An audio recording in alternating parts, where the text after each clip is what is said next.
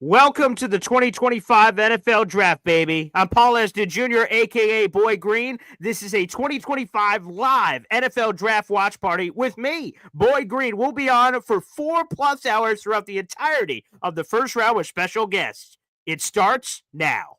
I'm going to lose my gosh-darn bananas. Boy Green Daily starts now. Zoinks! Boy Green Daily, Boy Green Daily, Boy Green Daily. Let's go!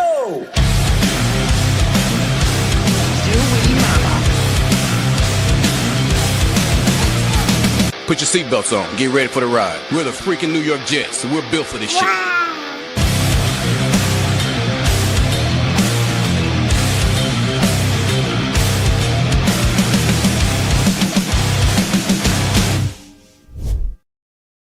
Holy friggin' crap, we're here, baby. I'm Paul Esden Jr., a.k.a. Boy Green. I'm the New York Jets digital reporter for Heavy.com. We are presented by Homage, baby. Let's bleepin' go. This is terrific.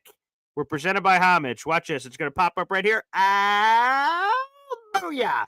Presented and sponsored by Homage, baby. Shout out to Homage for making all this possible. Thanks, everybody, for joining us here on the program. Like the video, hit subscribe as you're heading on in here. We're streaming live on YouTube, Twitter, and Instagram. Again, presented by Homage. We're going to have 2 Homage giveaways live on the show tonight. Here's how it works. If you gift a membership, you purchase a membership to the Boy Green Coffee Club, you buy any super chats, you are eligible for the giveaway. They're $2.99 a pop, so just keep that in mind. If you guys are super chatting, money coming in, that they're in, increments of $2.99. So if you give $10, you get 3 Boy Green Coffee Club memberships plus 99 cents, and then obviously that will accumulate throughout the night. So keep that rolling. We'll do 2 Homage giveaways. Here, I'll be straight right now. From Homage.com, you can go to their shop in the New York Jets section. Any hoodie of any style is up for grabs, and a t-shirt, any Homage t-shirt from the New York Jets website is up for grabs. We'll have 2 winners tonight, and again, if you just submit at least 1 raffle ticket, you're in the mix. It's going to be random. We'll be using the random wheel of name picker at the end of the program, so keep those memberships and gifts flowing, baby. It's going to be a wonderful night here on the show. Like the video, hit subscribe. We're going to have a ton of guests joining us throughout the show. Can't wait for it. Let's give a couple of shout-outs. First, Less Than 321. Join the Boy Green Coffee Club, baby. And every time someone joins the Boy Green Coffee Club, we hear this. And we'll also hear that tonight as we're covering the draft. Less Than 321. Welcome to the show, baby. Welcome to the Boy Green Coffee Club. We appreciate you. Thank you so much. Hey now, let's go. Let's friggin' go. Less Than 321 says. He says, I've been waiting for the draft since they fired Bobby. Well, there you go, baby. We're here. Let's also give a shout out for some memberships being gifted. DNY for life with a 5-pack combination. You love to see it, baby. Let's go. And come on, how can we not do one of these, huh? What I do know, we're the freaking New York Jets, so we're built for this shit.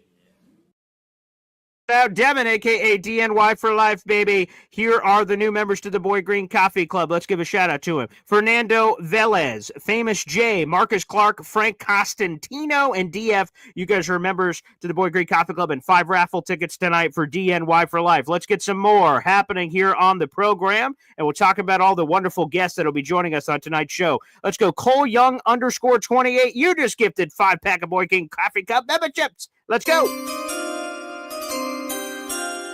And every time we get 5 memberships or more, we play a quick little video, baby. And you know this.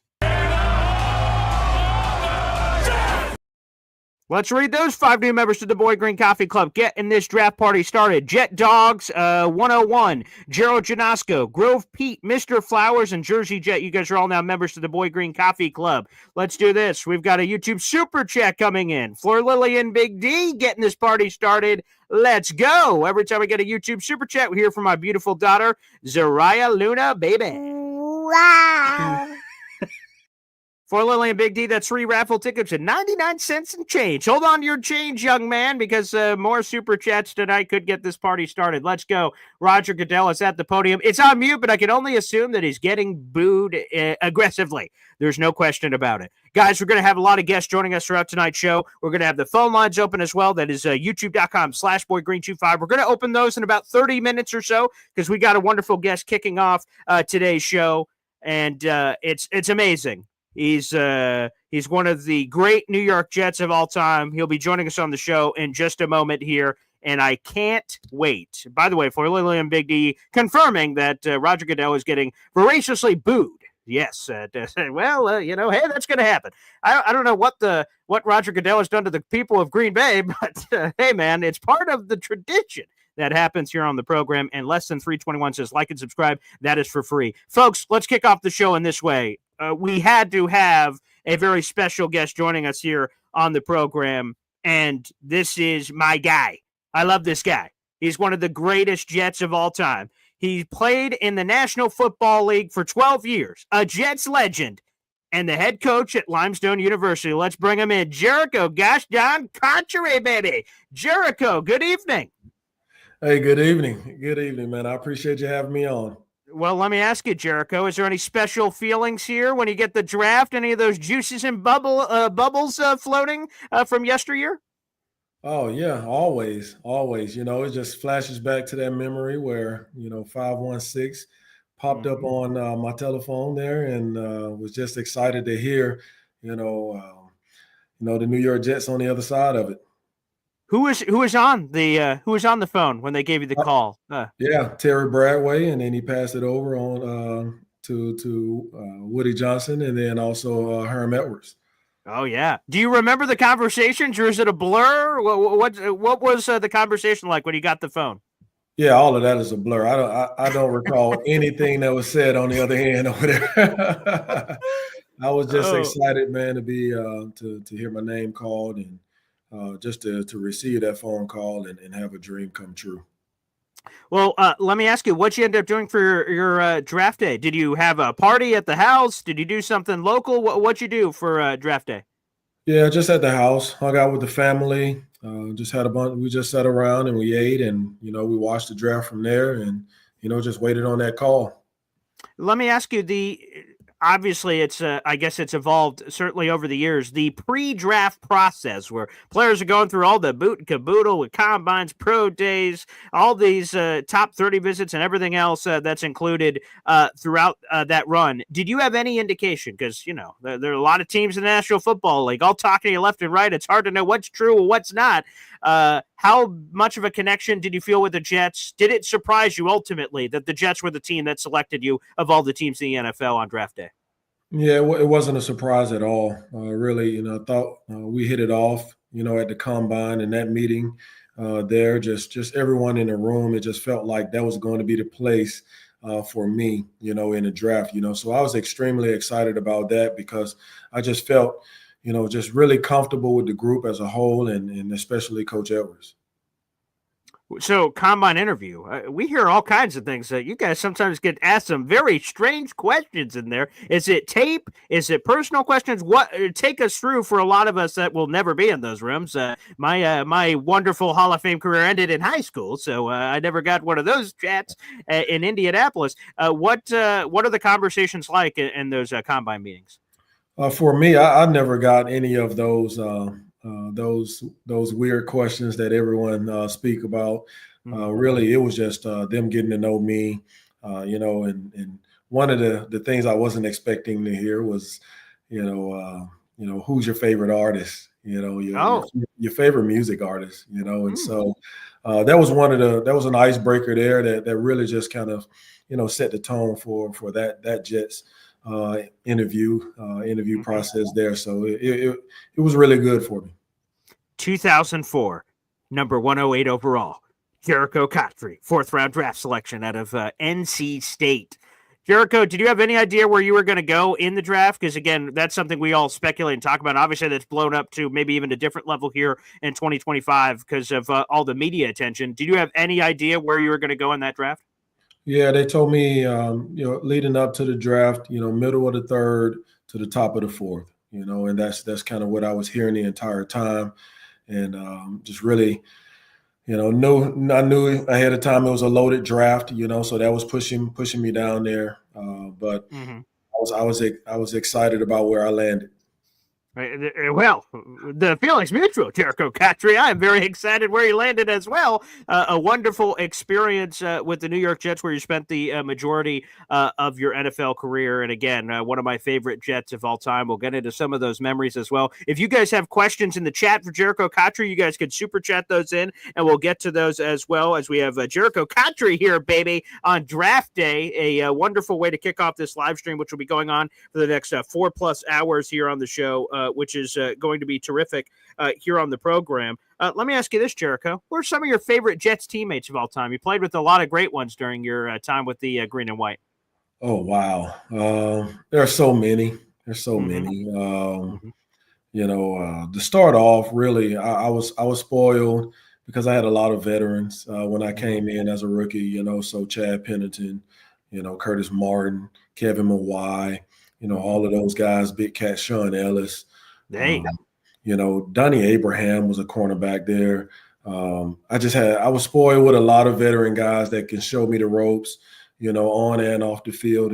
So I was very spoiled. A lot of great teammates throughout the years, later coming down the line, the young bucks at that time for me, Nick Mangold, Leon Washington, that whole draft class there was just really a special class, and I loved everyone in that group. The Brickenshaw Ferguson, obviously, they're just a really good group. Did I mention Brad Smith? You did not. Brad Smith, come on, man, the Wildcat man, everything. I mean, he did a little bit of everything for the Jets. Yeah, so that group there was very instrumental in that later run too that we had in 2009 and 2010 as well. So. Just a lot of great teammates throughout the years. Brendan Moore was one of my favorites there. Yeah, I love Brandon. Yeah, he was a guy that was going to have your back, every step of the way, And so, but obviously the man there, Revis. Oh, yeah. Revis, incredible player there, Hall of Famer, all of that there. Kerry Rhodes. All of those guys. David Harris, man, we had a great group. We had a great group of guys, and I think that was the reason why we had, so much success in that time period. Was it, I know there's a lot of football reporters that hate this cliche of iron sharpens iron, but Darrelle Revis, I mean, that must have been pretty special, those practices where Jayco, Revis Island going one-on-one, mano-y-mano. Some of those practices must have been pretty wild, Mr. Cotchery. Yeah, he was a competitor. Every day was game day for him, and you knew going to bed that night that it was going to be a game day the next day. If you made a play on him, you made a play on him that day before, you knew you were going to have to strap it up the next day and be ready to roll. It's funny thing about Revis is, a lot of the guys that, you hear conversations about, the greatest and all of that stuff there. But you never hear receivers talking about him. You never hear receivers talking smack about him, because, there was just a lot of respect for him and the way he carried himself, the way that he competed, like he was the real deal, and all receivers know that. Well, let me ask you this. So, Cotchery, you were always, from my perspective, very, very reserved. You didn't. I didn't see a lot of Carlton dances happening out there in the end zone, or a lot of. At least we didn't just see a lot of the trash talk. You just sort of was the Barry Sanders, hand the ball to the ref and keep moving. Was that the same way in practice, or were you able to get a little willy-nilly, a little, get a little loose in practice, where you get something on Revis and you kind of give him a little, huh? Yeah, I'm reserved, but I got some juice to me, Okay. That I'm good for a celebration here and there, for sure. I think if you go back through all of the highlights, you'll see some of that, and my teammates knew that as well.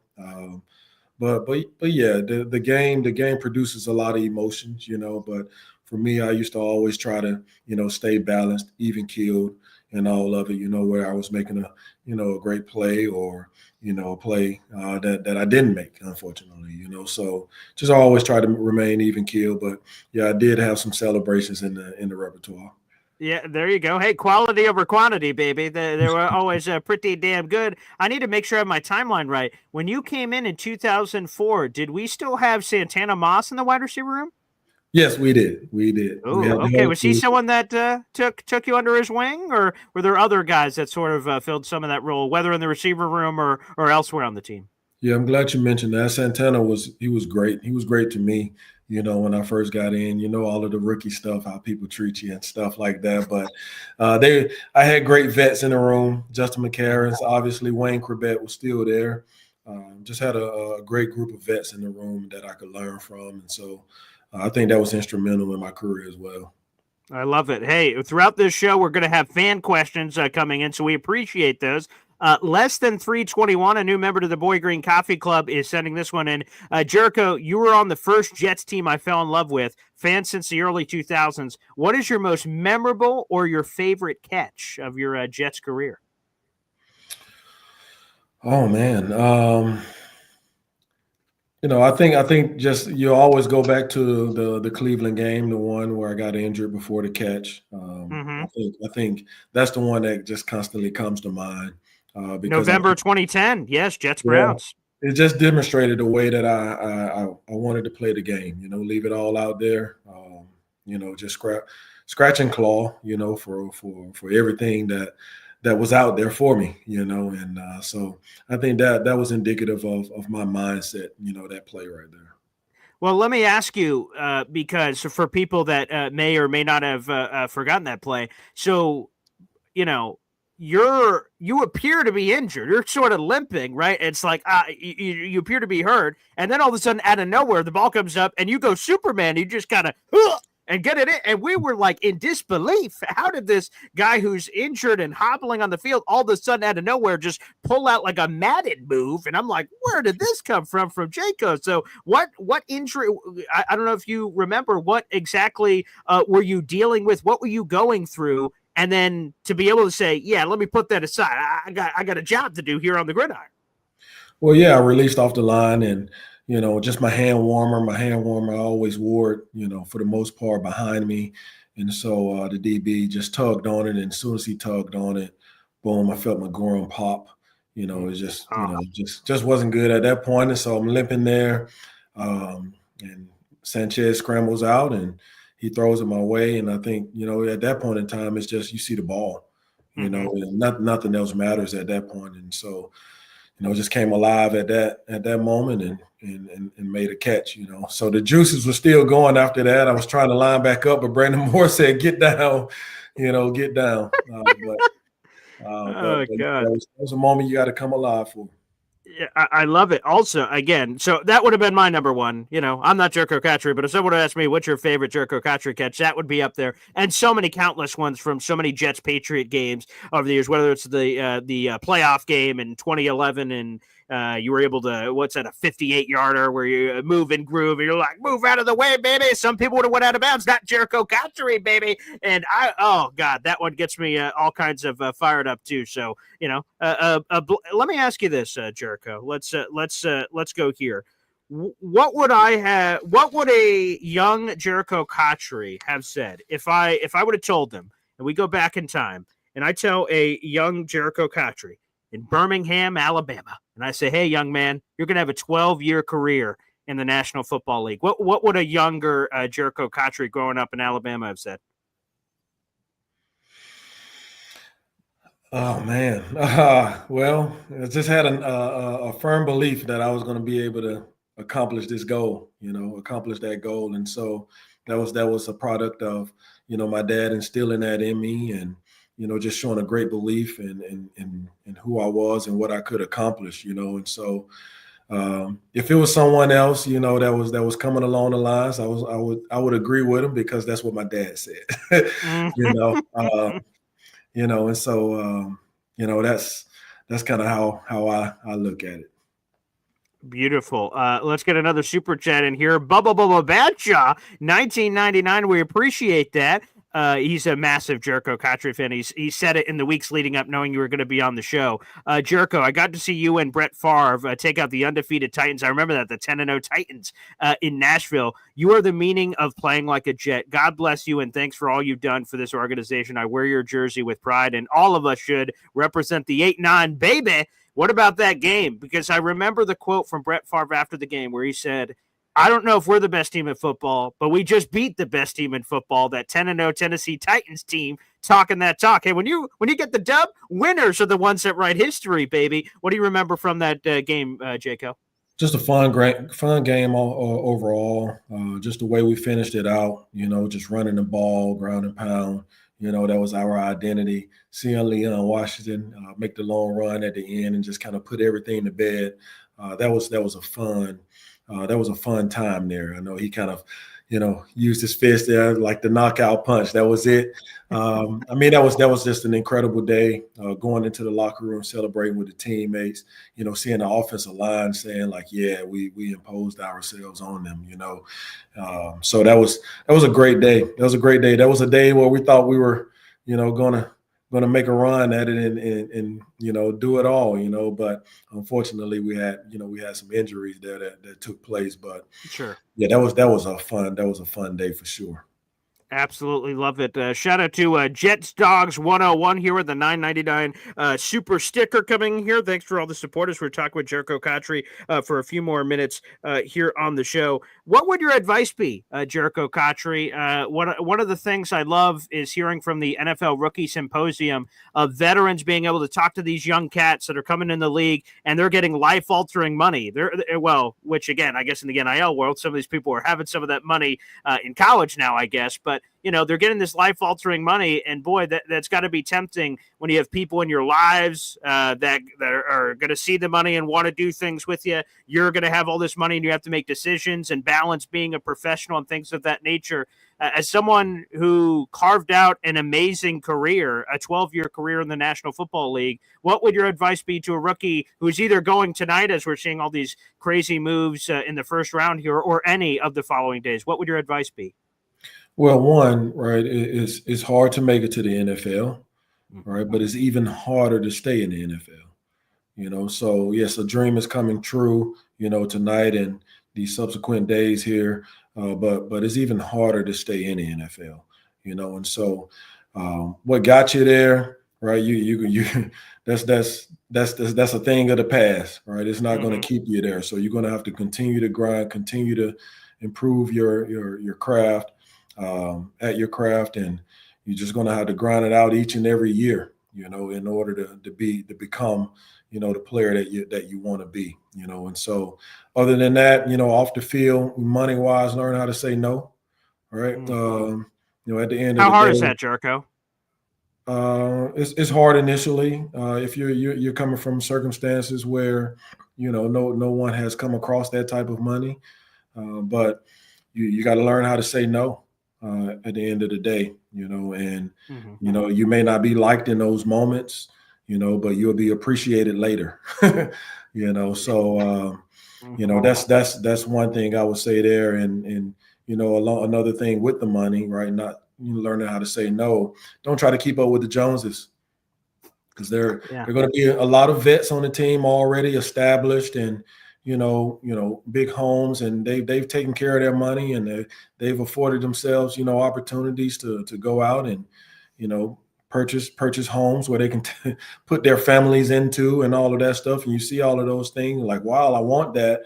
And you try to get that right away, and your money is just constantly dwindling, So I wouldn't try to keep up with the Joneses. I would just focus more so on my craft. You are the investment in that way. Focus on your craft, and the other stuff will come. Fair enough. And shout out here, Jets Dogs 101. Boy, great. Keep up the good work. Love to Jericho and, Esden here on the show. Appreciate it. We have another question coming in from Hep. He says, Jericho, any advice for Garrett Wilson? He's taking the torch here from Jericho Cotchery. He's the new top dog wide receiver in the room. So what would your advice be to the young G-Dub, Garrett Wilson on the Jets right now here in 2025? Yeah, just stay on that grind. You know, he's a fantastic player. Everybody knows it, right? So his opponents know it. You know, even if he's not, in the conversations, when people talk about the top receivers in the league, top five or whatever.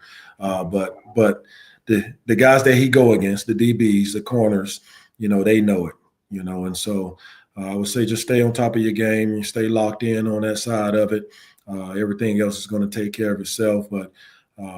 Never settle, because when you're really good, sometimes you're blinded by, that reality and don't work to improve in other areas, so just always be looking for ways to improve, which I know he does, because you can look at it and see it, but always keep that mentality. Let me ask you, Jericho, because Garrett, you mentioned, and I agree with you, Garrett Wilson does not get considered when we're talking about, and media analysts are talking about the top receivers in football. Garrett Wilson does not get that love.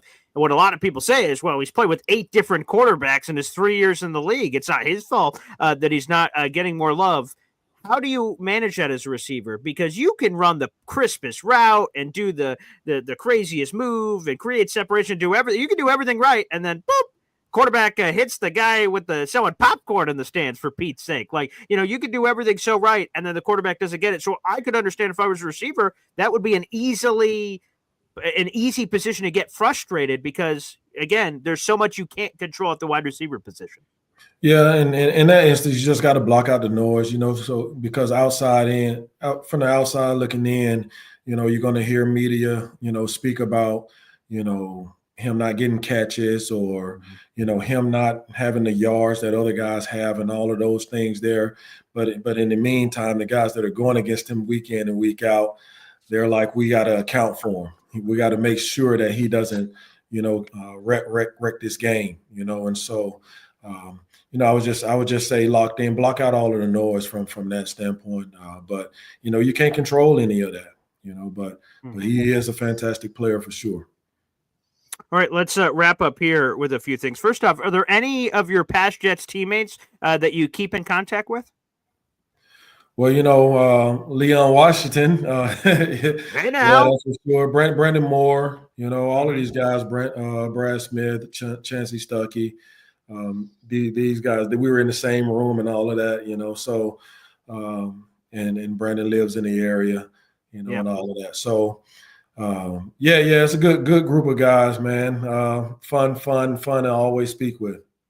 Well, for those who don't know, we had a smile back and forth about it. But for those who don't know, you're, and it always felt like during your career that this was your one of your missions in life, was to give back to the game in the way that you have in coaching, which you've been doing since your playing career ended. You are currently the head coach at Limestone University. Leon Washington, is that another former Jet on the staff, baby? So how are you enjoying being a head football coach, Jericho Cotchery? Like I said, it seems like something that was always destined for you from my perspective of seeing you. It always seemed like you had more to give back to the game beyond, of course, a wonderful career that you did. What did it mean to you? What does it mean to you to be a current college football head coach? And obviously, a shout out to our boy, Leon Washington, as well. Well, yeah, you were correct the first time in saying did. Really, we were given some unfortunate news last week that, without a certain donation and things of that nature, that the program was going to be shutting down. So, but when it comes to giving back to the game, that's what it's about. The investment in the kids. We had our return.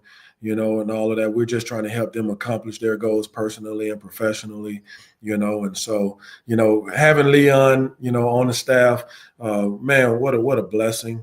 What a blessing. He is an awesome coach. He's an awesome coach, and he's got a bright future at that level of detail that he has and all of that. I mean, it's been a blessing being around him, being back around him. Leon Washington is one of the smartest football players I've ever seen. Again, I remember the special teams play. There was a kickoff that was rolling down the sideline in a random game. I think it was Jets-Bills. And Leon Washington saw it wasn't going to go out of bounds, which would have been a penalty. So Leon walks out of bounds and then touches the ball. And then the refs are sort of confused at first. And Leon explains to them, hey, man, that's illegal touching. I'm out of bounds. I touched the ball. That means this. The refs went, yeah, Leon, you're right.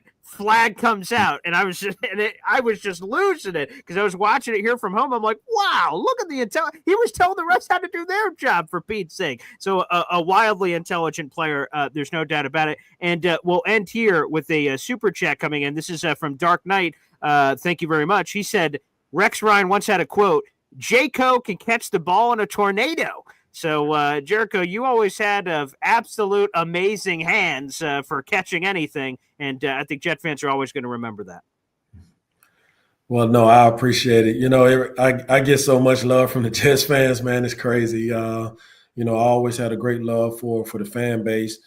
How diehard, like true diehard, right? Mm-hmm. The fan base is. They're there through the thick and thin, and that stadium can get crazy, and so that was what fun times, when I was with the Jets, how the stadium was rocking, week in and week out. And, I was glad to be a part of, those back-to-back AFC championship runs, because that was a really, really fun time. And I know very rewarding to the fan base.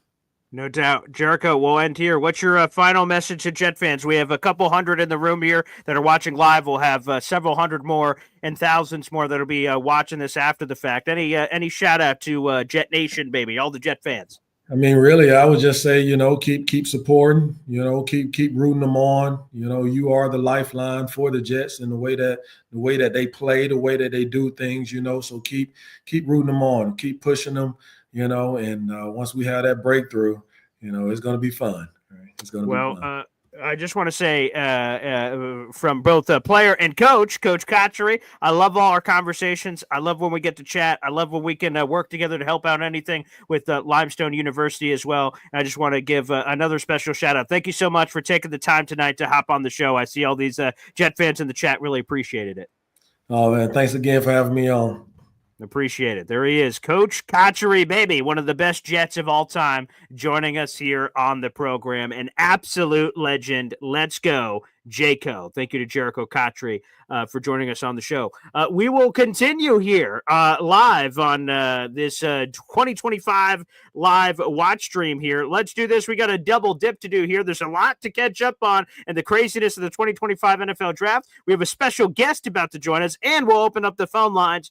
Let's hit it with a quick timeout. Boy Green Daily, Boy Green Daily, Boy Green Daily. Talking Jets football, man. Boy Green Daily, Boy Green Daily, Boy Green Daily. New York Jets Football Club. Offense, defense, special teams. Watch Jets football with Boy Green. J-E-T-S. Jets. Let's go. All right, baby. Thank you again to Jericho Cotchery, Jets legend, for joining us here on the show. Let's go from one of my favorite Jet wide receivers of all time to my second. James Woody joins us here on the program, baby. What's up, Woody? Hey, you already know. You already seen me earlier today. Now you're seeing me later tonight. And let me tell you, I'm not even gonna attempt. Boy Green, you set me up for failure. Toughest act to follow of all time. You're gonna put me right after Jericho. But all good. I'm gonna do my best. I think that's all we can ask for is our best, right? And I'm gonna try. All right, let's do a couple of things here. First off, there's a couple hundred people in the room. Like the video, hit subscribe. That's a free way to contribute, number one. I'd love to give a shout-out to my producer behind the scenes who is inviting all you guys on, Brian DeMuro, baby. He's one of my radio interns at the station, and he's been promoted to producer.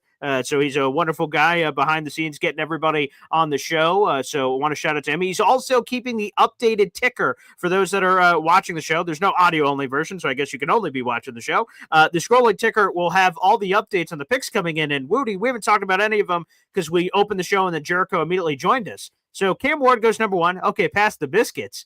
A Travis Hunter trade. What the flying who? Jacksonville Jaguars going from 5-2 and jumping on the Travis Hunter train. Wow. We heard some of this randomness, or rumors rather, that this was possible. And what a massive, massive trade. I'll read this. Shout out to my producer in here, Brian DeMuro, for the details of the trade. The Browns are trading the number 2 overall pick, a 4th-round pick this year, a 6th-round pick this year to the Jaguars. The Jaguars sent the number 5th overall pick, a 2nd-rounder that's 36 overall, a 4th-rounder, and their 2026 first-round pick to the Browns. Wow, what a massive haul for Cleveland. Hey, Travis Hunter is awesome, but I think the Browns just did themselves a very nice service here. What's your reaction to that big move? That does. I mean, I'm not even gonna lie. This, you saying it right there. This is the first time I'm hearing about it. Oh, and, okay. Yes, I would say the Browns definitely did do themselves a fantastic service. Obviously, you're still getting a top 5 talent, right? You get the extra 2nd-rounder. Or is it I think it's a swap, right? A swap. Yeah. So, let me clarify because that could be very confusing. I'll put this. Actually, let me just do this. I'll thank you, Brian, for this. I'll actually put this up on our screen real quick so people can actually see what's going on here.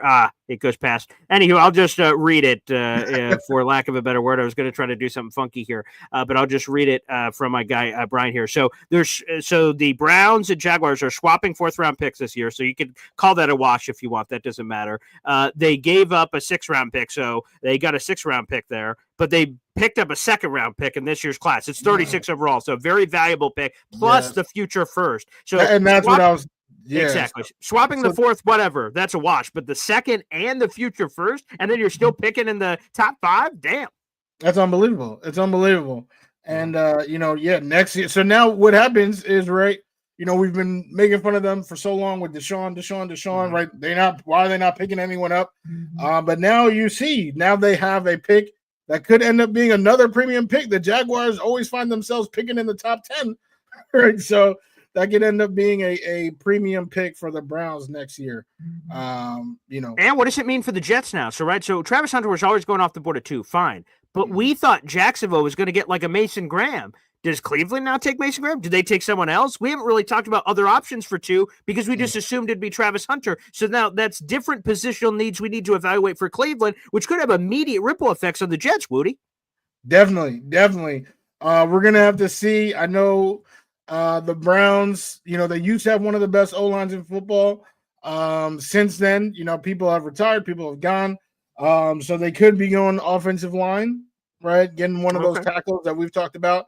We've talked about them ad nauseum these last few weeks, but you're 100% right. Who knows what this does for the positional situation in terms of what will be available for the Jets. All right, let's round out here. The only other pick I didn't mention is the New York Giants. It took Abdul Carter. That was fully expected. That doesn't surprise me at all. But obviously, New England Patriots are here on the clock. And this is one of the teams I feared for the pro offensive line people. And I know we have a lot of them in our comment section because that was a place for Will Campbell, obviously. That's a place for Armand Membu.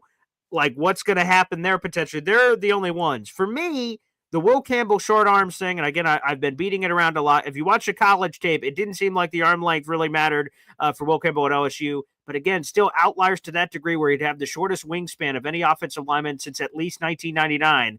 New England, if you want to take that risk, God bless. Enjoy it. I reiterate, I'm so glad we got Olu Fashanu last year. It sounds like it'll be Will Campbell to New England is my gut.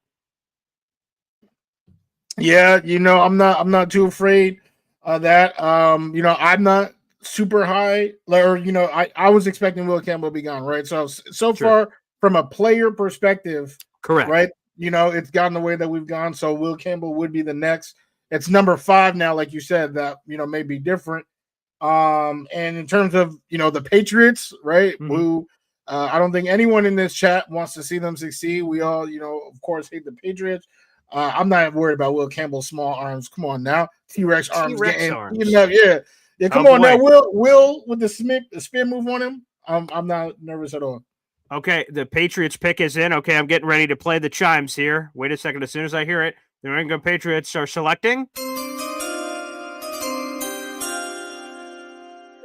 Will Campbell, LSU offensive tackle, is the pick for the New England Patriots. Again, I say the same thing, Woody, you just mentioned. I ain't afraid of that. I ain't scared, but I was a little scared that with the Giants, Shedeur Sanders like months ago, where I'm like, boy, are the Patriots just going to get Abdul Carter or Travis Hunter on a silver platter? What the hell? My God. It'd be he. Okay, if Will Campbell works out, great. They got an offensive lineman. Who friggin' cares? Okay. I don't care. That's not to me like, oh, geez, Abdul Carter's going to come after a quarterback, or, oh, no, this. They got an offensive lineman. Okay, they friggin' needed it. I'm not afraid of this. Yeah, exactly that. I definitely was afraid of Abdul Carter. Specific, like that was, Travis Hunter, of course, he's talented. I think, well, actually, I guess Vrabel's a good coach, but I think, you're going to need the right coach to kind of unlock, in completion, what Travis Hunter can do. I don't know if Liam Cohen's a guy, but Duval, we gonna see if he has what it takes. But Will Campbell. I mean, I like our edges. Might get another one, right? We'll see. But so let them do that. Let them do that. Genti, I also would have been pretty upset with if it was me and oh my God, I would not want that. But yeah, they out here. All right, building linemen. By the way, here are two things here. First off, Batshaw's like, man, y'all way behind. They announced it 2 minutes ago on my TV. I will just say, you can see it up here. I'm in my normal office space, but I'm using a projector, so there's going to be a delay. So I know a lot of us will be in different places. If you're on Twitter, you're going to get that pick way before anybody else. So I'm just trying to see. I have the TV projection in front of me, so I'll try to announce it as I see it. And again, my producer behind the scenes, Brian, is updating the tracker as soon as he gets it as well. So you guys will continue to get that information. The phone lines are open. That is youtube.com/boygreen25. So feel free to call into the show. The phone lines will be open during the program. We're going to have a lot of other wonderful guests throughout the night, including our very handsome devil, James Woody, on the program right now. Clearly I'll just say this, Woody, you're in the top 2 of guests we've had so far on this show. No doubt. It's Jericho Cotchery and James Woody. That's an elite list, man. That's a pretty elite list. Wow, I am honored. I am not going to ask about the total number of the list. I will just accept that I am top 2. Great company. Hey, I'll just say this. My fiance's parents were just here in town. They stayed at our house. And the thing I always say to her is like, oh, my God, my favorite mother-in-law. And she's like, I'm your only one. I'm like, well, still number 1, baby. And then as I walk by, I'm like, still last 2. And then I just keep walking. So always have a good time. Always have a good time.'s go to the phone lines. Got a couple of people on the phone lines. Hap joined us here on the show. Hap, thanks for Hey, Paul. Baby. Hey, Woody. How you doing? Hey, fellas. All right, man. It's kind of emotional. Campbell's getting all crying on stage. Yeah. Yeah, it's kind of great. You see these guys fulfill their dreams. Cool. It is really cool. And it was a good interview with Jericho as well. Thanks for the question, Hap. Appreciated it. Yeah, I was curious. And I got to see draft day today with my wife, Carol. And did you get to see it? Well, you didn't see it, did you? No, I didn't get to see it yet. Hey, I'm still trying to see it this weekend. It was my son's birthday yesterday. It's worth it. It's good. Okay. It's good. That's what I was about to say. Hap, give us the spoiler-free review. Did you and your wife like it? Yeah, we did. You know what? It's nice is because they put the show. It starts right away. You're on a clock. Boom. Right. And you got like so many 12 hours, and it's like a countdown from there. Cool. And all of it happens in that time space. And all the wheeling and the dealing and this one and that one and the politics. And there's a little love story in the background and stuff. Yeah, right. But, there always is that, right? It's going to be a Hollywood movie without the love story. Of course. You're going to take your wife or your girlfriend. You got to have something for her to see, Yeah. Amen. Yeah. Good balance for everybody, All right, guys. Peace out. I'll jump back later. Okay, love it. Yeah, feel free. The phone lines will be open for the rest of the program here. Again, we'll continue to have different guests. All right, coming up, EZ here on the program. What's up, EZ? The request lines are now open. WKRO Radio. Whoa. That's it. Easy. That's from Up in Smoke. Yeah. Let me see. So let's see. So now the big debate, by the way, is Cleveland. What the hell is Cleveland going to do at 5? So so let's go around the room real quick and we'll predict. I have no idea. So I'm not on Twitter, so I'm not seeing anything. I have no idea. I'm just watching this and hosting the show. So I have no freaking clue what people could be talking about right now. If it's Cleveland, they're picking a quarterback. You think they're taking a quarterback? Just for shits and giggles, yeah. Wait, here's the pick. Talk to us. You're going to get it. You're about to get it before us. Okay, let us. They just took Mason Graham. Graham. Are you serious? Mason Graham. Oh my God. I just have to say this. Obviously, this is a Jet show, not a Brown show. But I just have to say, holy friggin' crap. For them to get an extra first, an extra second, and then they get Mason Graham. Damn, Wow. Cleveland I'm just telling killed you, it. it's like the movie Draft Day. They did. I want all my picks back. Yeah, I know. I'm trying not Unbelievable. to spoil it, but No, I got wow, it. I mean, it's crazy. I was Congratulations. kind of hoping for either Mason Graham or Tyler Warren. So, I mean, they're still on the clock.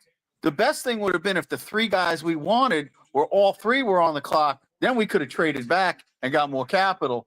But now one guy's gone. So let's see. We got Vegas is picking in front of us now. So we're going to get one of the three guys we wanted. So it is what it is.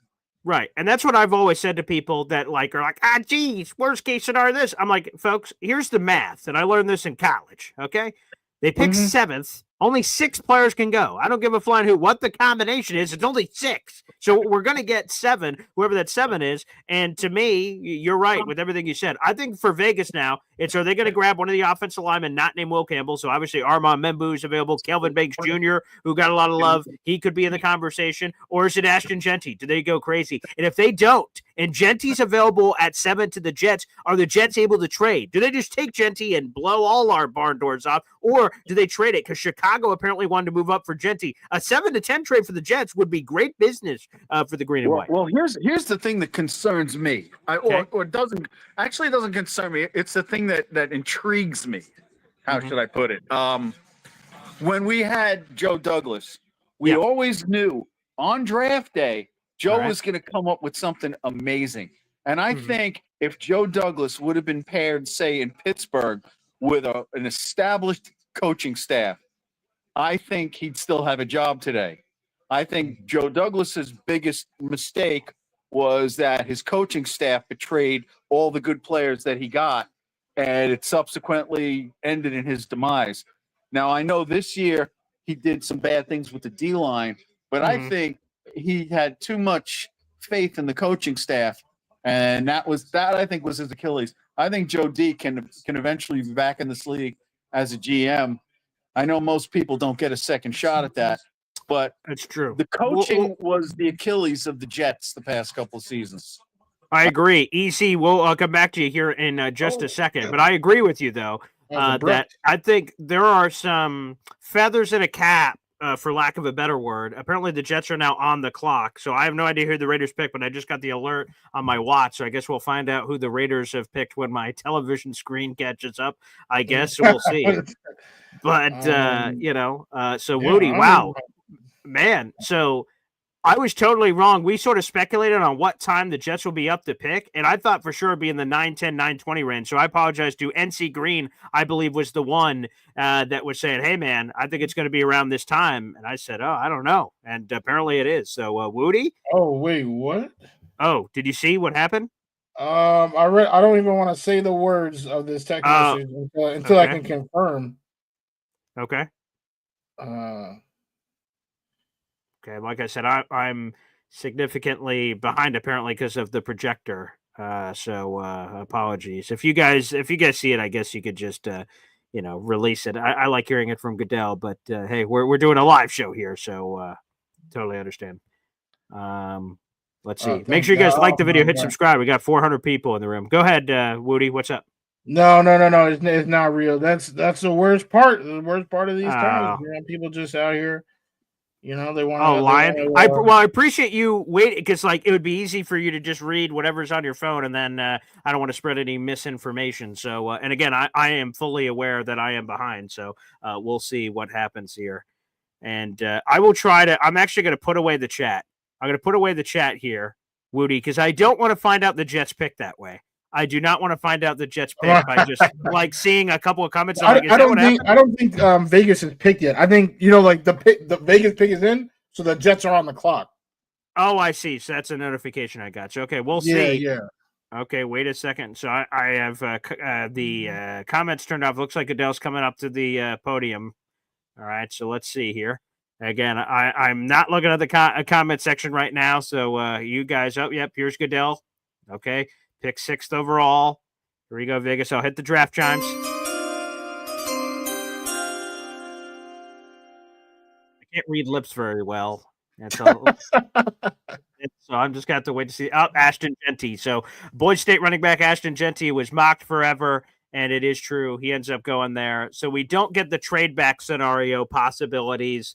Maybe they're still there. I guess we'll see. But that would have been a great opportunity if Genty was still on the board. No Brees, unless they go Amari and Hampton, that would blow the barn doors off, I guess. But it looks like the Brees Hall stuff could be sort of quieted for right now, unless we see something crazy here. So now on the clock, Woody, is everyone that we thought outside of Mason Graham. We have Tyler Warren, we have Armand Membu, and these have been a million scenarios that we've looked at. So I'm not looking at the comment section right now, guys. So if you're letting us know who the actual pick is, I'm going to find out in this weird way with silent Roger Goodell in this black and white movie, and then I will play the chimes and I will see it on the screen and we can all react together here, Woody. But I'm glad you're on here for the show for the reaction to the Jets pick, man. It always seemed likely based on your time slot, but yeah, that's what I was expecting. The draft. I mean, I know the draft takes a while, but I mean, pick 7. I mean, I would imagine. Yeah, I was expecting to see it. I'm not gonna lie. For some reason, I'm just nervous for no reason. I am nervous because I just mentioned Tyler Warren, Armand Member. That's the thing we've been beating our brains about for months. But what if it's not? What if it's one of these crazy ass?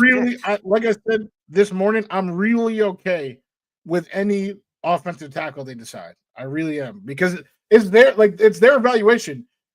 We can agree that we need an offensive tackle. If they feel like this one's better, then how am I going to give? I'm just pounding the time for Membu because Todd McShay said it.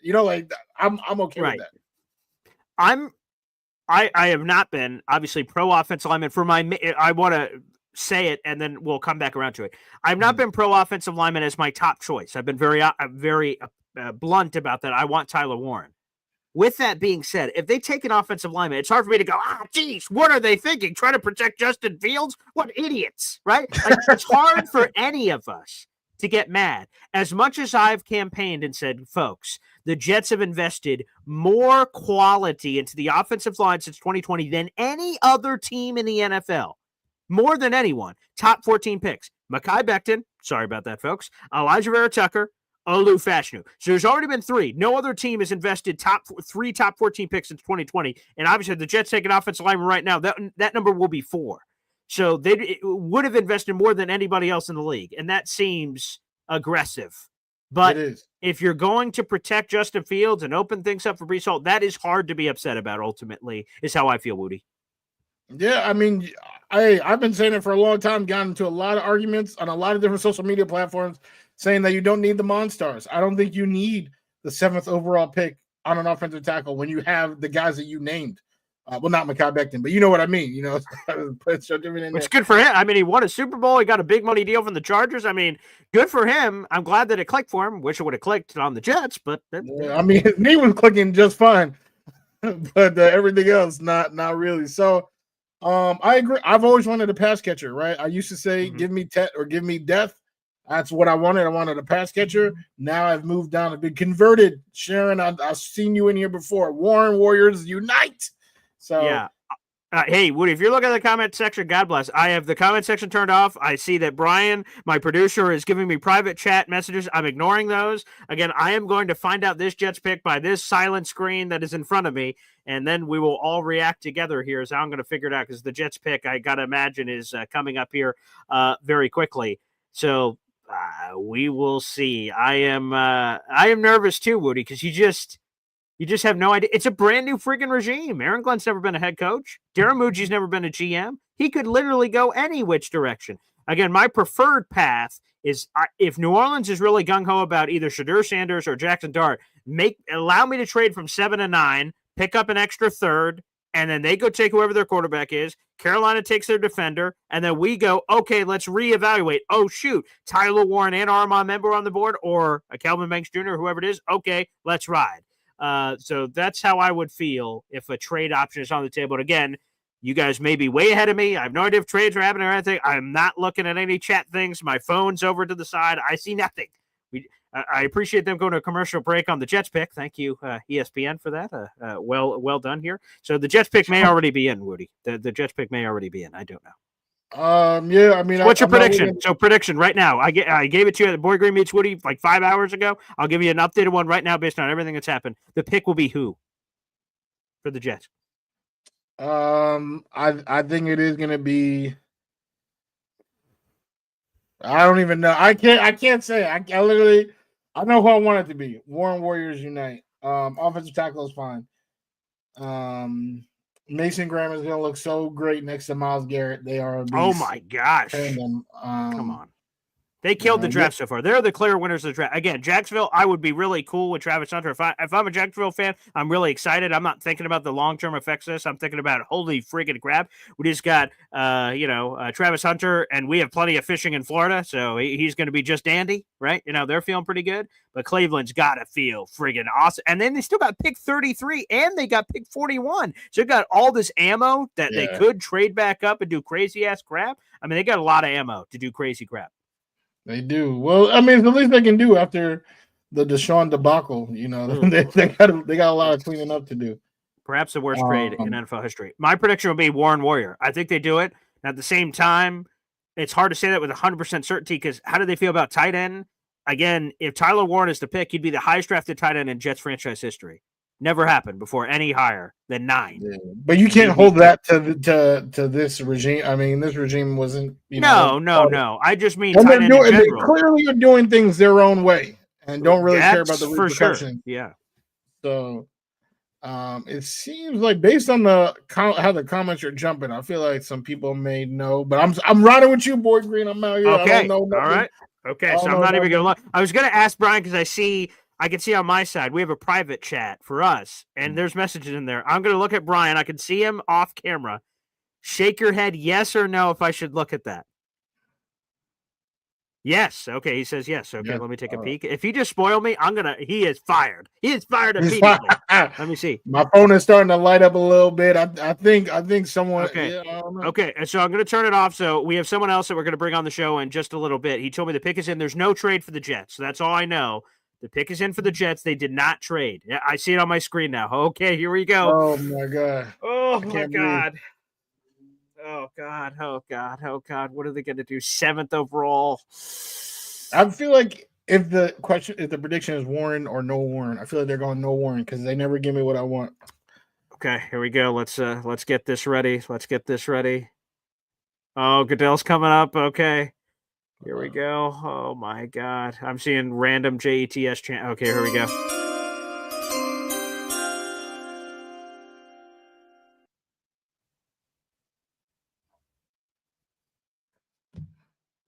Armand Membu is the pick for the New York Jets. Wow.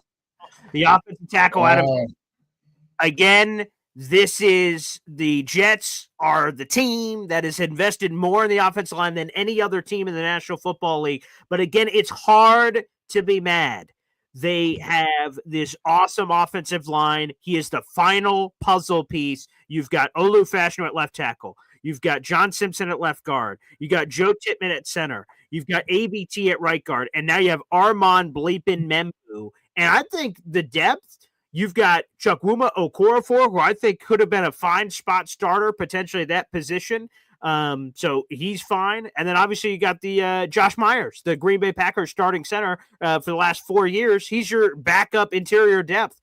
Wow. This is great for Justin Fields. He has a phenomenal offensive line. I think this offensive line with Armand Membu has a chance to be one of the top 10 offensive line units in football. I mean, they've got the youth. All of these guys are incredibly young, Woody. They're all 27 or younger. This is, again, not what I had. I wanted Tyler Warren. I've made that very clear. I was a Warren warrior. That's unfortunate. It won't be the guy. So the Jets said, hey, F you, pal, to your Warren Warriors no matter what. Thank you for ignoring that, Jets. But again, it's hard to be mad about Membu. Your immediate reaction.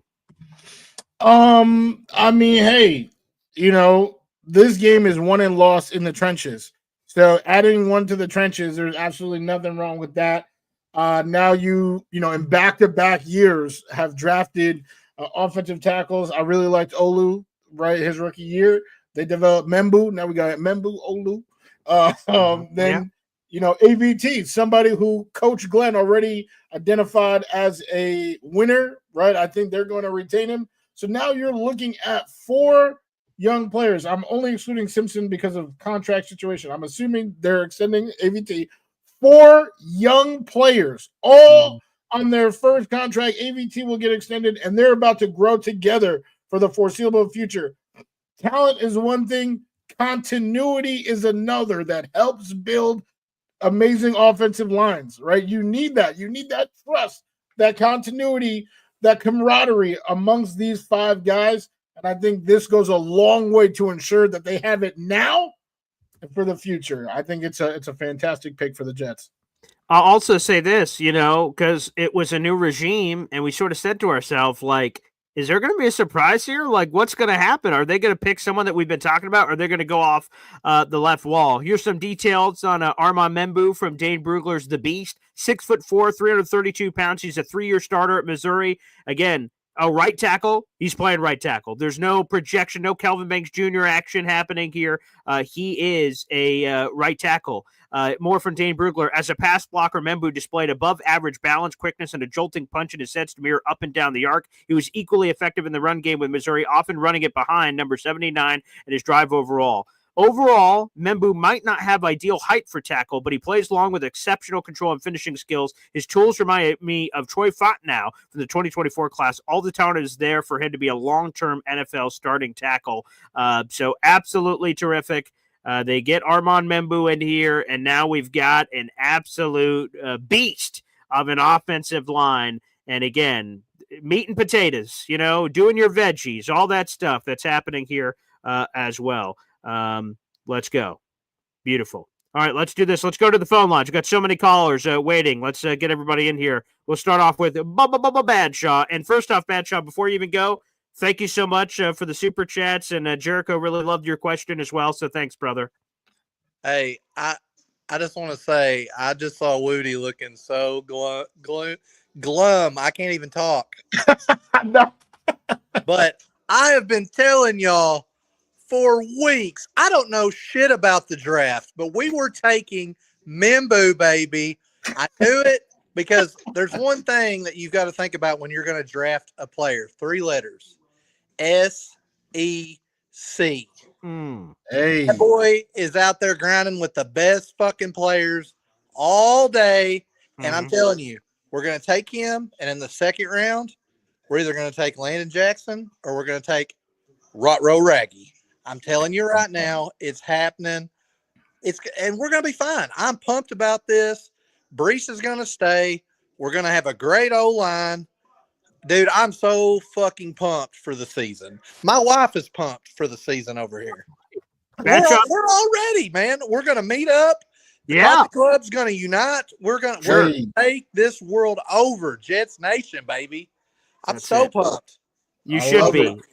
Yeah, awesome. I love it. I promise I'm not glum. I'm a fantastic pick. I'm hyped. I'm hyped, and I've been so tired of seeing our quarterbacks get no time, right? Hike the ball, defense already in the backfield. Finally, moving forward, that's not happening with what we got, with that front 5. Yeah, because I think it's important when we talk about how could this Jets, it's a weird thing to say at the beginning of the season, especially with how hyped up Badshaw is, but I don't mean this in a bad way. But how could the Jets fail? And the way they could fail is if the offensive line didn't support, right? We go back to Sam Darnold, which is a very touchy subject for Mr. James Woody. Like, how did we fail Sam? We didn't do enough for Sam, is the overall sentiment. If Justin Fields fails, it ain't because we didn't do enough in terms of protection. The offensive line is as great as it could possibly be. Look at this unit. That's not going to be the reason he fails. And again, I love the depth on the interior and at tackle. Now we flip the page. Okay, we got Armand Membu. Screw the potential tackle run that could be happening later in this class. We got our guy. Now you got to get him some freaking help. 42 has got to be Emeka Egbuka, a tight end, a wide receiver of your choice. We can debate on who that guy is. You need to get this brother a pass catcher because Garrett Wilson's pretty good, but unless Jericho Cotchery is slapping it back on one more time, we're going to need some help. And wait, real quick, let me hit the chimes here. We got this coming in. We got another pick. Uh-oh. I want Mamacita. Tetero McMillan is the pick to the Carolina Panthers at 8th overall. Wow. Okay. Here's a zig. Jalen Walker was the permanent marker pick. See, this is why you love the draft. Crazy ass shit happens. I didn't have it anywhere near on my bingo card for a Tetero McMillan, aka T-Mac, and he ends up going 8th overall. And he's in the blue suit too. He must have known something, I guess. So shout out to the Arizona product. Good for Bryce Young. I'm sure is going to be really happy about that. Another wide receiver down there. Damn. I know Woody was high on T-Mac. Look at that 8th overall, baby. Damn. Hey, guess where I live at? You know what I'm saying? Might have to catch a game real quick. Oh, so we're going to have to make sure we double check the schedule because it sounds like Woody's going to be at the Panthers season opener, not the Jets season opener. Now. Well, have to. No. But hey, at least I know I can turn on the TV and watch the game instead of relying on the folks at Stream East to watch the Jets. You know, so I have an easy chance, right? I can watch Tet play without getting a virus. Unbelievable. Sorry. Yeah, go ahead, Metro. So where do y'all think Sanders is going to go now? Just out of curiosity. Well, let's see this. So let's see New Orleans. There's been a lot of debate about whether or not they take a quarterback. The latest buzz says no, that they won't take someone at 9. Is it going to be Shadur? Is it going to be Jackson Dart, who's the one apparently they love the most? If they don't, so this is a big pivot point to me of quarterback run. So you could see New Orleans taking him. If New Orleans doesn't take one of those guys here, the next logical spot outside of trades is obviously Pittsburgh at 21. So there's going to be a big seismic gap here. I heard the whispers about Miami doing it. There's no way. I don't see Miami doing the quarterback thing. So yeah, to me, the next logical spot is 21 to Pittsburgh, if not New Orleans here. So he may be doing like a Brady Quinn kind of thing, dropping, sitting there, or paying. Could be. I remember that draft. I was at Coconut Joe's down in South Carolina. Speaking of Carolinas, I was down at Coconut Joe's when we looked up. We're like, man, Brady Quinn still hasn't been picked yet? I remember we were at that bar. Yeah. Woody, I have gotten in arguments over this. Is the Biltmore in North Carolina or South Carolina? The what? The Biltmore, the biggest house in America? Oh, that's a good question. Damn. I haven't been here too long, so I'll rely on my good folks at Google. Let me see right sure. here. Yeah, hit him with a Goog search, Woody. Yeah, that'd be great. Oh, it's in North Carolina. North Carolina. Yes. My wife's been sitting here telling me the answer, but I was like, Woody will know. I'm like, I don't trust you. Wow, you ignored your wife for Woody. Okay. Wow. Okay. Hey, well, I'm glad that I have that trust, that respect. Sure. Yeah, it is in Asheville. I live like 4 hours away from Asheville, three or four. So it's a little hike. Mm-hmm. It's definitely beautiful in North Carolina. Well, I went when I was a kid. We went to some of the places they filmed the movie The Patriot in, and it is cool. Beautiful. But hey, I may holler back in later. I know you got other callers. Woody, it's always a pleasure because I never get to really talk to you. I would say face to face. This is kind of face to face. Yeah, virtual. Yeah, FaceTime. But thanks for the call, Bad Shot. Appreciate it. And again, folks, I just want to make this clear. I know normally on Boy Green Daily, we don't normally have the phone lines open for Boy Green meets Woody. If you call in earlier, you are more than willing and free to call back in. We're just going to sort of leave them wide open and in between guests. We have Woody. We're going to have him on here for like an hour plus, hour-ish, depending on Woody's schedule. And then Hop on Pop is going to be here. Our father, Woody, I'm sure would like to see his dad. Will be popping on to like 20-ish minutes. So we'll have that here on the show too, to continue, and several other guests. So it's going to be a good time. So feel free, like I said, to come in and out on the live stream as well. All right, let's go back to, I see that. Go ahead, Woody. Oh, no, I wanted to address two different comments. Oh, sure. Who are they? One is I live in Carborough, North Carolina, so super close to the university. Easy, like literally, a mile and a half off of campus in Carborough, North Carolina. And when I say the university, I mean UNC, right? Ontario. Yeah. Sharon cracked me up. She said, "We men blew it.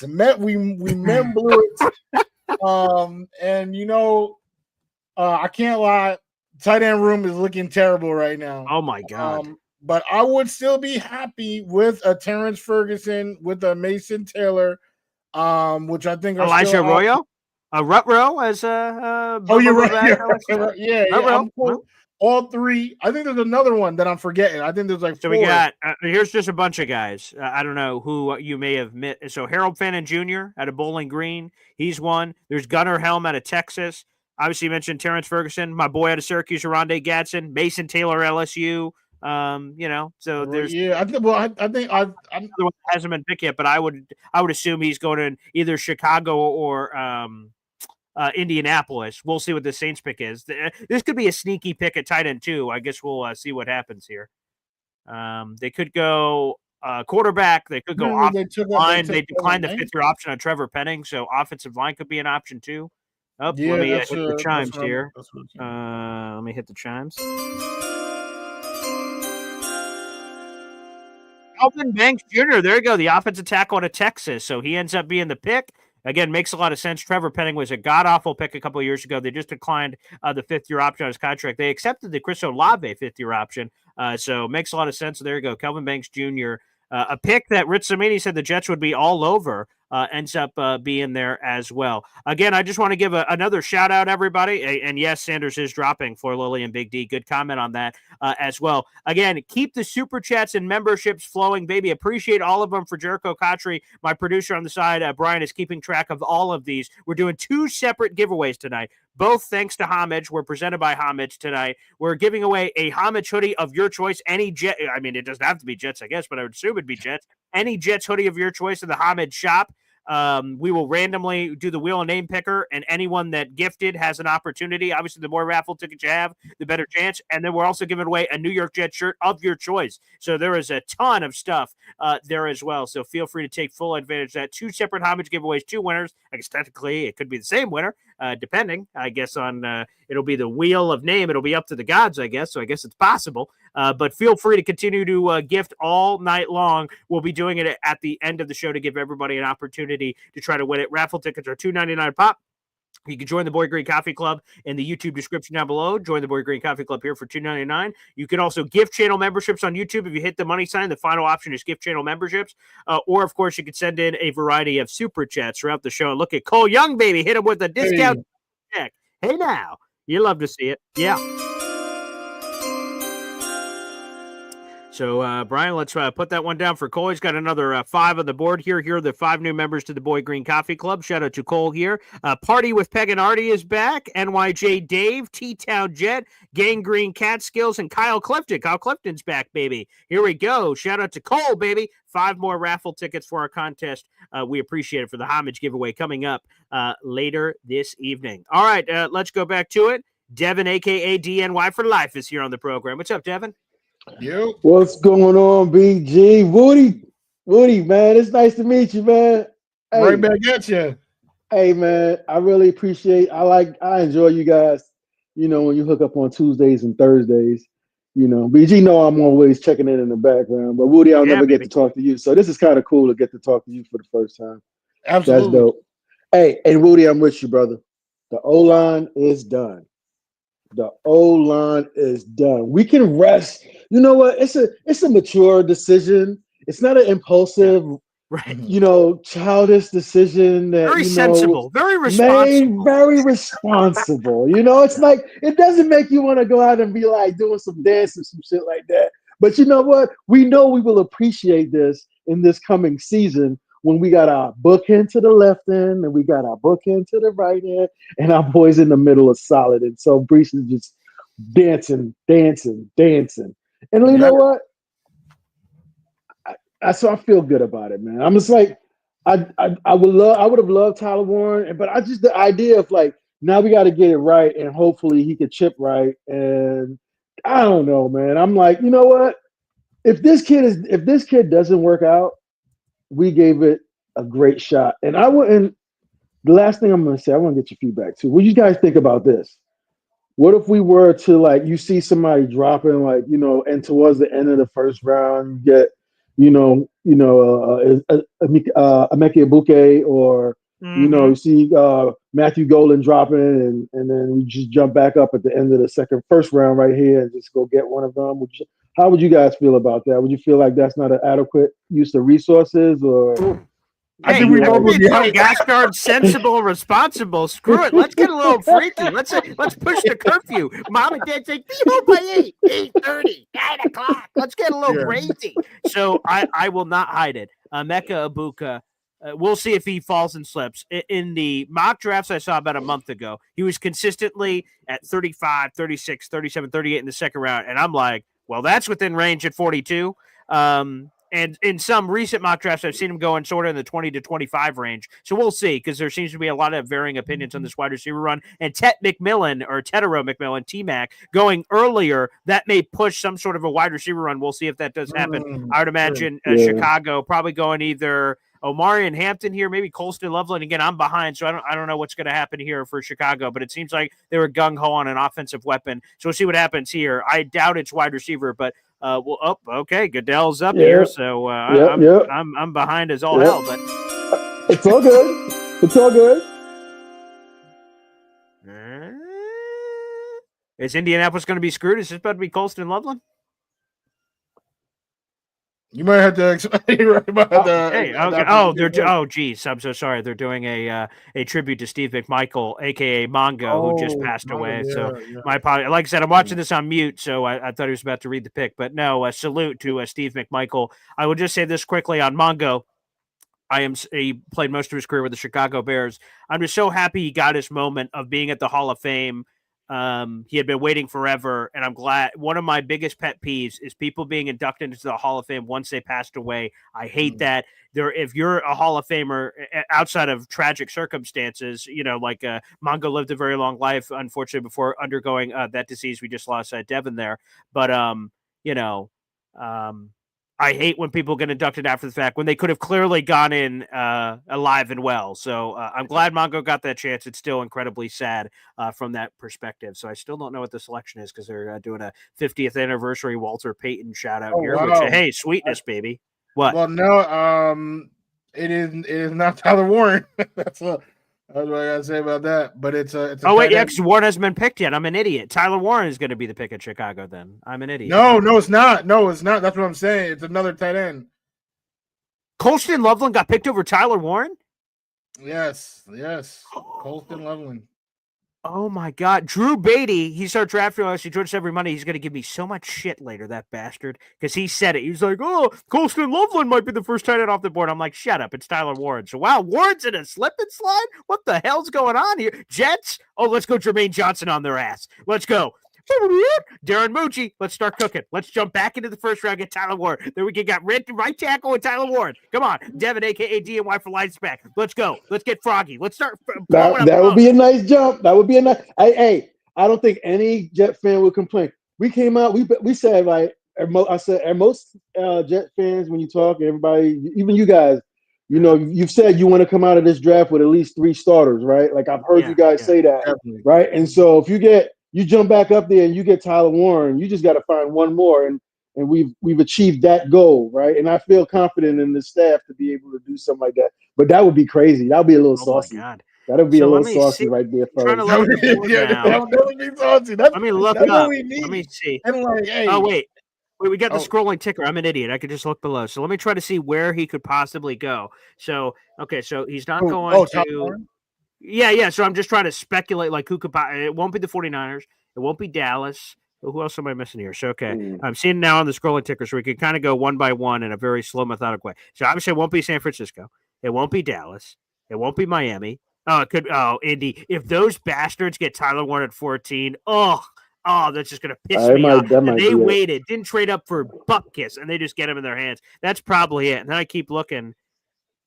Boy, he could be Broncos would be another one. They just signed Evan Ingram, but he could totally go there. So, like, that's sort of the pocket. 14 and 20 are definitely the windows there.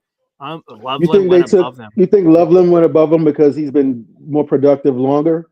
Because he got to play probably. Longer? You think that hurt him? The interesting thing is, though, that, not that it's devastating. Loveland is hurt. He couldn't do a lot of workouts before. Now, that's an immediate thing. That's a prisoner of the moment thing. You should probably judge on well, because there's other things, right? Like Jahad Campbell had a torn labrum, so he might slide. Who's another guy that I'm not thinking of that just got? The Josh Simmons, the offensive tackle of Ohio State. He had the patella tendon issue. He's going to slip and slide, but people are going to look back 5 years from now going, how the hell did one of the best offensive linemen fall all the way down the class? So there's going to be other ones probably having some of those same conversations, but I think that's it. I think it's a two-parter for the Colston Loveland thing. I think it's again that he had longer production, more years, and I also think for Tyler, like Colston Loveland, the people that I heard that are Tyler Warren people that hated Colston Loveland, like that guy can't block, and I think a lot of people overrated the fact that he can't block. I don't think that's true. I think Colston Loveland is a fine blocker. I don't think he was as good as Tyler Warren, but he was fine. And if you get as much of a dynamic playmaker that he appears to be in the passing game, and he's an okay blocker, a lot of people are going to fall in love with that. So it shouldn't be totally surprising, I guess. But yeah, Warren. Plus Warren, coaching. Yeah, that of course, right? Absolutely, right. Coaching is everything. Yeah. We know that well. Well, you fellas, I appreciate you taking my call and put me on, man. You know what? And Rudy, again, man, I can't wait. I hope this meetup that we're gonna do this year is something that I'm gonna be able to swing because I got a little one, so gotta figure out the school situation. And I'm gonna tell you guys this now. I have an 8-year-old daughter, and we went to her first game last year was the Halloween game. Oh, what a Jets game! Texans, baby. I know. Her first game was the Halloween game. Everybody loved her. We did it on the Jake Asman on his platform. That's so we was doing the tickets or whatever. Bro, everybody loved her. She was in her little Jets cheerleader outfit because she didn't know what to wear. She was debating between Sauce or Breeze or and then she had a cheerleader outfit. She's like, but I gotta be a cheerleader. And she was hyped. So my point is saying all of that. I can't go to a Jets game without going with my daughter right now because that's gonna be a problem. And she went to her first game and they won, bro. So now she thinks she's 8. She has no idea what this pain is. You know what I'm saying? But hopefully she won't because Aaron Glenn will bring her all the wonderful days for the next freaking 20 years, like Belichick hung out in New England. We hopefully have our head coach for the next 20, and he's winning us some championships. Because just to be relevant every year, man. Just to know we can win a game. We got games. You're not taking us lightly every year. That's going to be just an amazing feeling, and that's where we're headed. And I know that's where we're headed. And such as the responsible decisions that we made up front. But then if we jump back in here, we could party too. So Aaron Glenn could be serious, but he could party too. Let's do it, baby. Can't wait. And Devin, by the way, thanks as well for the memberships. That always means a lot. So I always appreciate that, man. Thank you, brother. I appreciate you, brother. All right, you guys have a good night. This is the first time, but not the last time that we'll be talking face to face. Absolutely. So that'll be awesome coming up here on the show. So many comments and everything else. Like the video, hit subscribe, baby. We got 500 plus people in the room. Like the video, hit subscribe, baby. I see 3 siblings is giving me the business in the chat that Tyler Warren wasn't even the first tight end off the board because that's who I wanted, and he's giving me crap for it. So 3 siblings, screw you, you bastard. But, no, I want to say 2 things. There's 2 things I need to say. One of them is like. What is that? So does that mean that Tyler Warren is trash? Like that's basically what he's saying. That's basically what he's saying. We just got the second offensive tackle in the draft. So does that mean that Membu is trash? Right? Like, we didn't get Will Campbell. Come on, man. They got close, but that doesn't even make sense to me. But believe it or not, okay, yeah. What makes even less sense is my guy. I love his takes, but my guy Taylor Sterling. I don't even mean to call you out. Oh, so I should have just said no, but I should have just said the anonymous. Generically, right? You cannot say to me the tight end room. He literally said we have Stone Smart and Kuntz. The tight end room is straight. Oh no, he didn't say that. Say that to me, man. He didn't say that. What are you talking about? And thankfully, this is just a chat, right? Like Taylor didn't. Right, Taylor didn't call in, so he just wrote that over message. But there's no way he typed that with a straight face. This is a properly dosed take. He said it more than once. He said, what? He's trolling. Come on, man. Shut up. No, he was saying it for real. I promise you, he was saying it because I was like, when we were naming the tight ends, that's when he said it. He said it multiple times. But come on, man. There are 0 starters in that room. Zeros, like, come on. Come on. I promise you, I can run a better route right now than Stone Smart.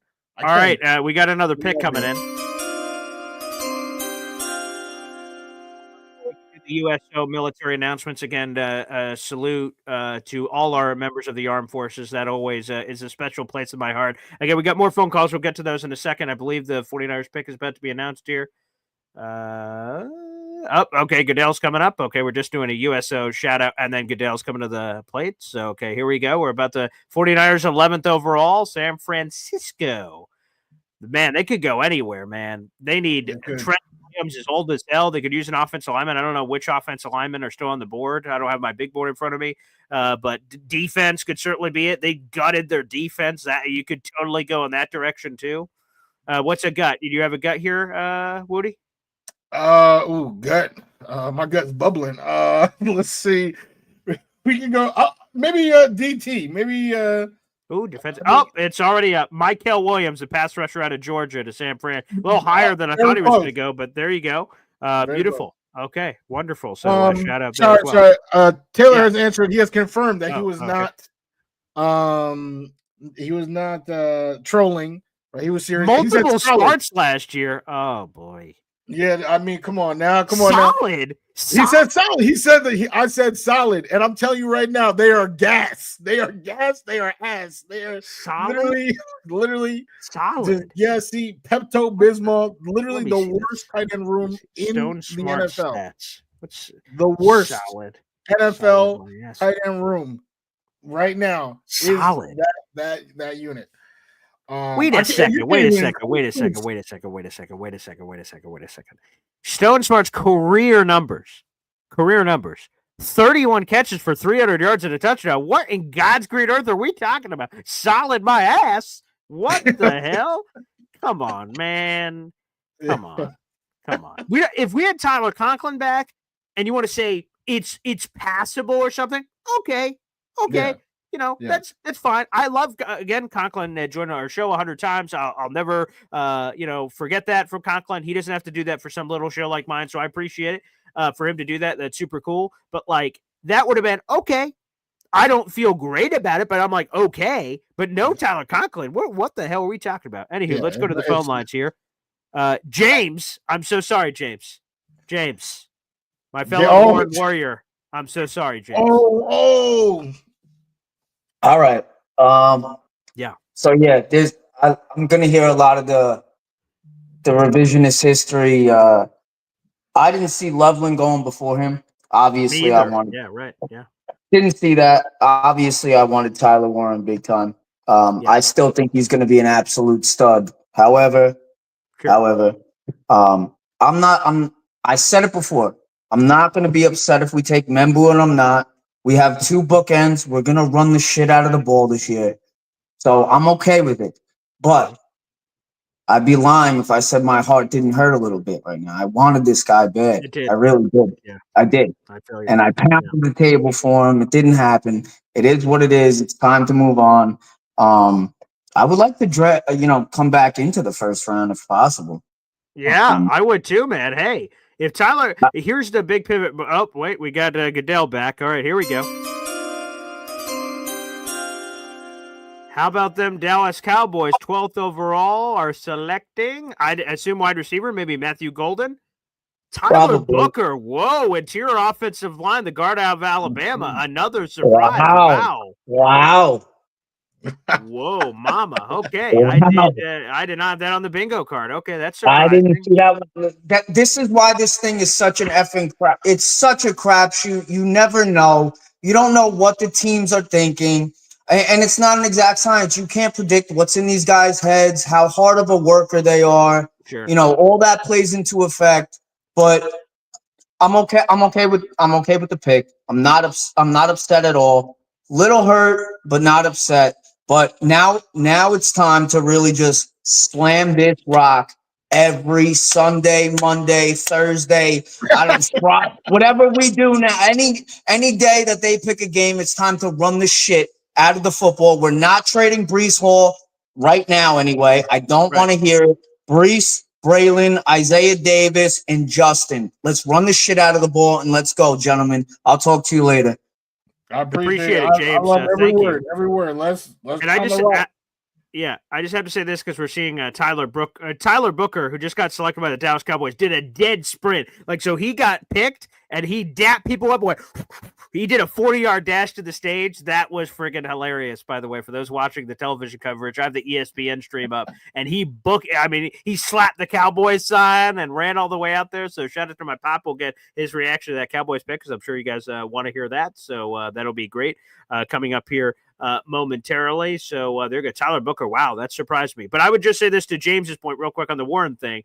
Again, there are two pivot points to me where Warren could totally go. It's 14 to Indianapolis. They've been wanting a tight end forever. They could just take him and the conversation's over. And then the other one to watch is Denver at 20. Now, they signed Evan Ingram, but they could be looking beyond Evan Ingram because they were all over the tight ends before the Evan Ingram signing. So that's another place. If he gets past there, and on the Jets, again, it's a massive jump. Even to 21, you're doubling up, right? Think about it that way. You're at 42, 21 plus 21, and 42. There you go, math teacher out there. You didn't think I'd be using some of that tonight, did you? So it would be a massive jump up. But with how high I am on Tyler Warren, like, Woody, if I could have told you that it was possible to walk away with Warren and Membu, come on now. Come on. Yeah, I mean, that's exactly, and I went back to the Jermaine Johnson point. Yeah. That Jermaine Johnson was super high on their board and eventually got into the 20s, and they were like, whoa, you think we can sauce Garrett and Jermaine? And they were able to make that happen. We know what our board looks like. And on our board, Tyler Warren is super high. So if that's possible, let's go get it. But, we are, unfortunately, slaves to their board, right? Or victims, right? We have no choice. We have no choice. We have to go with what their board says. So we'll see. If they even trade back at all, I'm definitely for it. And B, if they're trading up for, somebody. I definitely, I respectfully but very strongly disagree with the, belief that the tight end room is solid. I need a tight end in one of these first 3 picks. Like, I know you need a starter.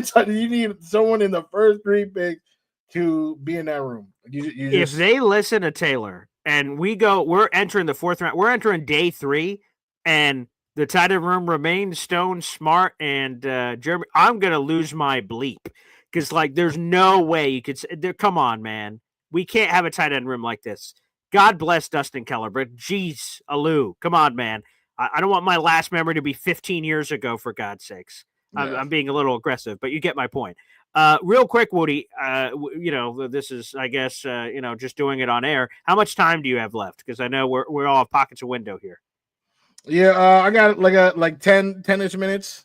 Okay, so you have a little bit of time to, we have a family reunion here. I should play the Family Feud intro.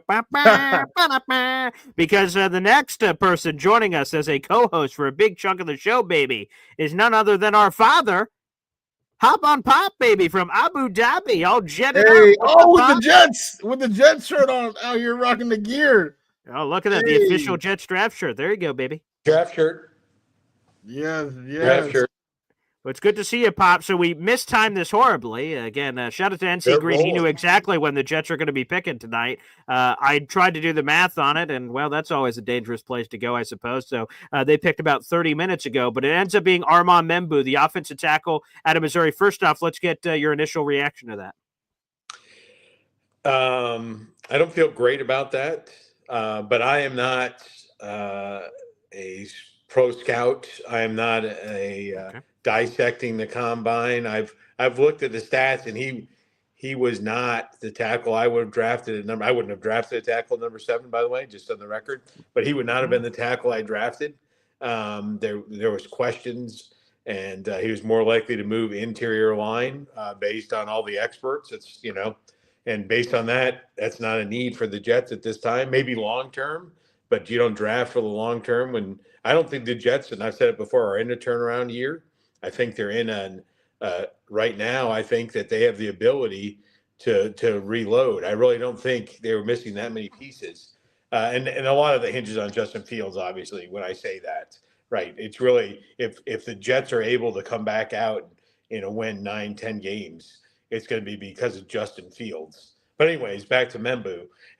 He wasn't the best tackle available based on the research I did. So I was a little surprised. And I would have loved them as I've said before, to trade back. So yeah, not a great big fan, but they are the experts. It's Bougie, he is the expert. So hopefully he knows better than I do. But based on what I know, and I did research, he wouldn't have been who I would have picked it. Also, I want to give a quick shout out to my producer, Brian DeMuro, who's behind the scenes. Big shout out to you guys for those who may have missed it, because we have 500 people live in the room right now. Me and Woody's initial reaction to the Jets pick, that video is already uploading on YouTube right now, so it'll be in our video section. So if you guys missed that, you can go back and watch it. Also, he's uploading our Jericho Cotchery interview. So a big salute to Brian DeMuro live here on the show, doing God's work, baby, getting all those up. We had Jericho Cotchery on for like 30 minutes, so thank you so much to Jericho Cotchery for joining us on the show. And our rapid reaction, or initial reaction rather, to that Armand Membu pick live on the show is also uploading on YouTube. So big salute. Thank you, Brian, for doing all that great work behind the scenes. He's also getting all of our guests here on the show, emailing all of you guys all these links to get on the program. So a big shout out to my buddy Brian, who's behind the scenes as well here. Pop, also, before we get anywhere else here, people were asking for your take on the Dallas Cowboys pick of Tyler Booker, the interior offensive lineman out of Alabama. I heard a lot of debate about this. Like Dan Orlovsky was on NFL Live talking about the Cowboys' needs, and he said, I don't see the offensive line thing. He said, I thought the Cowboys line was just young and they didn't need another piece. And then I heard Peter Schrager, the newest addition to the ESPN team, he said, oh boy, they definitely need a guard, and I could see it. So that's where they go, the Bama boy. What's your reaction to that? Well, okay. I would say I didn't see the need at guard either. Okay, there you go. The last year, their biggest gap was not offensive line. And if they did need a guard, Tyler Booker was not it. He would have been third or fourth on the list. There's a gentleman from North Dakota State, Gray Zabel. Yeah, Zabel. Yeah, sure. But with all that being said, none of them, in my opinion, by my review of the draft and my research, none of the guards available were first rounds. They weren't first round potential. And the one that would have been might have been Membu if you had drafted somebody to play guard. So, yeah, I didn't like him. He would easily was in the, maybe he was the third or fourth, and it was not in round one. So I did not a big fan. All right, real quick, let's get the Dolphins pick in. I just saw it. What the? Was that the O face that you just gave? Oh. Miami Dolphins have selected Michigan defensive tackle Kenneth Grant. We had Monster. He was available at 42 or late in the first, and look at that, a top 13 pick in this class. Holy friggin' crap. I loved Kenneth Grant a lot, but apparently some teams liked him even more. Good Lord have mercy. I mean, he's a big boy. 2 Michigan defensive tackles going within the first 13 picks of this draft just tells you how good that team was that won the national championship game 2 years ago. So, Kenneth Grant, some of that Brutus Beefcake, defensive tackle, again, another one on the Jets wish list. Another big boy comes off the board here in Kenneth Grant. Don't love it. Obviously in our division, right? But, I trust Joe Tippmann, but I'm saying, like you said, that's a huge need, right? Yeah. Pretty much the only other thing I would accept, other than tight end is the defensive tackle, right? Those are the 2 biggest holes as I see it on the roster. So to lose an opportunity, and it's to my least favorite team in the entire NFL, is not. Yeah, that's not a good time. That's not a good announcement. But I do want to bring it back to Pops and ask the question, because this was the question I wanted to ask. But Take Flight Eric also said it in the comments. Who did you want the Cowboys to select? Yeah, so I think they needed, now obviously the wide receiver is where I think they should have gone, my opinion, right? They have it's amazing recently over the years. I don't know who their scout is on tight ends, but tight end has never not been a need for the Cowboys. It seems like they have a stable of tight ends that can just jump in. But they could have used help at wide receiver. I know Tet was off the board.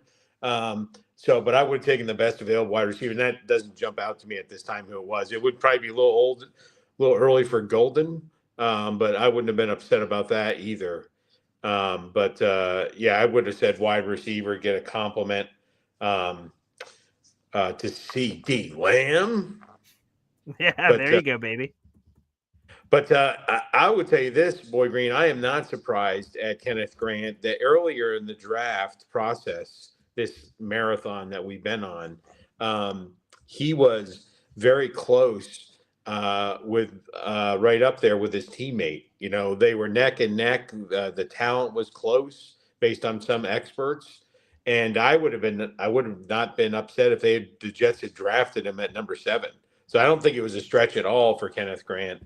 And frankly, a defensive tackle would help the Jets better than a guard trying to play offensive tackle in the NFL.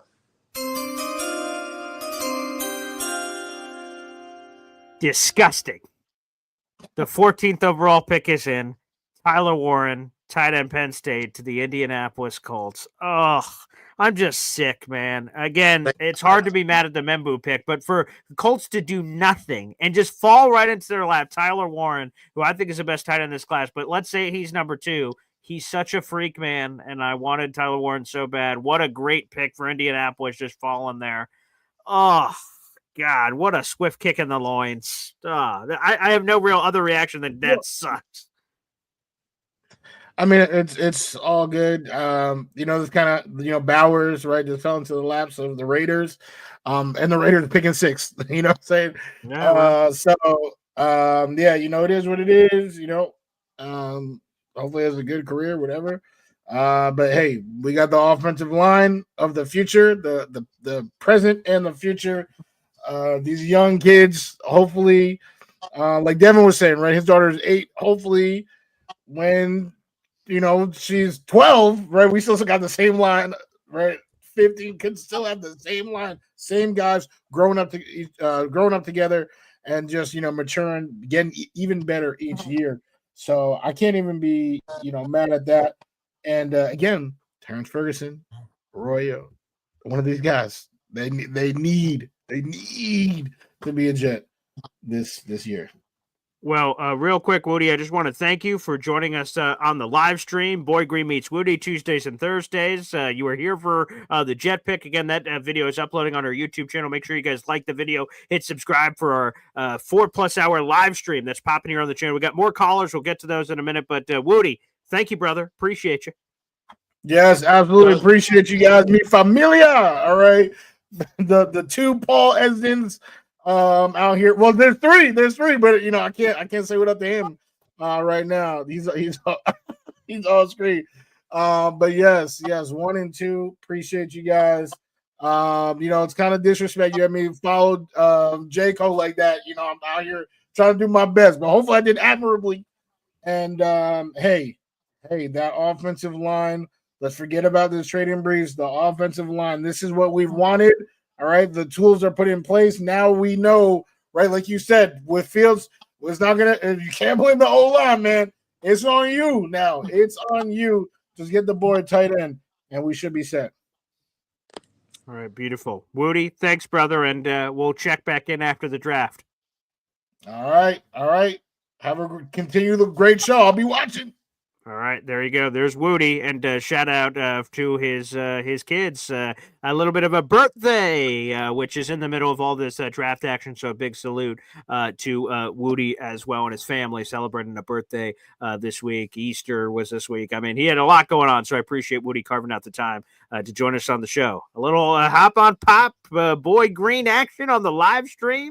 It's all going pretty great. Guys, keep the Super Chats, memberships flowing, and everything else. Again, 2 giveaways today, both from Homage, a hoodie of your choice from Homage, and a T-shirt of your choice, both New York Jets. Make sure you guys check it out. How do you become eligible for that? Send in your raffle tickets tonight. They're $2.99 a pop, baby. That is by joining the Boy Green Coffee Club in the YouTube description down below. Super Chats, gifting memberships, all of that is eligible, baby. So send those in. The more raffle tickets you have, the better your chances are. But hey, if you just have one $2.99 submission tonight, you have a chance to win both of those prizes as well. All right, Pop, let's go to the phone lines. It is the epic return of one of the legendary callers on this show that's been biding his time. He's been in the lab.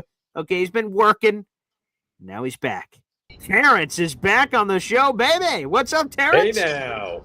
What's good? What's good? How y'all doing? Hey, it's good. Great, It's great. been a long time, Terrence, since we've seen you. We've obviously seen you in the comments section, always hyping people up. You've been hyping up this live stream like nobody's business. So, again, I know not everyone has an opportunity to call in for a variety of reasons, but I appreciate you always being there in the chat. I never miss you. And it's good to have you back, brother. Yeah, man, it's good to be back. How am I sounding? Am I sounding okay out there? You sound. It sounds like you're a little off mic, so I don't know if you have the wrong mic plugged in, or not wrong mic plugged in, or wrong situation. You may just want to double check that part on StreamYard. It sounds like you're a little off mic. I can hear you, but it sounds a little off. It's yeah, because that was one of the things. I have a new podcast machine I'm not used to yet. Okay. I'm still Yeah, figuring no it worries. out. So I just want to make sure. If I yell, I sound better. Yeah, Pop. How are you hearing Terrence here? How about now? Still Now. All right. Sorry, man. Well, yo, it's good to be back. What's going on, everybody? I will be back. I'll be calling more in the morning time. I just needed all of this trading, drafting hoopla to end, and now it's over. Yeah. We can get back to our lives. That's right. Yeah, the speculation ends. Again, there will be probably a little more because I'm sure we have Boy Green Daily tomorrow morning. We'll be reacting even more to the Armand Membu pick. We'll probably be talking, or I'll have a video out late tonight on the top 10 players. I'm looking at 42, so I'll be looking at a lot of that kind of stuff. So Terrence, a little bit more can you hear speculation. me? But overall, yeah, we will, a lot of that is ended for people. All right, now I should sound better now. Do I sound better now? No. Okay. Well, okay. So, yeah. I'm sorry. Say that last part you were saying. Yeah, I was just saying that, we will have a little bit more speculation, I suppose, as we're going from day 2 to day 3, et cetera. But to your point, after months and months of this, it's a lot of, okay, we have the results. We have the answers to the test. We've got things sort of figured out, which is good. Yeah, that's cool, man. And you know what? I was going with offensive right tackle the whole time, as you guys know. You can't go wrong with that. Brand new regime. I have a whole lot of questions. Answers for you guys. Hopefully, I can get that through as days go on. But I just want to make sure to let you guys know that you guys did an awesome job. I can't watch college because I'm so busy, but all the names that kept popping up when I had time, I go on the YouTube, check them out. So I appreciate all y'all Jet fans doing that for me. And yeah, man, let's go. What you want next? Tight end next? Probably. I think you said it beautifully. You said it earlier in the show that I think we could debate who is where, but the 3 picks are the 3 picks. It is tight end, it's defensive tackle, it's right tackle. Right tackle has been checked off the bucket list, obviously, with Membu, which is awesome. Now let's talk value. To me, it's probably tight end first, and then we go defensive tackle. A defensive tackle I like that'll probably be available in the 3rd round is Alfred Collins out of Texas. He's a big run stuffer. He'll be available at 73. And then in the 2nd round, if you're sticking at 42, Elijah Arroyo, Mason Taylor are probably 2 of the names that certainly stand out. Maybe they feel higher on somebody else like a Harold Fenton Jr. like my pop. But yeah, I'm probably going tight end round 2, defensive tackle round 3. All right, so you have no faith in the tight ends that we have right now. Because absolutely not. Yeah. Remember, one of them played with Justin Fields in college, right? Say that one more time. Oh, yeah, Jeremy Rucker. That's true. So maybe, to me, that's more Hail Mary. Do they just suddenly rekindle a flame? Is it like an ex-girlfriend that all of a sudden we see each other like, you know what? We should get married. I know we messed it up the first time, but we should get together. That's how I see it. Maybe it's going to work out beautifully, but we'll see. If you think in the past, right, all these, except for the Washington team that brought a bunch of older players in, but a lot, even in basketball with the Knicks, when you bring in players that played in college on the same team, they end up doing pretty well. Mm-hmm. Yeah. Yeah. No, yeah, I was just going to say on Jeremy Rucker, fingers crossed. Again, if maybe they'll ride. Again, this is one of those ones, right, where we don't know till the rubber meets the road. Let's say they continue to ignore tight end, right? And we're all like, what are you doing? Maybe they in their building, they're like, we're good. We feel good about the guys. Go back to Taylor Sterling, who says we're solid at tight end. Maybe he just goes, you know what? We're better than what people think on the outside, and we don't care what people on the outside think. It's about what we think. Real quick though, we got a draft pick coming up. Let's roll it. 15th overall, and they select Jalen Walker, who had a slip and slide, but he's staying in the state of Georgia. The pass rusher off-ball linebacker of Georgia. I'm sure they're very happy to get him falling in the hands. 1 second, flip people around here. We got Hop on Pop back. Also, Terrence here on the show. So Jalen Walker to the Falcons. There you go. Very nice. Pop, good to have you back here on the show. Hey, it's good to be back. I'm back in my studio. Pop, how you doing? I didn't mean to ignore you when I jumped on. Oh, your mic's better, Terrence. I don't know what you just did, but whatever, your mic sounds better. It is better. All right, awesome. Oh wait, never mind. Now it's not. Okay. Pump fake.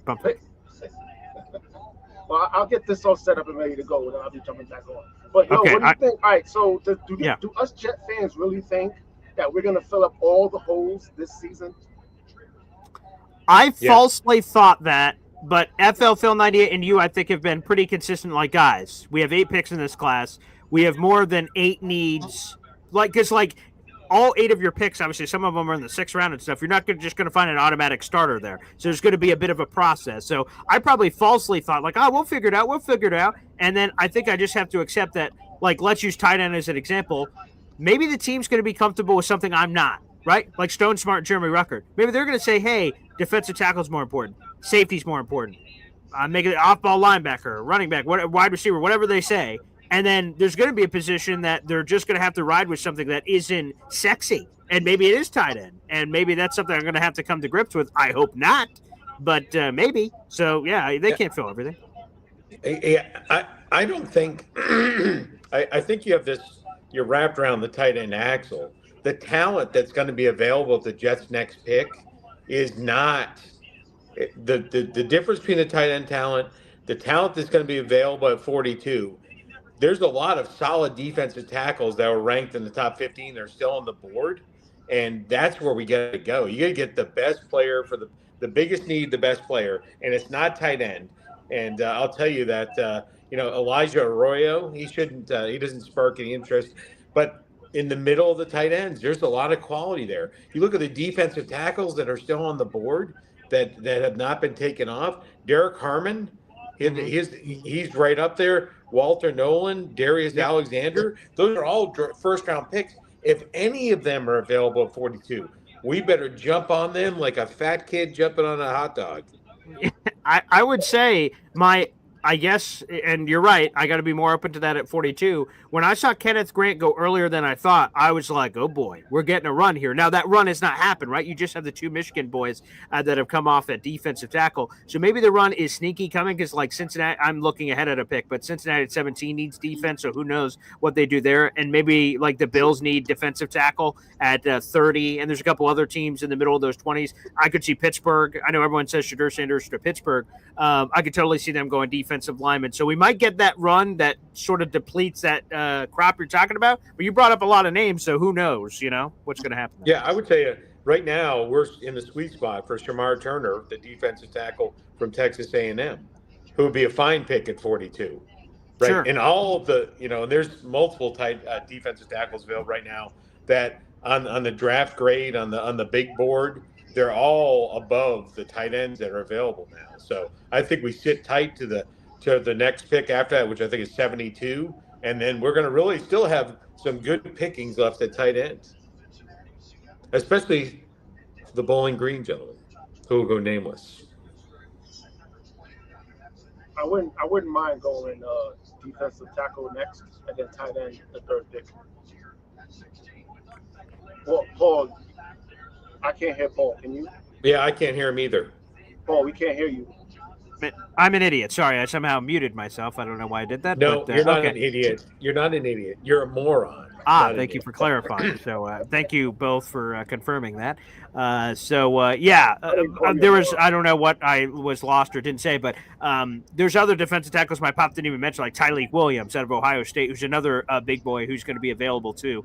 So it goes even deeper. So we'll see. But I can't even imagine if Harold Fannin Jr. is the pick, my pop is just going to FaceTime me immediately. I'm going to be like, oh boy, here we go. And I will have to immediately say, let's record this so at least the fans can appreciate whatever the sick crap is. But, we'll see what happens.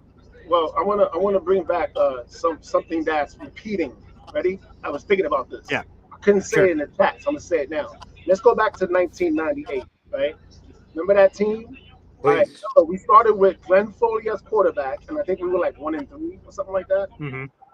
And then we made it. And then in the off season, right, we went to the championship. And in the off season, they were like, "Oh, the Jets are going to win the Super Bowl." Remember, we were like, "Yo, we're going to go to the Super Bowl."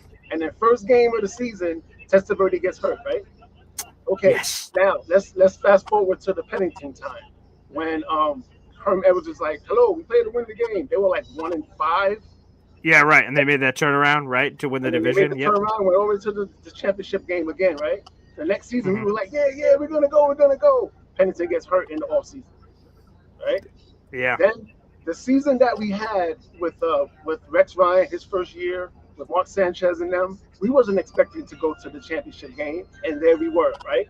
Every time when Aaron Rodgers was here, we was expecting to go to the Super Bowl, and 4 plays in, all our hopes was lost, right? Yeah.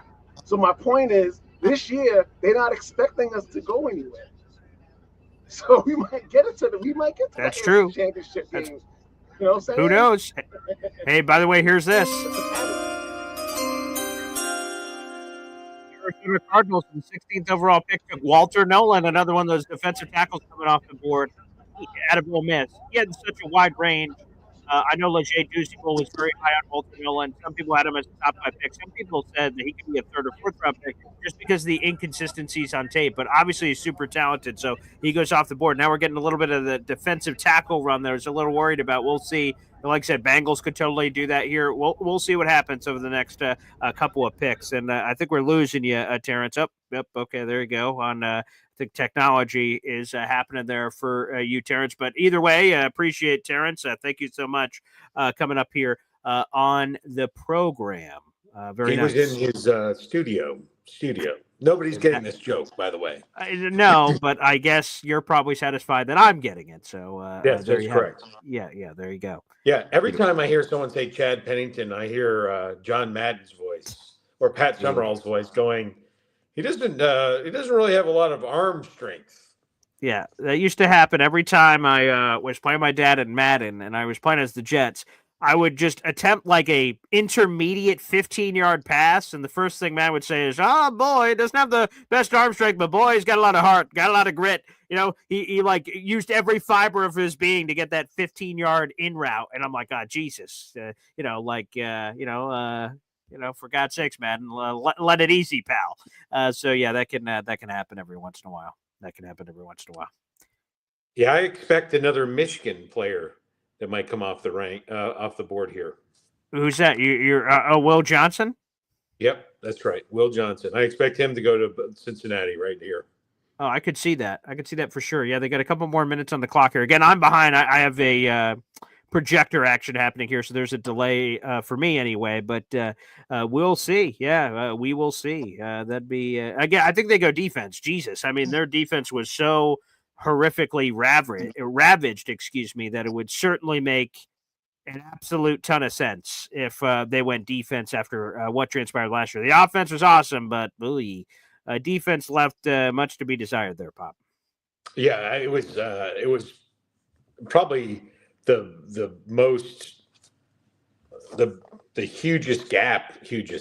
the largest gap for any team from offense to defense. It was just, and when they also had a little luck on their side when they won a game or two. But yeah, they were right there knocking on the door. Their team, no one wanted to play if they made it to the playoffs. So we're not talking about the luck that they had, by the way. So.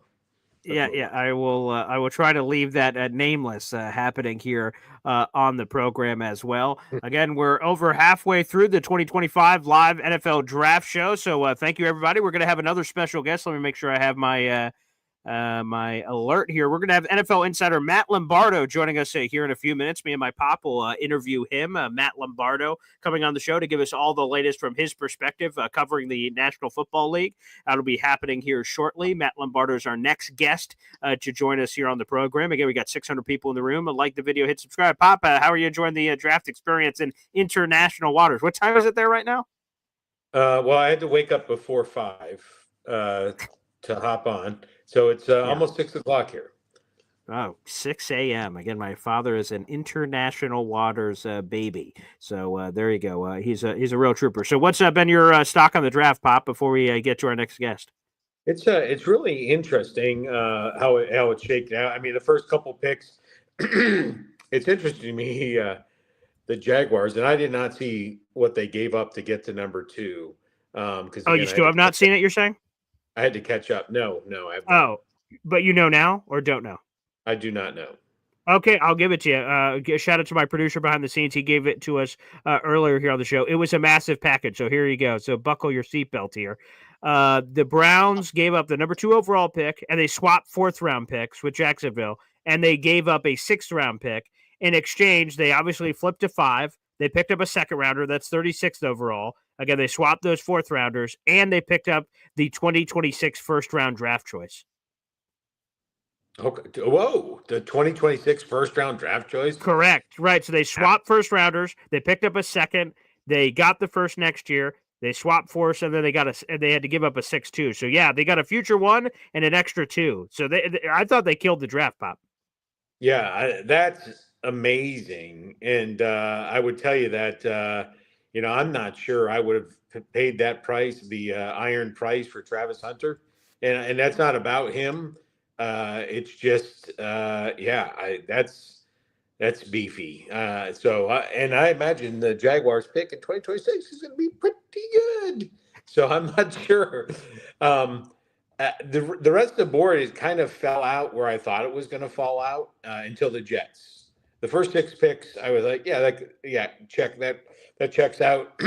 Shocked that Mason Graham went to number 5 until you looked at the first 4. You're like, yeah, that makes sense. You look at each team, conceptually, you're like, I can't believe you fell to 5. But then you look at the first 4, you're like, oh, well, that they all drafted, really for need, other than. So they all drafted for need. So that really does not. None of the first 6 picks have surprised me of who went off the board. But I was a little initially when I saw Mason Graham then go to number 5. That was a little surprising.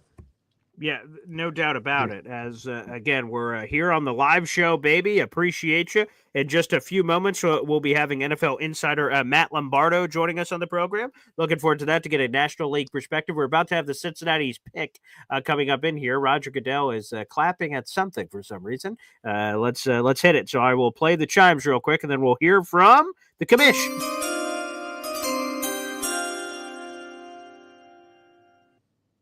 All right, let's see here. All right, beautiful. The pick is Shamar Stewart, the pass rusher out of Texas A&M, is the pick for the Cincinnati Bengals. Unbelievable. What's that?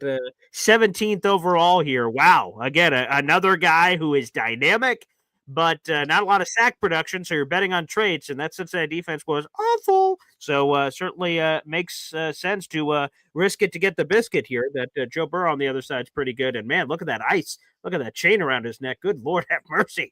That was a few shekels invested, I would say, from that perspective. Pop, without further ado, let's bring in our special guest here. I'm glad this is a good buddy I've worked with at a previous employment. I love this guy, respect the heck out of this guy, and he can bring us this national perspective as a NFL insider here on the program. Let's welcome me and my pop here on the live show right now. We're welcoming in special guest Matt Lombardo, baby. What's up, Matt? Paul, it's great to be back with you. Glad you're doing so well. Great to be here. What a really fascinating first 15 picks or so of this draft. Yeah, so let's start there, Matt. Give us your take. Obviously, the shell shock was that Jacksonville blockbuster trade to move up, and I understand Travis Hunter is a unicorn generational prospect that's been compared to Shohei Ohtani, so totally makes sense. It was a big price to pay, so a couple of surprises there, but what's been your overall analysis of the first half of this first round? Yeah, really, I think the Browns couldn't have done any better by themselves because they've now created the optionality that conceivably, given their now war chest of second-round picks, they could trade back into this year's draft and come away with a falling dart like Shedeur Sanders or a Jackson dart this year. Bring them in with Deshaun Watson sidelined, and you have the first round pick next year that you're well positioned that if it doesn't work out and you think Arch Manning or Drew Aller has a higher ceiling than one of the quarterbacks this year, go and get your guy again. And you have 2 young quarterbacks. So I love what the Browns did. They're the biggest winners so far. The Bears going Colston Loveland over Tyler Warren is a bit of a head scratcher given everything we know about Tyler Warren as a mismatch creator, yards after the catch machine. And other than that, Paul, not a whole lot of surprises. I think this has kind of slotted out the way that we all thought that it would. Maybe you can argue about whether Jalen Walker should have gone a little bit higher than Mike Williams. You can, talk about the order that the offensive tackles were selected, but not a lot of trades in this draft. I didn't expect there to be many trades at all because it's just such a deep class, but it's not a really elite class in terms of star power. I know you're a big Penn State guy, Matt Lombardo. So I wanted your boy Tyler Warren. I wanted there to be on this show when I booked you. I'm like, perfect. Matt Lombardo could hand me over the Tyler Warren jersey virtually. I'll take it on. Thanks, brother. Welcome to the squad. Unfortunately, the Jets went in a different direction. And boy, I think Indianapolis got the steal of steals. They didn't have to move at all. We all knew about that tight end need they had, and booyah, Warren falls right into their lap. So I think that's one of the best landing spots here of this draft. No, I totally agree. And I think that when you watch Tyler Warren's tape at Penn State, it's not just the navy blue jersey. He just looks like an Indianapolis Colt. And you put him in Shane Steichen's system where Dallas Goedert had the most productive seasons of his career. He's now not only the safety blanket for Daniel Jones or Anthony Richardson, he's a big play after the catch machine. And, you think about the 2 tackles that went. I thought the Jets, it couldn't have worked out better for them because I had Armand Minbow as my number 1 tackle ahead of Will Campbell, only because of conversations I had with multiple teams who were concerned about the short arms. It was a legitimate concern going in. And, you think about what the Jets were able to do. You have Justin Fields. You have the 2 running backs who are explosive when they're at their best. Now you have the bookends. You took Olu Fashanu, an All-American last year, started him at left tackle. You have Minbow this year at right tackle. I spoke to an executive, Paul, who told me going into this draft, if he plays tackle, he's going to be really good. But if you bump him into guard, Minbow's a Pro Bowl or all-pro caliber player, so it'll be fascinating to see where they line him up. But, just on paper, having 2 bookend tackles is a great recipe for a turnaround, and it's great news for a guy like Justin Fields. Again, we're speaking with our NFL insider, Matt Lombardo, here on the show. Matt, let's give a plug. We've got 600 people live here in the room, and we'll have plenty others watching after the fact. If they want your NFL insights, I know there's a place to get it. Where is that, buddy? Yeah, come check out Between the Hash Marks. It's my Substack. It's mattlombardo.nfl.substack.com. We're running a 25% off special through the rest of the NFL draft, so you save 25% off forever as long as you're subscribed. And 15% of the proceeds from all annual 1-year paid plans automatically get donated either to the Eagles Autism Challenge or the Autistic Self-Advocacy Network. We're just trying to do good work, put the money to work to help people who need it most right now. But mattlombardo.nfl.substack.com is where you can check out my work.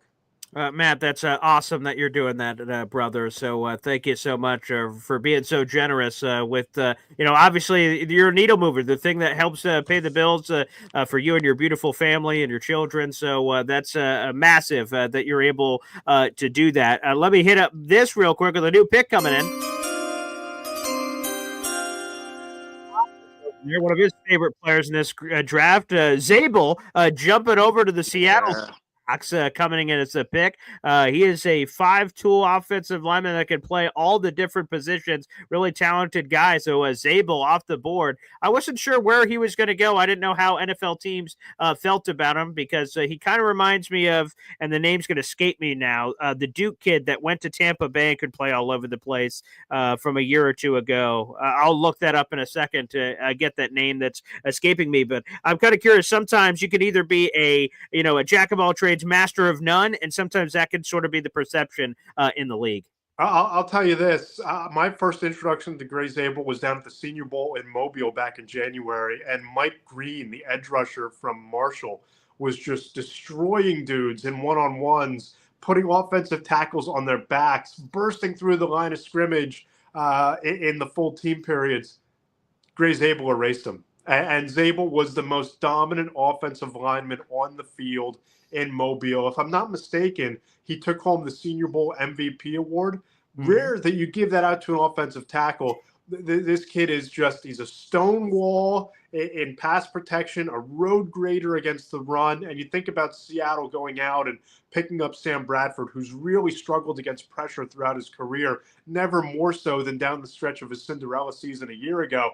You get that stalwart offensive tackle, you can start to kind of bring out the best in Sam Darnold in that offense. Yeah, I love Sammy, so I'm so happy for him. That player I was talking about, Graham Barton, by the way, who had a very similar career coming out of Duke, where he could play center, tackle all over the place there for Tampa Bay. I don't think they're regretting that pick coming in as well. Again, we also have Hop on Pop here. So, Pop, Zabel coming off the board. I'm seeing people are giving you crap because I know as a Cowboys guy, they wish you, they said, oh boy, probably should have taken Zabel over Booker. So they're giving you some crap in the comments section there. Well, they're absolutely correct. The Cowboys definitely should have selected Mr. Zabel instead of Tyler. And I don't. Yeah, it was quite a stretch to get Tyler, so I was quite surprised. Well, let me throw this over to you. Yeah, which I could understand, Pop. Let me throw this over to you, Matt, because the big storyline left in the first round, of course, is the quarterbacks. And so far, it's sort of played out how a lot of people thought. Obviously, you get Cam Ward at the top of the board, but then you had sort of these pressure points like, would New Orleans do it? No, they didn't. Will Steelers do it? We're a couple picks away from Pittsburgh at 21. If they don't, now all of a sudden it feels like it's the trade-up game. Cleveland, Giants, Saints on the back end. Does Vegas do something? Like, what is the quarterback conversation now as we're in the final stretch here of the final 10, 12, 13 picks here of the first round? What's the quarterback conversation now, Matt? Yeah, late last night I put out kind of a what I'm hearing, the buzz around the league type of piece at Between the Hash Marks, talking to executives around the NFL. One league executive told me the Browns were burning down the phone lines trying to get more picks. So readers found out about that at about 11:30 last night.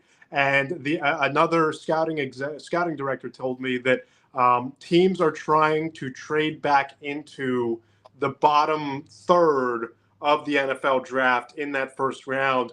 Not necessarily for Shedeur Sanders, for Jackson Dart or Jalen Milroe.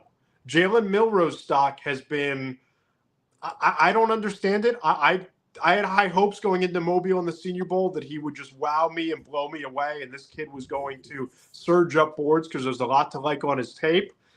That didn't happen at the Senior Bowl, but from what I'm told, teams are high on Jalen Milroe. They're high on Jackson Dart.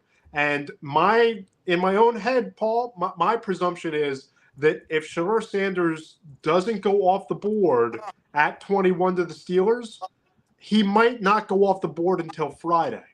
Wow. And I think there are going to be teams that are trying to trade into that 28 to 32 range to get one of the two remaining quarterbacks at the very end because they want to have the fifth-year option.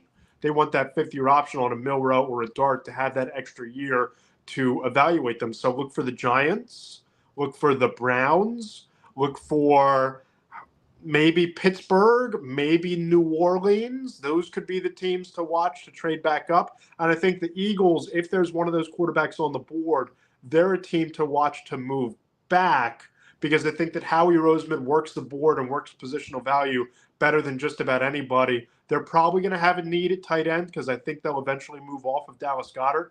They're not going to take a tight end at number 32. They might take one at 36.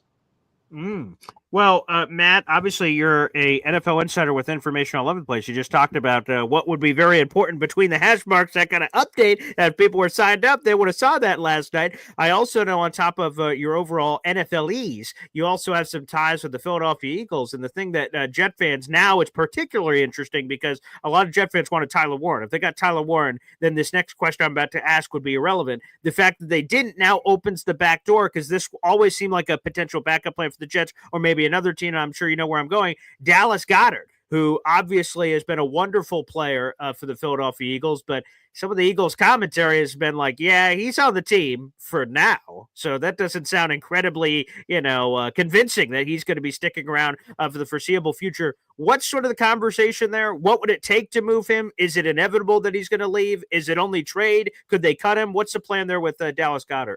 Yeah, he has 1 year left on his deal, but I don't get the sense the Eagles are looking to overpay at that position. I think they would much rather restart the clock and take an Elijah Arroyo out of Miami or a Jalen Ferguson out of Oregon, one of those tight ends, reset the financial clock, get younger at the position, and allocate some of that money that would have otherwise been earmarked to a Dallas Goedert and be able to pay a Jalen Carter, be able to pay a Nolan Smith, be able to pay one of their young players at a premium position that are quickly going to be coming up here.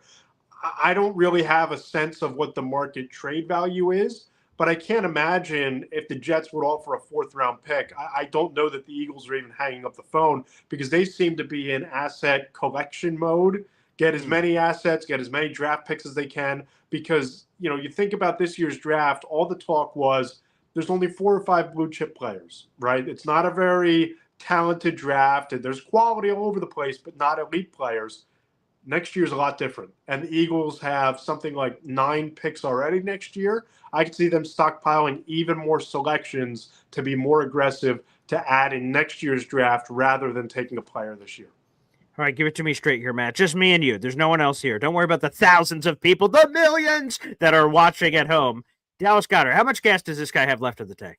Yeah, I don't understand why the Eagles. Look, I get it from a financial and team building standpoint, but this is still a guy who can get you 650 to 800 yards and 6 touchdowns to 8 touchdowns pretty consistently. I think he's got 3 more high-quality years at least in him, and whether it's the Jets or anybody else, whoever trades for him, they're going to get a weapon. I think the Eagles just want to get younger there and don't want to spend money at that position when they're already committed to Saquon Barkley, Devonta Smith, and A.J. Brown at premium top-of-the-market money at key positions.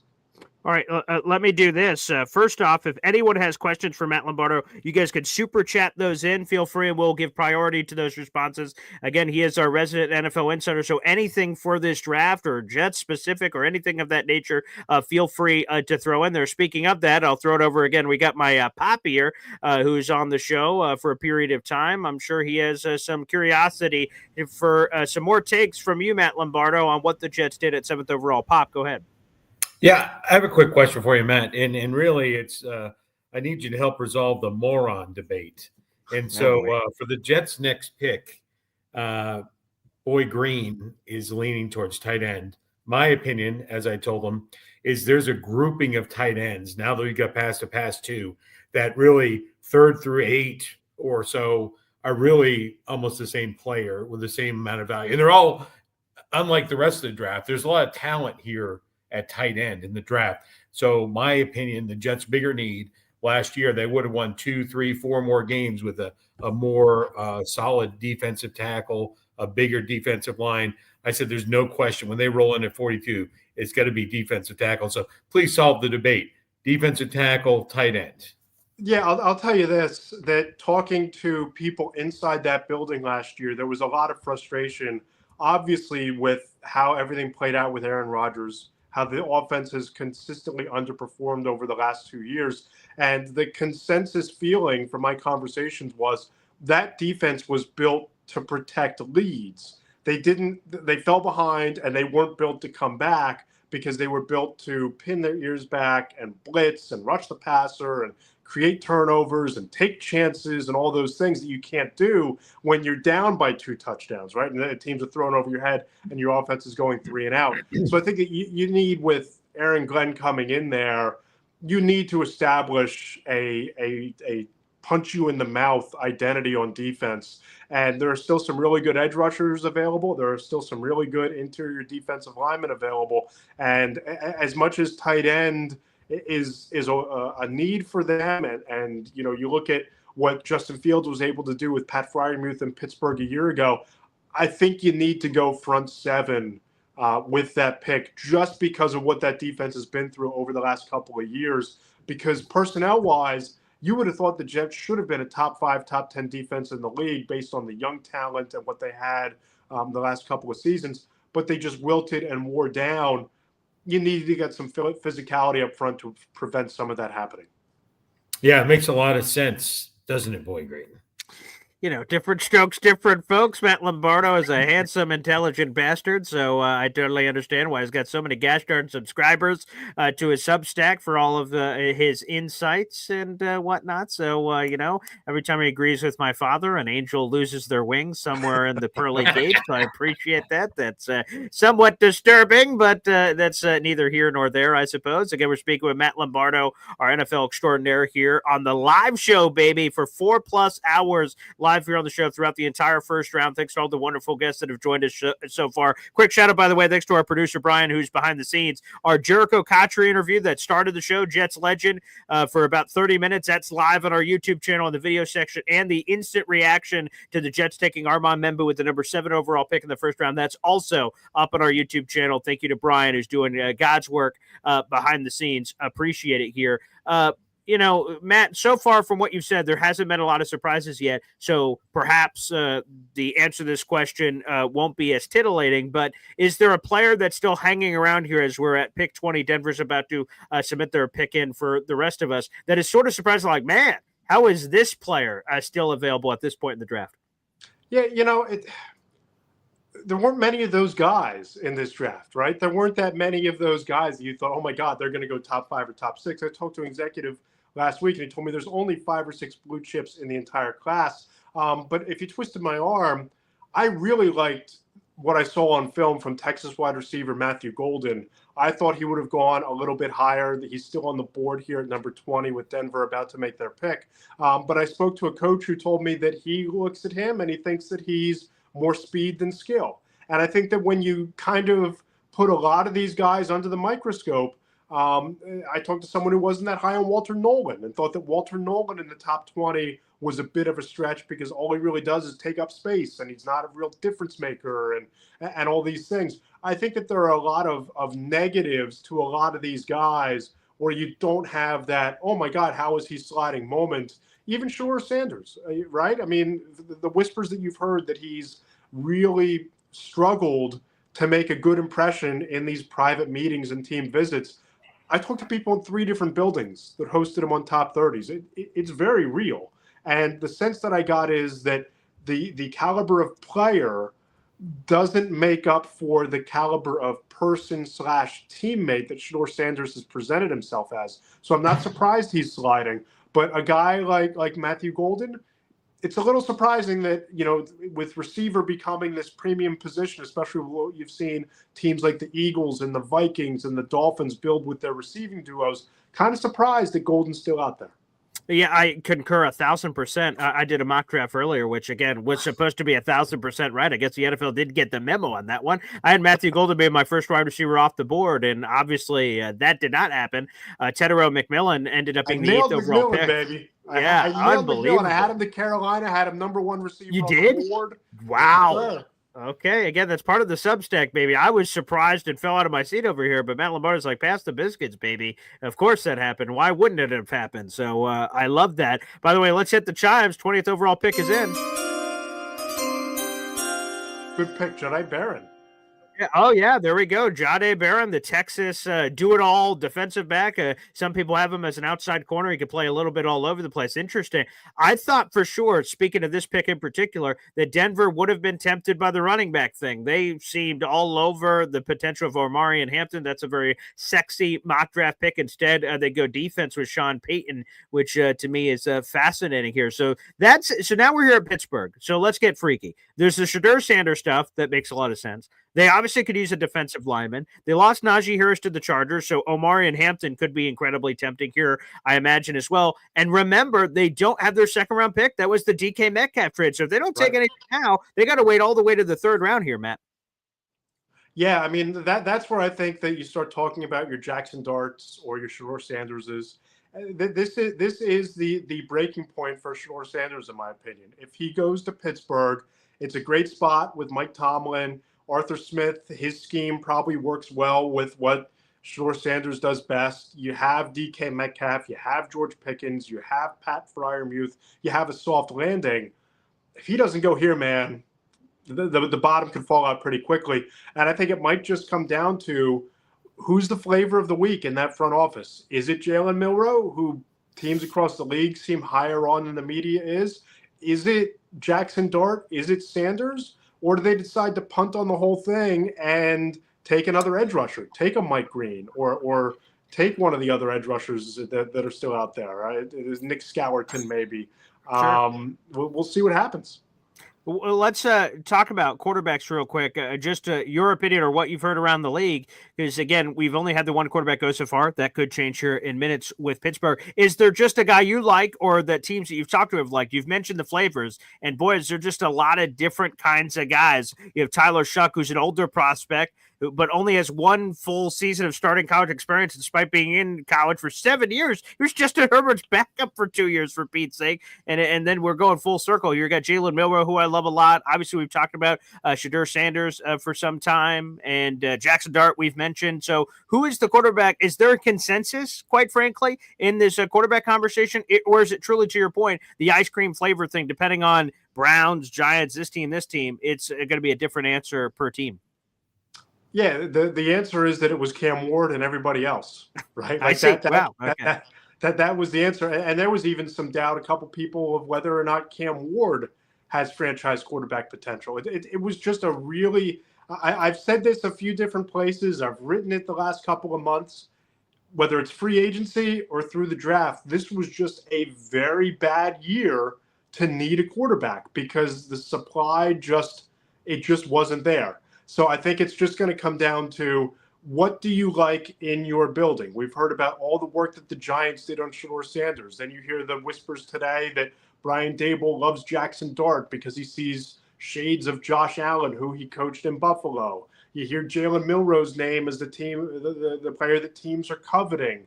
Shadur Sanders has the game film, but can you build around Shadur Sanders, the teammate? And he did take a lot of sacks. So do you have an offensive line that isn't going to set him up to be sacked 45, 55 times as a rookie? So there are concerns, I think, about all of these guys. And I don't think that there's a quarterback in this class where you can say that his ceiling is what we saw a year ago out of Jaden Daniels, Caleb Williams, or Bo Nix.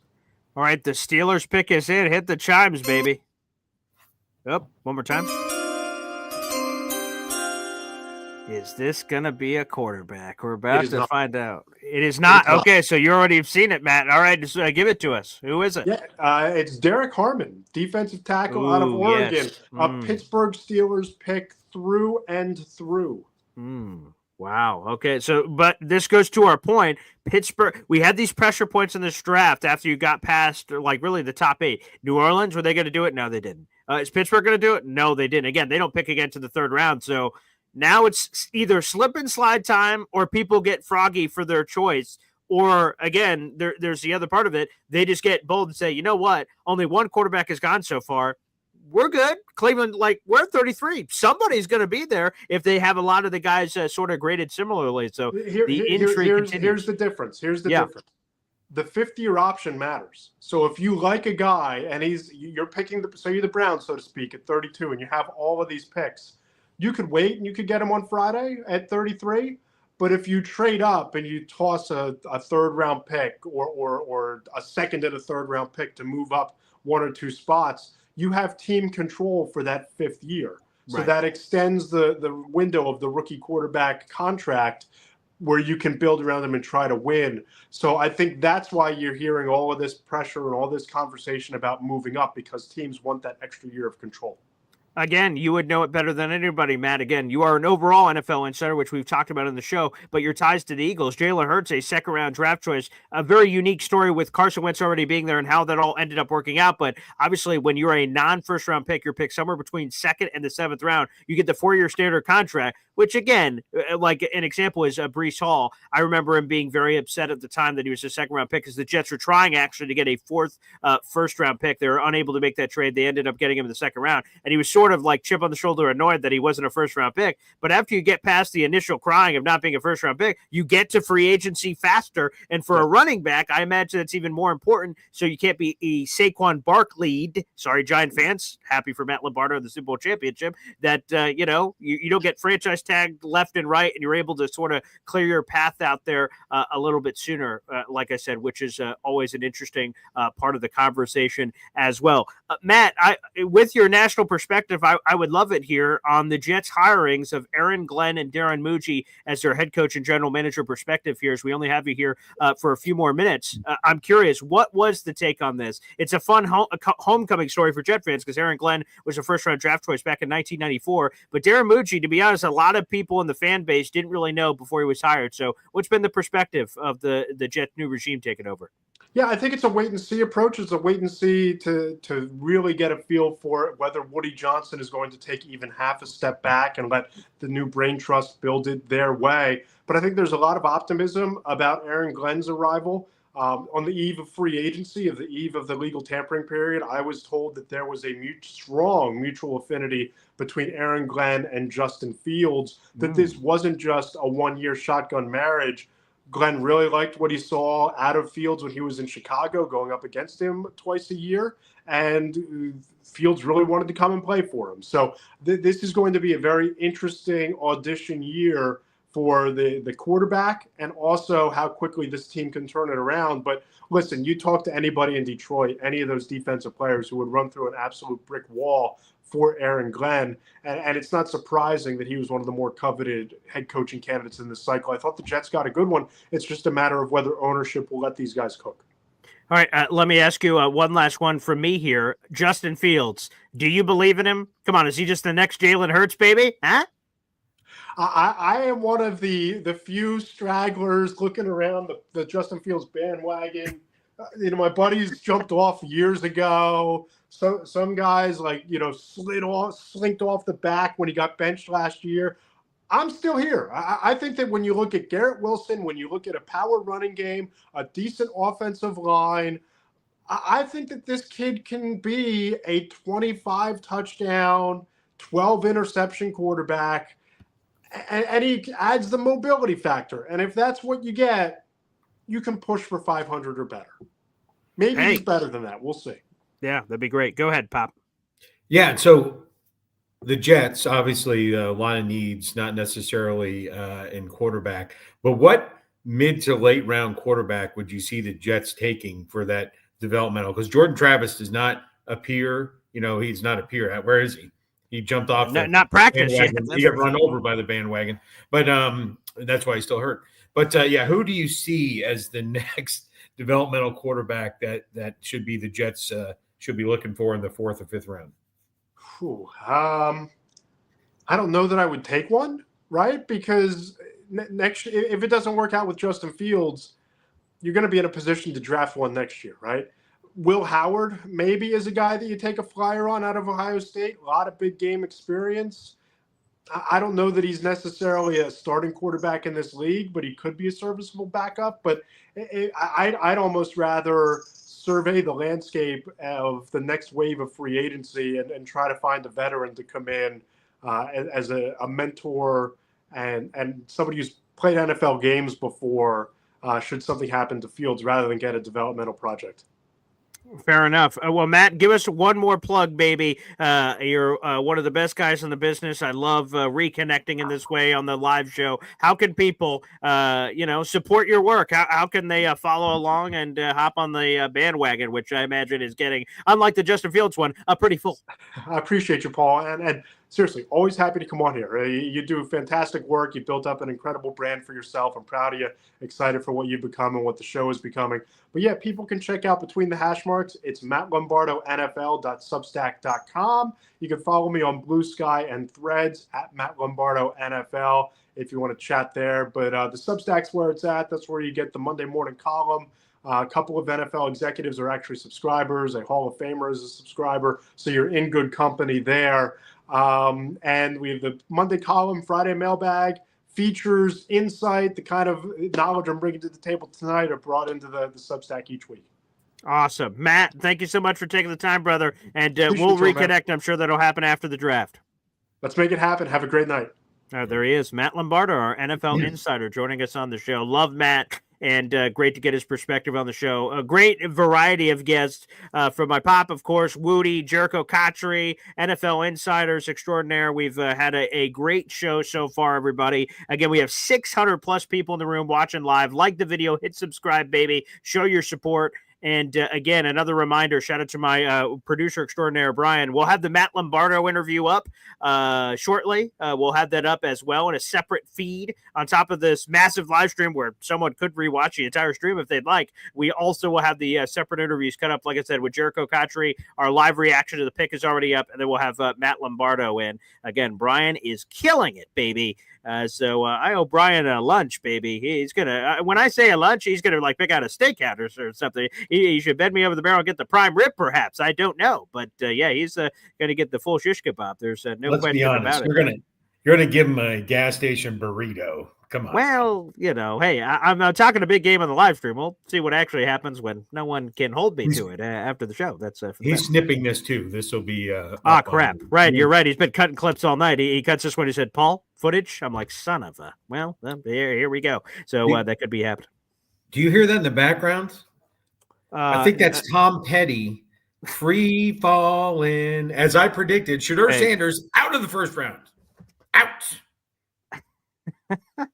The Chargers pick us in. We'll give you that when that comes through.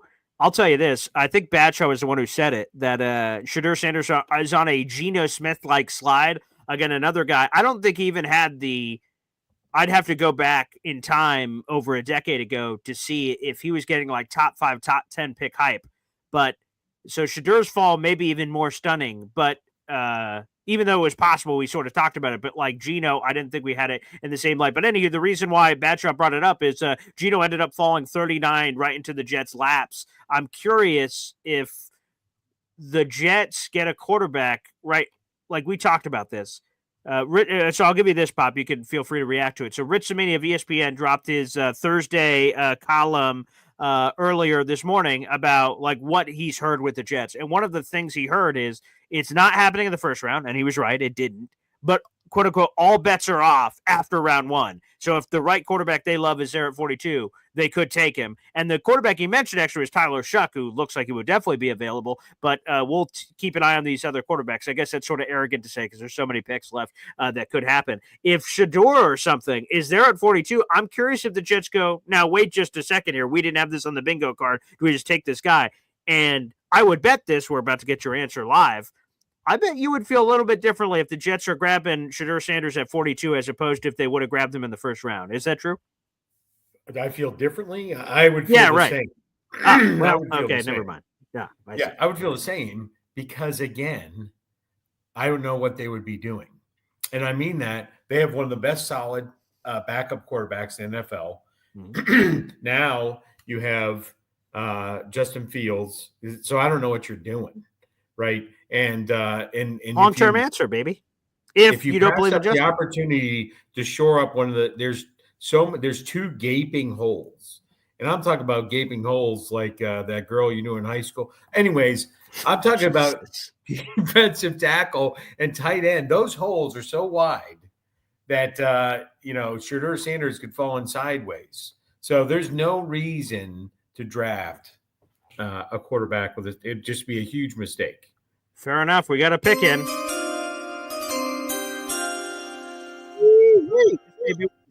Draft baby right into the Chargers' laps, and Harbaugh is doing a dance. Omarion Hampton, who's had the running back in North Carolina, 3,000 rushing yards over the last 2 seasons, and he lines up there with Najee Harris. What a fit for Harbaugh, the running man out there. That's a terrific landing for the Chargers. So what a pick. That's a great fit. Great fit. Yeah.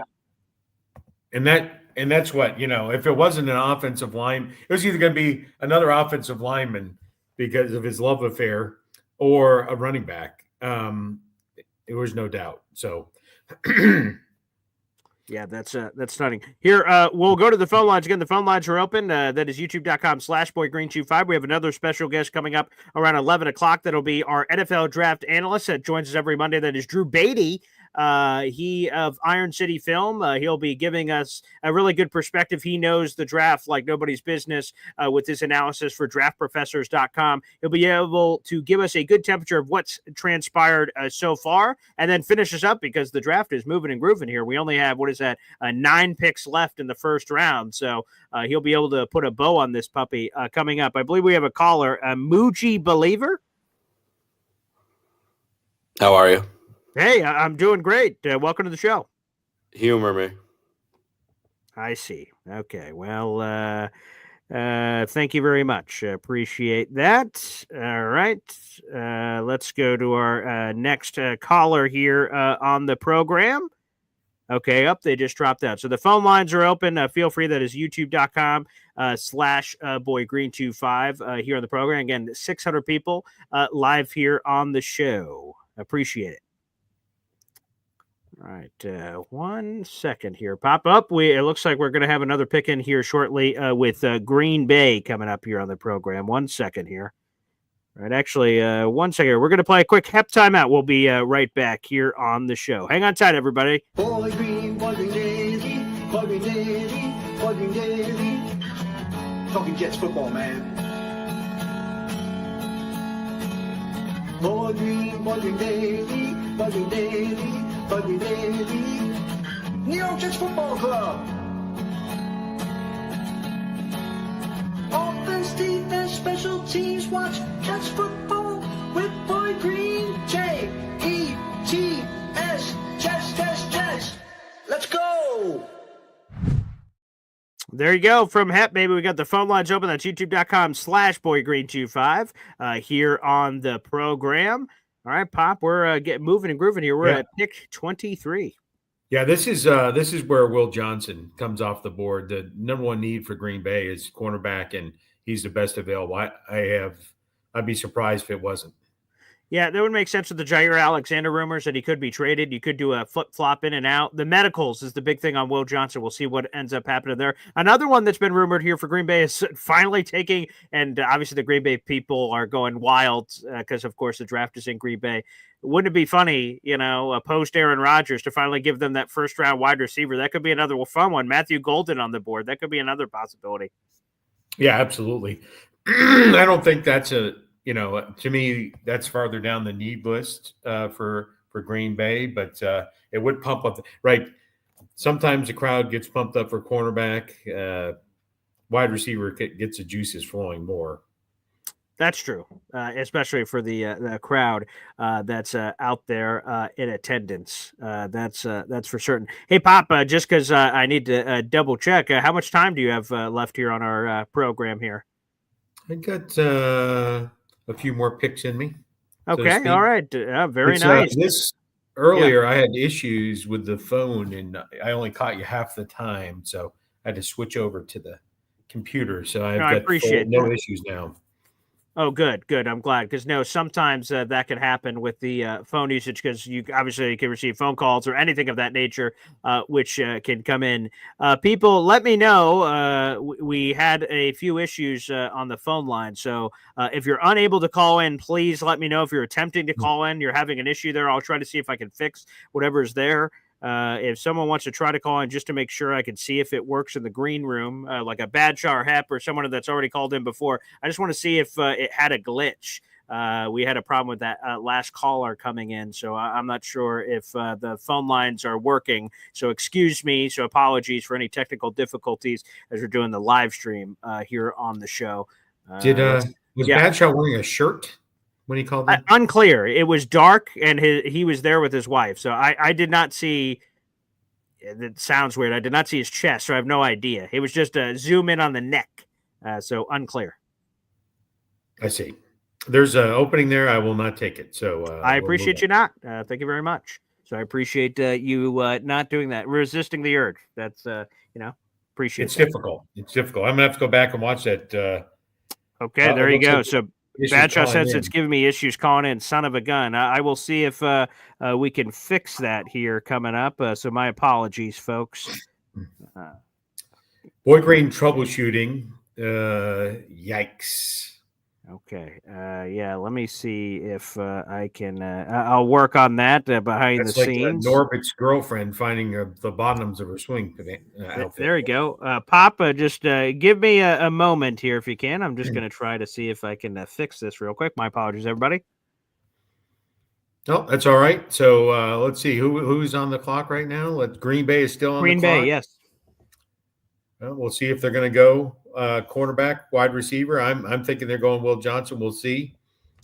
He's the best player available on the board. And so it should be interesting here. It's a long walk in Green Bay. At least it's warmer there right now. So I would say Will Johnson or maybe Josh Simmons at offensive tackle would be another opportunity for Green Bay as well. So, okay, we'll let me see. check. Badshaw, let me get you on here and see real quick. I see that you're calling in. Did you have to do anything crazy, Badshaw, to get on? Yeah, I have a shirt on. No, that's not that issue. I just meant calling into the show. Did you have to do anything different to call into the show? Yeah, so when I click the link, usually it just pulls up my StreamYard information. Mm-hmm. But it was like continue on YouTube or Facebook. But the first time I tried, it like wasn't accepting my information. Like my iPhone will fill in my email and stuff. But the second time I tried it, it took my email and everything and signed me in. So are y'all getting me? Because y'all are cutting. Yes, we are. No. So Okay. thankfully, I was able to just fix that setting. So apologies to anyone that had that many issue. It shouldn't do that now anymore. But that last caller had an issue with the technical stuff behind the scenes. So, okay, I just wanted to fix that. So it should be all fixed now. So my apologies. So thank you, Badshaw. I appreciate it. No problem. No problem. All right. Thanks, pal. Yeah. Hopefully, you should have like a screener. Someone to, like the radio show, talk to somebody about it before you bring them on. I don't know if that's possible, but that unfortunately is not possible with this current setup. So I do not. But yeah, we do have that on the radio show where I actually have a producer that's screening them. So I just have people that are calling into the show blindly. So, so every once in a while you'll get somebody crazy, I believe. We need to get a Space Mountain bar, right? You have to be this tall to ride the ride or this intelligent or, whatever the case may be. Yeah, sometimes that happens. All right, let's go back to the phone lines, baby, here on the show. Wait 1 second extra beforehand. They're probably going to do a lot of extra hoopla with this pick because they're giving a salute to Mark Murphy, who's set to retire coming up here as well. But the Packers pick is in. Let's do this one real quick. The Packers president CEO is set to retire. Again, locally owned team for the Green Bay Packers, so he's passing on the torch. They're doing all this Green Bay Packers extra stuff, probably a Go Pack Go chant or something of that nature. So, okay, let's get this pick in. So you said your gut says what, Will Campbell, Pop? That's what you think this is going to be? Will Campbell or offensive line. Ooh, or offensive line. Okay, that'd be nice. All right, they're doing some extracurricular activities here for Green Bay. All right, let's see what this pick is. All right, wait a second here. Yeah, Josh Simmons is my offensive tackle. Okay. All right, Mark Murphy, stop milking this. Let's go. This is a television show, for goodness sake. So come on, spit it out, Marky. Marky and the Funky Bunch. What do we have for? Again, that would be hilarious if it was a wide receiver. That would be just funny. Well, they're giving him Golden is still on the board, so he is right, which would make a lot of sense if they went in that direction. Come on, Marky. Let's go. Let's go, Grandpa. For goodness sake. Yeah, this is a pick. What are we at? 23? Yeah, 23. 23. Okay. All right, come on, Mark. And then we'll go to the phone lines here. We've got a couple of callers waiting. All right. He's about to spit it out.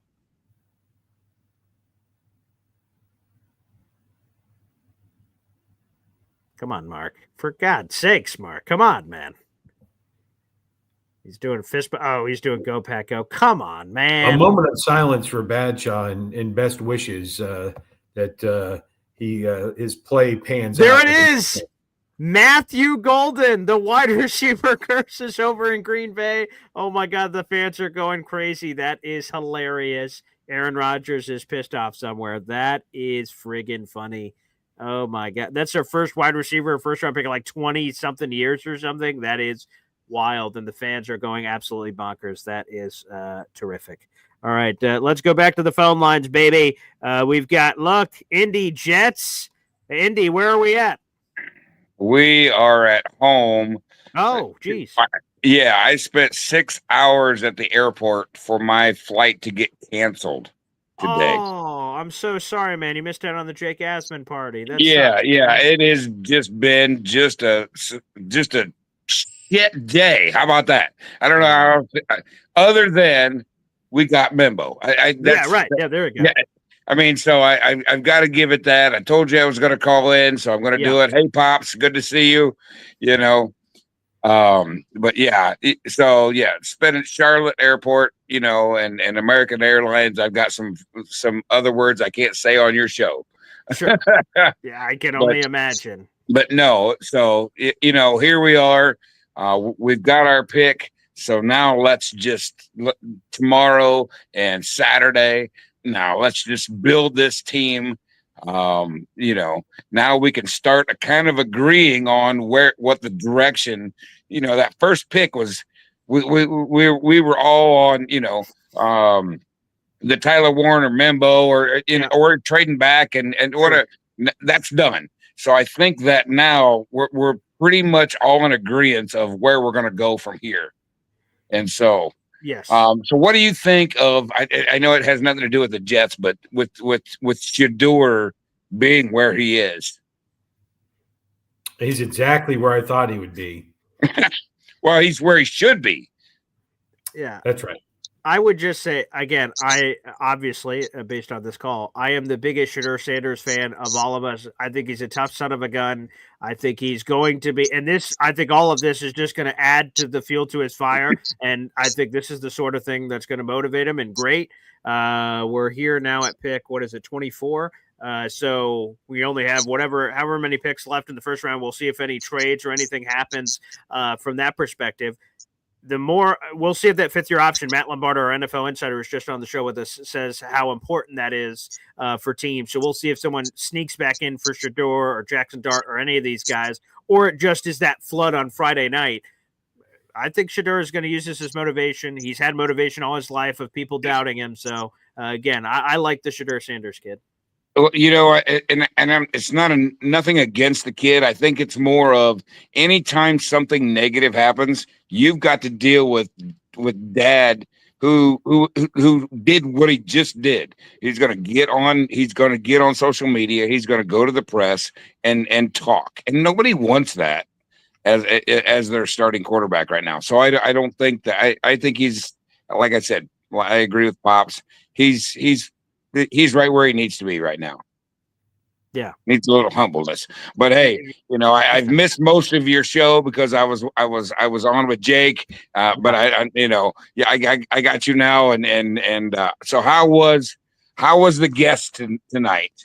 Oh, the guests were awesome. And like I said, for anyone who missed anything, so Indy, you'd be a perfect example. Shout out to my producer, Brian, who's behind the scenes. Our full interview with Jericho Cotchery, which was like 30 minutes to kick off the show, is already up on our YouTube channel. So you guys could go check that out in the video section. The full interview is already posted up there. Our initial reaction to the Armand Membu pick is already up in the video section. My Awesome. Producer, off air, Brian, already cut up both of those. So super cool. And we'll have the Matt Lombardo NFL Insider interview up before the night's over as well. So yeah, the guests were awesome, and it's this is like a whatever, like to be close enough with Jericho Cotchery where he's willing to do favors like this for me is the coolest thing in the world, and so I'll never forget that. So shout out to now head coach Jericho Cotchery. But also understand, BG, that stuff didn't happen without you. Without the greatness that you are, the good things that you do every single day at 7:30, my phone goes off. I'm like, I know who's coming on, and so just understand that some of this greatness and these people that are coming on are attributed to the things that you do every day. So we as Jets fans, we as just in general, appreciate everything you do. Thanks, Indy. I appreciate it, man. And sorry about your shitty situation there with the airport. He was going to go, for those who missed prior calls, so it's not an inside joke to people, that Indy was heading over to the Jake Asman live show. He's doing a live stream tonight and a live party, or live party and doing everything out there. He was going to go there and give us a live call for the Jake Asman show. So sorry, Indy, you were dealing with all that. That sucks. Hopefully you can enjoy the rest of the draft. And like I said, at least for our shows, you can check back out all the good stuff. And thank you for the kind words. All right, we have another draft pick in, baby. Let's go. Go to 24th overall here. The pick is in. from old Roger Goodell. Here it is. Donovan Jackson, guard out of Ohio State. Again, there's a little debate on whether he's going to play tackle or guard. Remember, he was a prominent guard, and then Josh Simmons, the offensive tackle, got hurt. Donovan Jackson kicked out to left tackle to replace him and did a nice little job there. So Donovan Jackson, some Brutus beefcake. That might upset Houston, who, again, Houston could certainly use some offensive line help as well. So there you go. That's the next pick for that. I would tell you, Adam Schefter just reported the Giants are trading up, and they may Shedeur may be coming off the board. We'll have to see. Okay, let's play the sounder. Oh, baby, the Giants have moved up. This has to be for quarterback pop. Again, I'm not seeing anything on Twitter or anything. So, like I said, this has to be completely for the quarterback. What other thing could this possibly be for from this perspective? So, okay, so you think it's Shedeur. I don't think it's Shedeur. I'm going to go with Jackson Dart. Okay, I was just about to say, yeah, based on the latest stuff there, I would lean Jackson Dart as well. That's what my gut says from that perspective. That it will be Jackson based on the reporting. We'll see if the reporting is true. Now everyone's celebrating here in the room, so we'll see. Let me throw this question at you, Pop, because I've gotten this question a lot from not just Giant fans but fans in general. Especially for a team like the Giants who already picked early, and now it seems obvious to me that they're moving up for a quarterback. If you love the quarterback so much, why wouldn't you just take him early? What's your response to those people? I think you don't do it because you think you don't have to. You know, very similar to your movie. I hope you get to watch it. You gotta risk it to get the biscuit, if I will use one of your sayings. And you're like, this guy's not going. We dissected, we think we can come back, jump back in and grab him. It's what I try to do on my mock draft. When can he go? When can you get him? You get the most value out of all the picks. I do think it's Dart. I think Shedeur Sanders will continue to be Brady Quinn, and he'll be a good analyst someday, just like Brady Quinn. By the way, here are the details. Shout out to producer Brian here. Here are the details on the trade coming up here. The Giants sent pick 34 overall, which is their second round pick, 99 and a future third to get pick 25. So sometimes you got to pay a very steep price to move up, especially for a quarterback. I actually heard this on the Rich Eisen show. They had Brian Gutekunst on, and he talked about being a general manager and knowing when people are trading into your pick. And if you know it's for a quarterback, you charge them extra just for the fact of knowing. Now, sometimes, and most of the time, they don't say what the pick is, but that they sort of, you can sort of read the room on it. Go ahead, Pop. What did the Giants give up?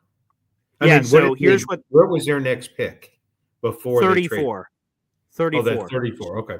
So they moved up to 25. Like I said, they gave it 34, which is in the second round. They gave it 99. That's a third rounder, and then a future third for that as well. Yeah. So, the Giants had to do something. So I'm not surprised by this. They got their edge. They get a quarterback of the future. It is odd that they signed both, unless I get the crab leg Steeler and Russell Wilson. The letter ride crab leg guy. So it was weird. And then to know you were going to get Dart. I don't understand that. Mm-hmm. But because who knows? Yeah, right. Well, like I said, we'll see. Now, normally they change this rule back in the draft days because what would happen is like, and I remember it because I was sitting on the floor of your living room when the Jets traded up in 2009 from 17-5 for Mark Sanchez. And right, you're like, you all think in the room, you know what it's for. And then you see the video of Mark Sanchez putting on a Jets hat going, oh, I wonder who the pick was. So they sort of, spilled the beans. They're not supposed to do that anymore, but they did just flash a video of Jackson Dart. They just flashed a video of Jackson Dart on the camera. So we'll see if he ends up being the guy from that perspective. It's too bad we don't have music. We could play like a montage from The Godfather as Tommy Cutlets rides off into the sunset. Yeah, Dave Briga, Tommy Cutlets' history. Yeah, because obviously Jameis Winston's making the team, Russell Wilson's making the team, and obviously this third quarterback would make the team, so Tommy would be gone, which would be sad. So hopefully if you listen, you can hear Italy Jets weeping in the background. Yeah, it could be. Let's go to the phone lines. We got Lane Train here on the show as we're waiting for this Giants pick to come in. What's up, Lane Train? I'm watching the draft. Unfortunately, I could not make it tonight. Oh, sorry, man. But you know what?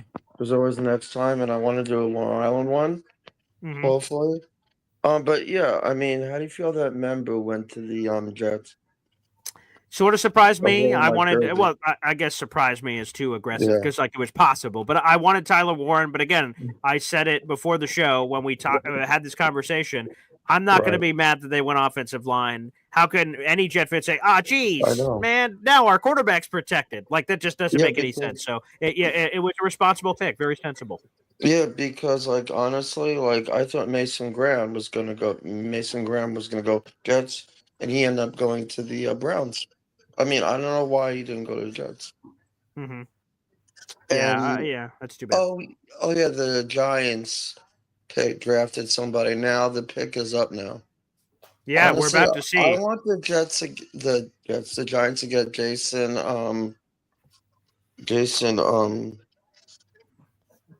what's his last name? Jason, wait, let me see this. Oh, yeah, let's see. Go ahead. You're going to announce it. I can hear the chimes on your side. You're faster than me. Who's the pick? Lane Train. Jason. Yeah, Jackson Dart. Oh, is he the I knew pick? they were Okay, gonna there get you him. go. Lane Train. Yeah, It's so this it's is official. round like 1. They picked up somebody earlier. So, like, you know, you have every team, like the Dolphins drafted somebody going into high hip on top. How do you feel about the Jets' schedule coming out this year in 2020? Excited. We're going to schedule a Boy Green meetup at one of the games. I think their schedule is going to be good. So really be there. Yeah, it's going to be good. I can't wait. Lane Train, thanks for the call, brother. Appreciate it. Thanks for jumping on the show. And Pop, I'm assuming that your bacon light or whatever that translates to in Abu Dhabi time is running out here. But I just want to thank you, Pop, for being a big part of this awesome live stream. Super cool. Yeah, no bacon here. That's for Bowden. So sorry. Yes, not as sorry as I am, but yes. Well, I guess that's a fair point. Well, Pop, thanks for joining us on the show. Awesome, appreciate it, and I'm looking forward to it. What do we have you on Saturday this week? Saturday. Yes, Saturday. Yep, Saturday. Okay. Well, you can double check to make sure that that's ends up being good. But Pop, again, thanks for joining us here on the program. All right. Well, hey everyone, let's go. Excited for pick 42. That's what I will tell you, unless it's sooner. Oh. And let's go Jets. Appreciate it. Thanks, Pop, for joining us here on the program. Absolutely excellent. And we have more trade news to get to. Shout out to, again, my producer extraordinaire coming in here as well. Falcons trading back into the first with Rams right now to pick 26. Falcons are on the clock. What could they possibly be moving up for? So I am curious. And a person that may have the answer to that question is our next guest, baby, here on the Boy Green live stream. This man has joined us as well. I'm just getting more of the alerts on the Falcons trade. This guy's joined us every Monday for a big chunk of the draft season. His name is Drew Beatty. You can follow him on Twitter at Iron City Film. And he is our guy here on the show. Drew Beatty. And look at that lettuce. We finally get it unlocked there. Normally locked in your very beautiful Houston Oilers cap. What's up, pal? Happy draft day. What's up, Hall? How we doing? It's been a great draft night so far. Oh, yeah, it's been crazy. There's no question about it. It has been a hell of a time. So a perfect timing coming in here. You know, this was been widely speculated for a significant period of time here that the Giants could launch back into the first round to get their quarterback of choice, and it is Jackson Dart. Your immediate reaction?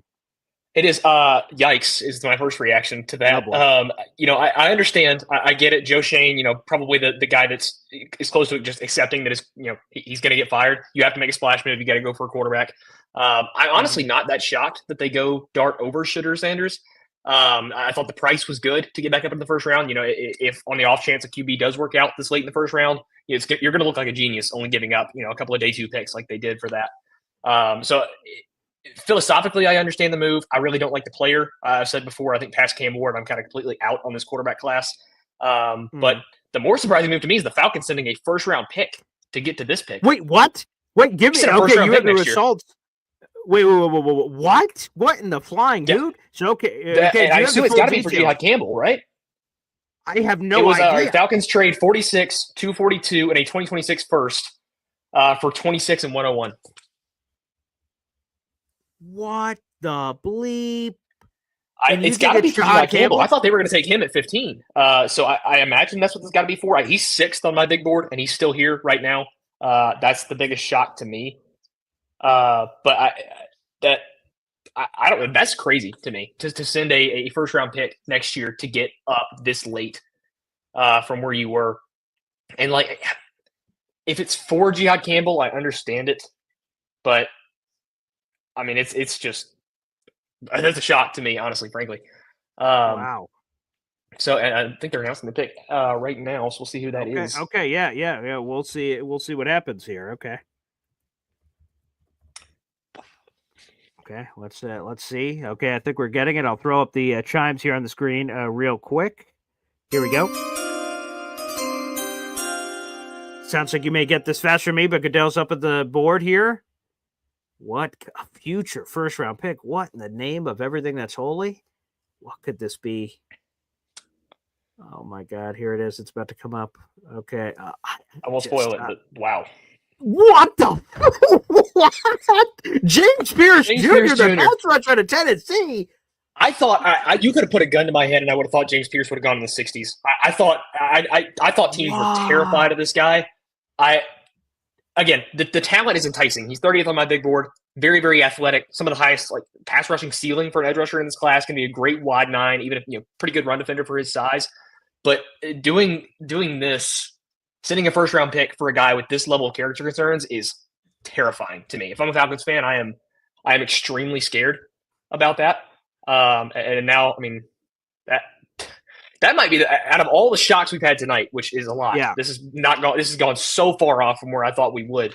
That might be the most shocking thing, is to trade a first round pick to go up to get James Pierce, who's been talking about this guy. Just to repeat it, just because I have it on the screen. Well, actually, it just went away, so I can't. But God, that is so. I don't know what you can tell us about Drew, because I know sometimes there's unwritten rules about what you do for some of the off the field stuff, or whether or not you're allowed to bring it here on the table. What off the field stuff? Because I've heard the character concern things too, but I haven't heard any of the specific. Do you know anything on this James Pierce Jr. thing on the of that stuff?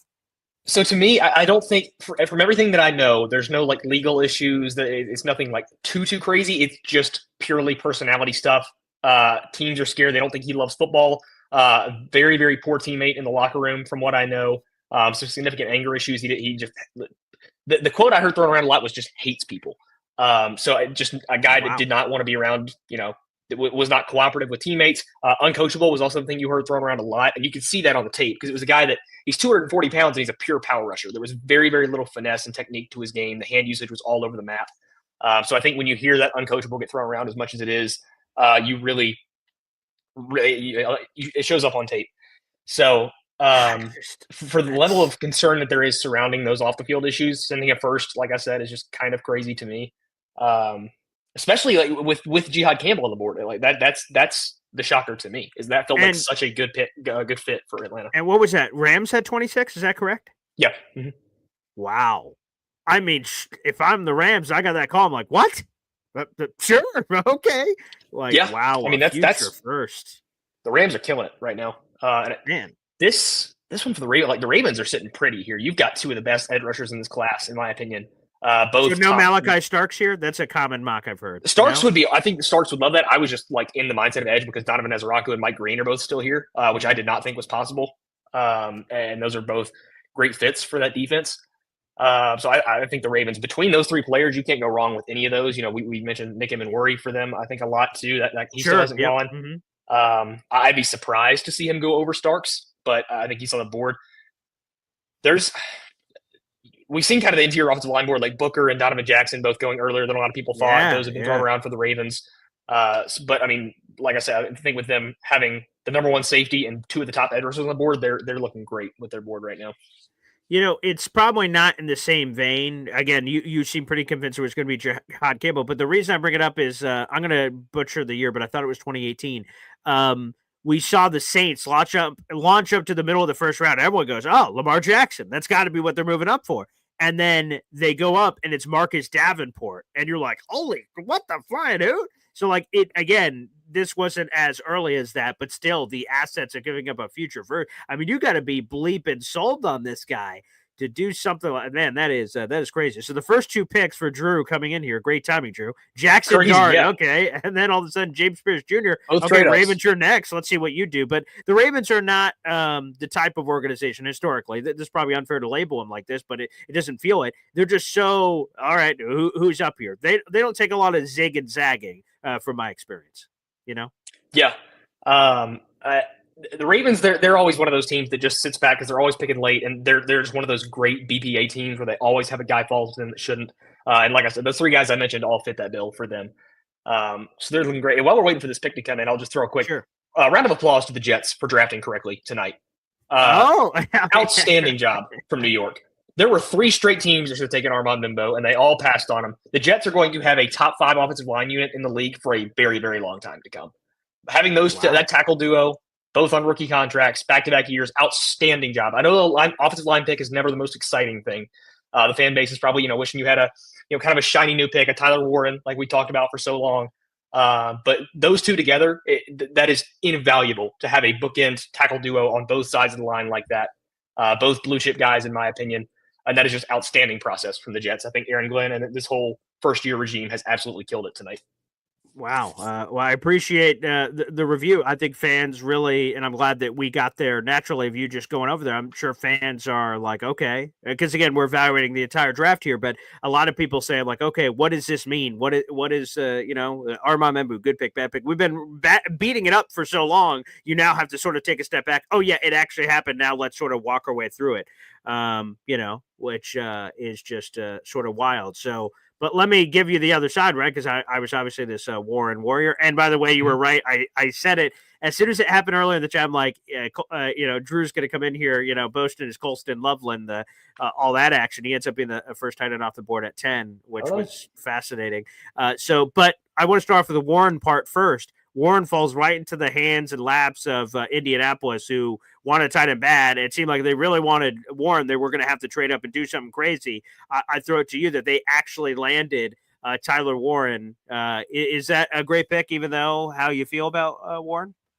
Yeah, I think Warren's 15. They took him right at 14, so basically just dead even on the value for me. I think you got the generally considered the best player falling right into a position of need for the Colts, fell right into their laps. I think it was a great pick for them. Again, I'm not quite as high. I don't see Warren as an offensive changing player like a lot of people do. But I think, like I said, he was one of the better players on the board and fills a need for them. So I'm sure the Colts war room had it easy tonight. That was probably the easiest pick of anybody tonight.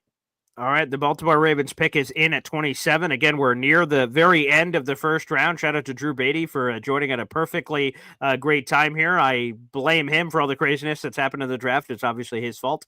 At Iron City Film, one of the many draft professors, baby, here on the show. All right, let's hit the chime. So after those two straight picks, what could possibly be next? I'll pick Roger Goodell's at the podium. I'm watching this on silent, by the way, so I'm just reading lips and waiting for the graphics team at ESPN to take this over. And it is Malachi Stark, safety out of Georgia. All right, we talked about it. I was talking about this on the radio earlier today when we were talking about, my partner. We ended up doing a top 15 mock because he's like, 32 picks. Like he was so like, I'm not sure if I wanted to do all that. And one of the reasons why is like, man, it's so hard to pick late in the draft. How can you possibly pair guys together? I told him, that's true. It is hard. But there are some years where you just see a player and he just bleeds a team and it just seems like an obvious fit. A couple years ago to me, it was Najee Harris at Pittsburgh. Again, I'm not claiming I'm some sort of genius here. Like I was the only one who saw this. Najee to Pittsburgh just seemed like, come on, man. And I know it's in the 20s, so that's hard to prognosticate because anything could happen, but it just felt obvious. And that's an easy one to predict. And then boom, it happens. Malachi Starks felt like another one. Raven. Now he's with Kyle Hamilton. I mean, that's disgusting. I mean, Baltimore does Baltimore things. Yeah, is really just a nasty safety duo. Honestly, I kind of argue that it's easier to pick at the back end of this first round as these contenders, where they really just get to sit back on their hands and let somebody like Malachi Starks, one of the best players in this draft class, just really fall straight into your lap. But yeah, like you mentioned, he's a great fit for that defense in Baltimore. That is a terrifying secondary. I am a little bit surprised to see them go him over edge, to be honest, with the level of edge talents on the board. But for the Lions here, and I think the pick's already in now, like this has to be one of the three edges between Nick Scorton, Mike Green, and Donovan Ezeraku. I mean, for a team that only has Aiden Hutchinson, really, and no one else in that edge room, it's so incredibly thin. That's really the one hole they have with the level of talent at that position. That has to be the pick right here, I think. And I don't really think you can go wrong with any of those three. I'm definitely higher on Green and Ezeraku than I am Scorton, but Scorton's more their type.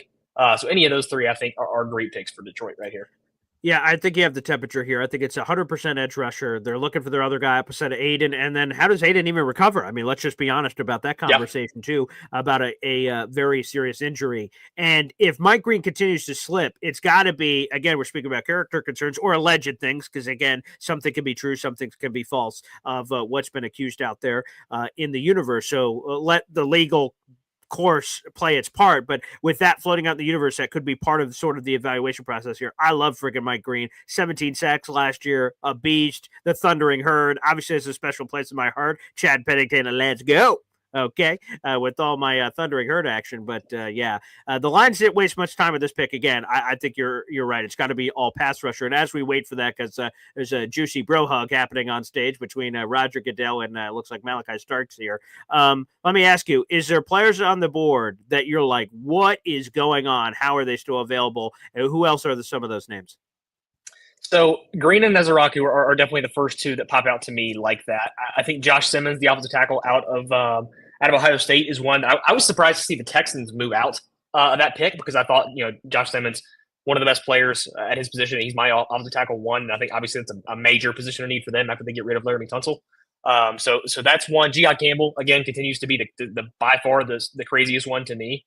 Top 6 player on my board. I understand the knee and the shoulder are kind of concerning, but from what I knew, like the league loved him. So unless something new has developed, that seems crazy for him to still be there. To me, and those are really like the only first round guys that I'm shocked are still there, are both the edge rushers and G.I. Campbell. I expect those to come soon. I mean, unless, like I said, Mike Green, unless there's some new development. Unless there's been some new injury development with G.I. Campbell, I can't imagine a reason these guys fall much further than this. I feel like the floor for your boy Campbell might be the Eagles, who just say, and then they just get him at 32 and they do a little scoop ski with that sort of thing. Another one, I feel like as soon as I say it, I'm going to jinx it, which it's too late. I'm already this deep. Emeka Ibuka, I told you how much I love that fella. And unless I missed it, he has not been taken yet. So I'm hoping he did go 19 to the Bucks. Oh, he did? One of the biggest shots of the night. Yep. That son of a bitch. That one was one of the, again, that was a team that I thought probably Ah. the biggest inside linebacker need in the entire league. And you have G.I. Campbell fall right into their laps, and they pass for a receiver 3. You still had, all the edge rushers we've been talking about were on the board there. They have a massive need at edge.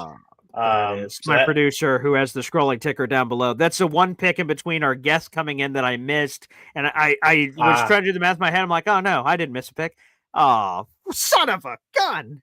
Here's the thing I will say, though, because I had Trevor Sickma on a bunch of weeks ago, and I said, hey, any changes there at 42? Because there were some mocks where he sort of fell. And he said he should not be there. He's a top 20 player on my board. And he said, we'll see how the draft NFL teams feel about him. And there you go. So, okay. I just did the classic fantasy football thing. And this happens every year in our live draft that we do at a bar, where someone goes, with the 10th pick, I'll take Patrick Mahomes. Well, I did. We picked 10 picks ago, you idiot. You're like, geez, I'm so sorry. So, I just did the embarrassing moment of the night in our 3 hours and 15 minutes into this live stream. So I'm glad that that's the first time. Probably not the first time I look like an idiot, to be honest. That's several times probably happened tonight, but in particular, I wanted to highlight that one. So gosh darn it, that's all right, because before the end of the show, the pick is in for Detroit, so we'll go to that here and just. I will definitely want to. With what you just said, I can only imagine with that reaction. But okay, let's play the chimes. Wow. Check your screen over here. The wows. I can only wait to see what this Lions pick is. Good Lord have mercy. Goodell's here at the clock here with the 28th overall pick. The Lions select. Here we go. Oh, you son of a Tyleek, defensive tackle.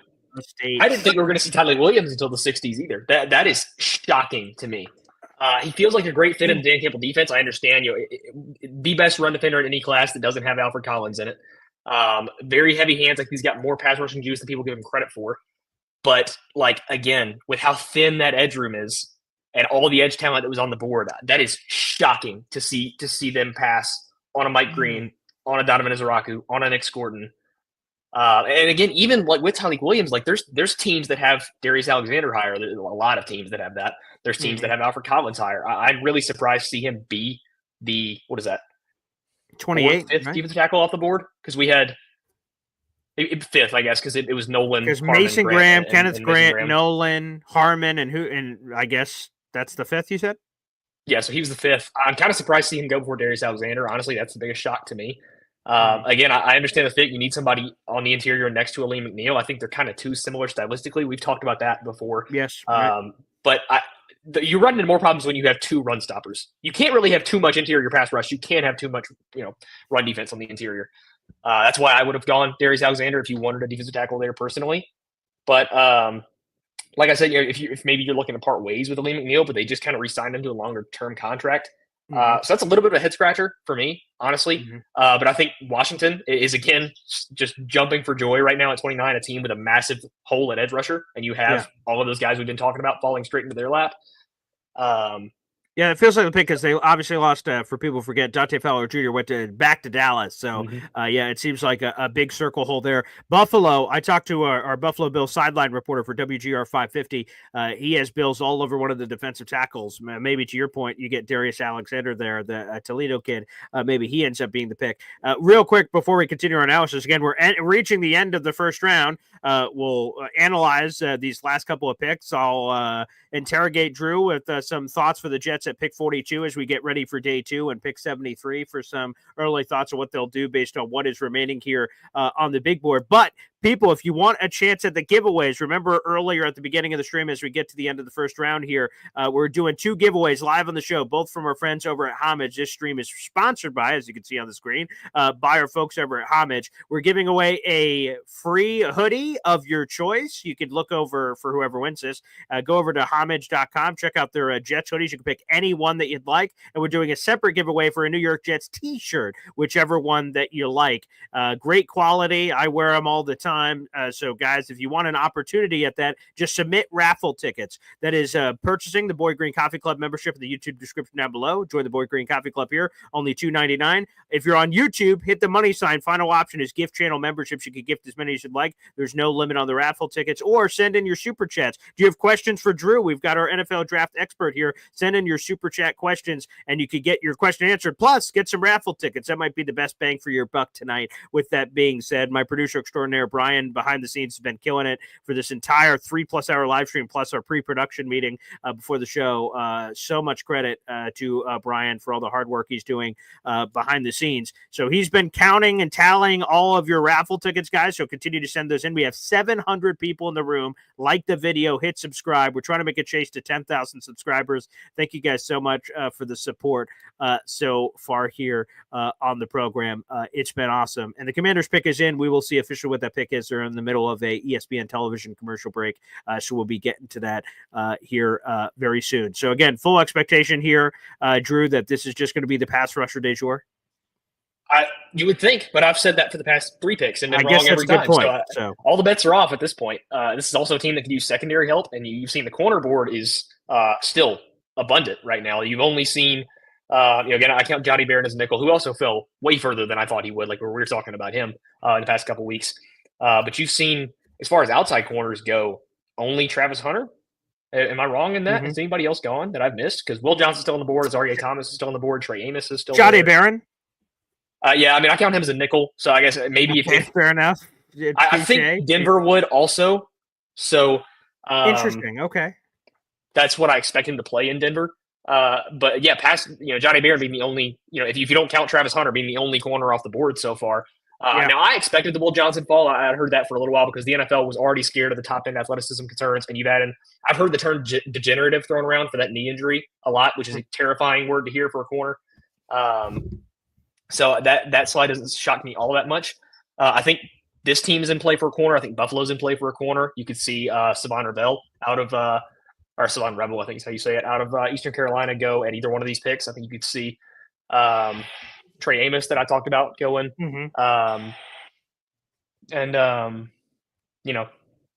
Either one of those guys could go. Azaria Thomas too.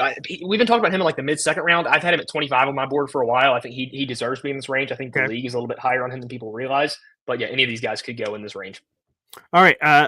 We have a question in here from Badger. It's like, what are we doing the raffle? Again, as soon as the first round is over, again, I'm going to pester Drew here with a bunch of questions for what the Jets should do looking forward to day 2 with pick 42, pick 73. Kind of give us a look ahead. Obviously, we'll have Boy Green Daily live tomorrow morning to get into this even more. The pick is in for Washington. Again, we'll reveal that pick in a second. So, folks, you're running out of time. Long story short, we're technically at pick 29 here, but Washington's about to submit this pick, or the pick is submitted, excuse me. Let's go to it. So you're running out of time to submit your raffle tickets. Please do so. Hit the chimes.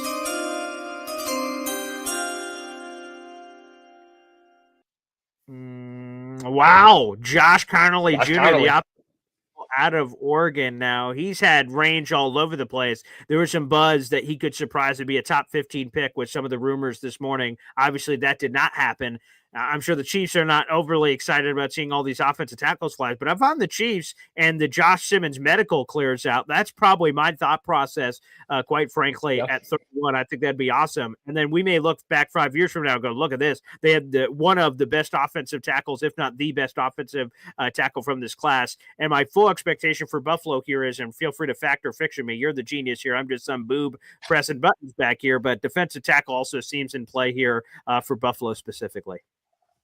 Yeah, I do. I've mocked defensive tackle for them for a long time, but this board is a lot thinner than I expected it to be. I think you could possibly still see Darius Alexander, maybe Alfred Collins, but I'd kind of be surprised to either one of them go at this point. I think with how abundant the corner board is, that's probably where you see them go. You can also see them go edge rusher as well. Again, I'll keep saying it. We've said it for the past 4 picks. It's a team that has a need there. A lot of talent left on the board at that point. But Connerly, I mean, this is a masterclass on how to build around a rookie quarterback in Washington. You go and trade for Laramie Tunsil. You go and get Josh Connerly. Your offensive tackles are set.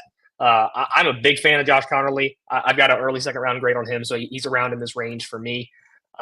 Just a guy that's never going to lose to speed. The power issues have been thrown around a little bit, but I think the anchor is good enough for the kind of range he has and the mirror ability that he has.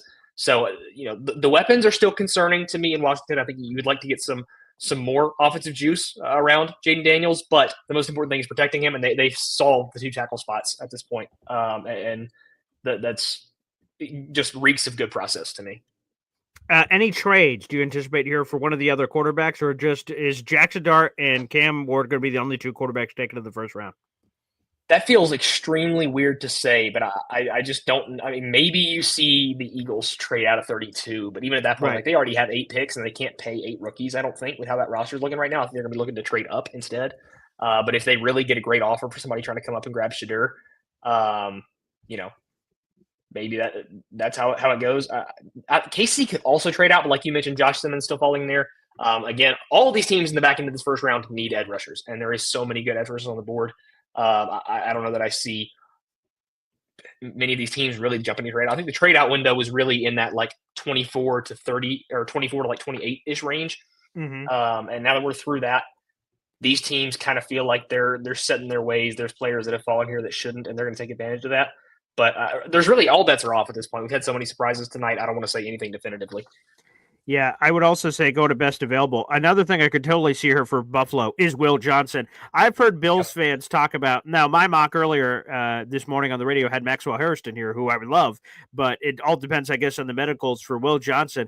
I heard Bills fans talking about proposals that would trade them up to the middle of the first round to go get Will Johnson. And the fact that they could potentially just sit here and take him at 30 would be interesting. Again, I guess it's all medical related.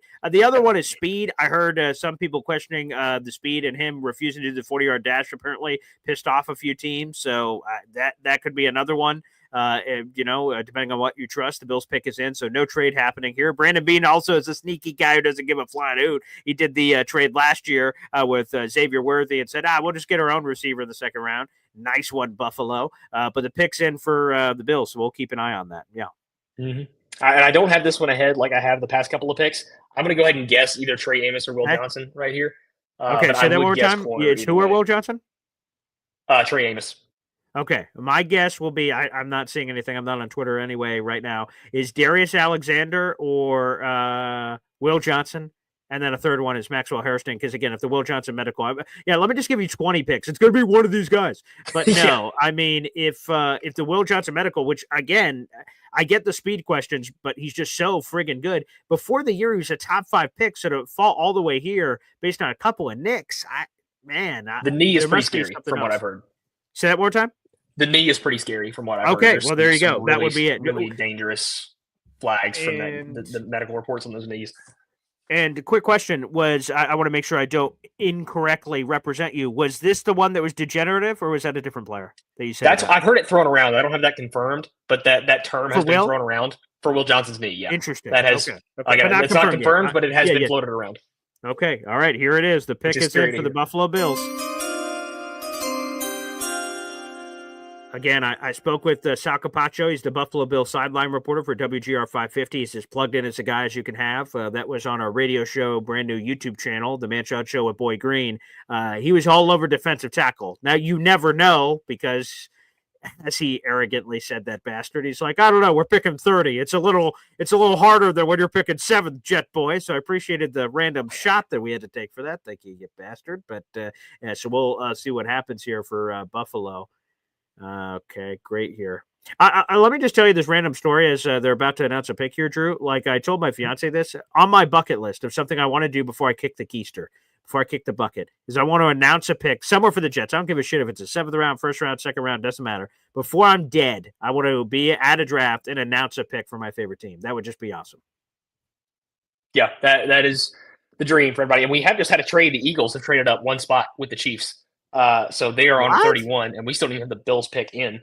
But so the Eagles see what they want. They're jumping up one spot. I'm going to keep throwing out an edge rusher until I'm right. Feels like it has to be, right? That's how Rosen, that's his style. So help me with this one, right? So like the Eagles Chiefs trade, you just mentioned, again, we're about to get the Bills pick. So let me just, they're telling a story here. So on the Eagles thing, what would be the motivation of switching up once? I guess it's to block out anybody else from trouble with the Chiefs, so you don't get leapfrogged, I guess. Because if the Chiefs wanted the thing you wanted, I feel like they would just take it. But I don't know. Anywho, here we go. Bills pick being announced here. You were right. I was right. Okay, I don't know what I'm right about, but I love being told I'm right. So, okay. All right, let's see. Who's the pick? Maxwell Hairston, baby. There it is. I can't wait to talk trash tomorrow morning. Because, again, our mock draft, we didn't do a full 32 pick mock draft. My radio partner, negotiated down, said, let's do a top 15. And because we're in New York, Jets, Giants, Bills, let's represent the Bills and make their pick too. And, my Bills pick earlier today was Maxwell Hairston. So bonus points for Boy Green. I mean, I love Maxwell Hairston. Absolutely love him. So, tell it for any Bills fans. I don't know why they'd be watching this Jet show, but for the Bills fans, though, for Maxwell Hairston, what do you make of the fit? Yeah, I'm a little bit lower on Hairston than most people. There's been a lot of first-round hype on him recently. But I think he was more of a press man coverage corner that was really sticky. I thought it really excelled in man coverage that was forced to play a lot of zone at Kentucky. Really, really good athlete. Like we saw, he tested out at the gym at the combine. The off the field stuff is extremely concerning to me. Clearly, the NFL doesn't think so for him to still go in the first round. But that would scare me away. But again, they needed a corner. I think that group at the end, I mentioned before, I didn't throw Hairston's name in there, but he belongs in that group of just very tight knit into first round corners between the Savon Rebels, the Maxwell Hairstons, the Azaria Thomas, the Will Johnsons, the Trey Amos. That whole group is very tight knit from the NFL's eyes. And this has to be Jihad Campbell, right? For the Eagles. I've said it a billion times before, but for them to trade up here, it feels like this is their kind of guy, would be for Jihad Campbell. Yeah, we talked about it earlier. Again, I thought the absolute floor for Jihad Campbell was the Eagles. Like, doesn't that just sound like the perfect Eagles thing, right? That they're just sitting there like, well, I guess we'll take, because it wasn't the same pick investment, but Nakobe Dean a couple of years ago, right? They took I think that might have been the 3rd round, where they waited on injury and said, oh, we could wait. We got plenty of guys ready. And then when he's ready to go, he'll just fill in and move on. And obviously, when you win the Super Bowl, you have the chance to you have the luxury of doing moves like that, obviously. So, yeah, my guess would be Jihad Campbell. I'm trying to think of what else could be here. I mean, yeah, because Darius Slay went to the Steelers. I guess corner, man. I guess Will Johnson, I guess you have to keep in mind on the bingo card, I guess. I'm trying to think of the rest of their roster. It really, to me, everything I'd heard thrown around was you wanted a free tech to yeah. replace Milton Williams after he left. But like we said, the interior defensive line board has kind of been just picked clean at this point. So it could still be corner, like you said. Will Johnson, Azaria Thomas, that whole group we just mentioned could all be in play for them here. But to me, the Jihad Campbell fit just feels too perfect for this not to be what it is, especially with that trade up. Yeah, that feels about right. So we will see. Again, we only have 2 picks left. It is Eagles and Chiefs here as they round out. And then the first pick of the second round is Cleveland at pick 33, who, what a hell of a first round they've had. We'll get some winners, losers, too. I'll put that in my notes here for Drew if he's got time after the first round is over here. We'll stick around for a few more minutes. Do you get some time, Drew? Absolutely, yeah. Okay, great. So we'll circle back around to that after. Again, final call 100%. For your raffle tickets, baby. Final call for your raffle tickets. Again, send those in, and thank you to everyone who sent them in throughout this entire 3+ hour live stream of super chats and memberships and everything else. Again, raffle tickets are $2.99 a pop. There is no limit. Again, if you want a chance to win a free homage hoodie, it will be ship free, everything. It is of your choice. You can pick any hoodie you want in their entire store. Again, why not get some New York Jets? And same thing for a t-shirt. We will have 2 winners. There's a chance if you're a lucky enough bastard, you can win both of those prizes. But we will be doing 2 giveaways after the first round is over. Only 2 picks left. So, guys, make sure you submit those raffle tickets, baby. Again, $2.99 a pop. Join the Boy Green Coffee Club in the YouTube description down below. If you're watching on YouTube, hit the money sign, give channel memberships. You can do it in that way. And then finally, super chats. Like I said, the best value at this point, this late tonight, might be a super chat question for Drew that you also get a raffle ticket out of. He did that discount double check, bang for your buck. Maybe the path to go, baby, coming up here. So again, Jihad Campbell. And if it's not, because I imagine that'll be the analysis for every pick moving forward until Jihad Campbell is the pick for you, Drew, who else would be in consideration here? Like we already mentioned the corners floating around there. Will Johnson feels like Will Johnson and Jihad Campbell feel like the 2 because it just fits the Eagles' bill, right? Of guys that are in everybody's top 10-ish that just fall somehow miraculously to Howie Roseman right at the end of the first round, and everybody's extremely upset about it. Will Johnson but actually I was going to say Will Johnson, both of them fit now with all the injury stuff coming out with Jihad. Guys, they want to take, some like they did with the Kobe Dean a couple years ago, who was talked about as a first-round guy and fell all the way to the 80s, and they took a shot because the medicals were bad. These are both players with medical histories that have clearly come out as somewhat concerning recently for them to fall all over the 30s. I think they fit that bill for the Eagles as well. Let me throw a random one at you. Okay, feel free to crush this. What about Josh Simmons? Lane Johnson's getting older. They have him inked up. Can he play right tackle? I think, and I'm somebody that is maybe too aggressive with my tackle swing versatility. I would just take a tackle and throw him at whichever side you need. I don't think it's that hard of a transition. You're already having to make the college to NFL transition. I think you can just throw him whichever side you want. I don't think it's out of the that could be question next by any level means. because that could be Eagles filling in for the next. Again, I think they gave him a 1-year extension, so he's covered through maybe this season, next season. But if you're just kind of passing the torch and you have the luxury in that case to wait, maybe, Yeah. And to me, I think the more interesting thing is what did the Chiefs do? Assuming they take one of those 2 we've been talking about. Josh Simmons has been thrown in there as well. I think this is a team that I've seen Nick Scorton thrown around a lot there. I think Luther Burden is in play for them as well. For a team, we don't talk about receiver often for the Chiefs because they addressed it in the first round last year. But hometown kid, keep him in Missouri. Burden is the Chiefs have never shied away from character concerns. So with all of that being the reason that Luther Burden is having this crazy slide at the end of the first round, I wouldn't rule that out. So if I had to go ahead and plant one for the Chiefs, I would say between Simmons, Scorton, and Burden. Are you surprised that Nicky Manwari is still available at this point? A little bit, but as we got to the end here, I think we kind of started to see the haze clear on him a little bit, and teams had kind of come down from the high of the combine, and they're just his type of safety is kind of being phased out a little bit. Kyle Hamilton is really the only prominent one you can think of in that role. as of right now. And I think teams are just worried about his ability to play in a true coverage role, even with the athleticism that he has. But I don't think it'll be long on day 2 before we hear his name called. All right, this question coming in from Take Flight Eric. He's a member of the Boy Green Coffee Club. Thanks, Eric. Will we draft Shedeur Sanders in the second round, 42nd overall? I hope not, for your sake, first of all. But I also don't think so. At this point, I think if you felt convicted enough on a quarterback to take one at all in this range, in the top 50 range, you would have taken them at 7.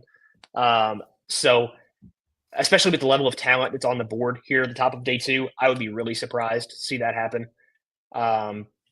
And I'm not going to say it's impossible because, again, we've had so many shocks tonight. I wouldn't say anything's impossible, but I would say it's unlikely from my eyes.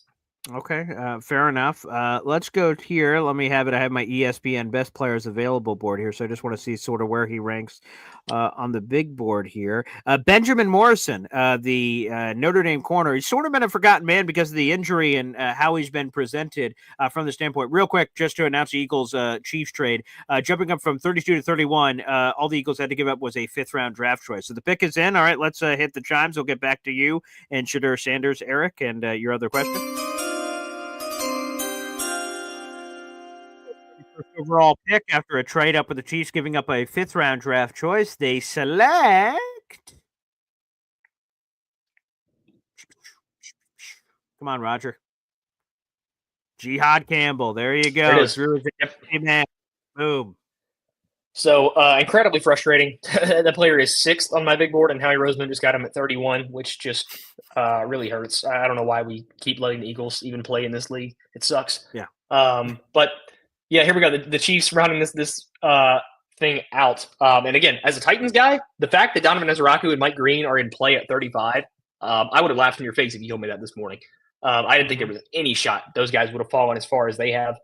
And you've got the Texans sitting at 34, who are not an edge needy team. I don't think that you see the Browns pull that trigger at 33. I would expect them to trade out probably of that pick because you see, well, I say that, but like Jalen Milroe could be in play. Shedeur Sanders is still there at 33. See them pair the Colorado guys back up. So for the edge rushers to still be on the board as we leave here, and we're still waiting on this Chiefs pick to come in. So I don't want to. The pick is in, so no trade, so we don't have to worry about okay. that. So it's in as far as I can tell here from ESPN. The pick was in quick. Again, it feels like offensive line after all the blowups from this offseason, but obviously Josh Simmons we've been talking about for a while, obviously coming off the patella injury, which is a thing. But then you start dipping down the board. Ariante Ursery, although I heard some concerns about him earlier, apparently some character concerns for Ursery. You could confirm or deny those. Anything that you've heard on that, Drew, from the offensive line perspective. And then we're getting into like Jonah out of Arizona, who's like the guard tackle combo. And let me see who else we got here on the ESPN big board to see if there's some other name that I'm not thinking of here.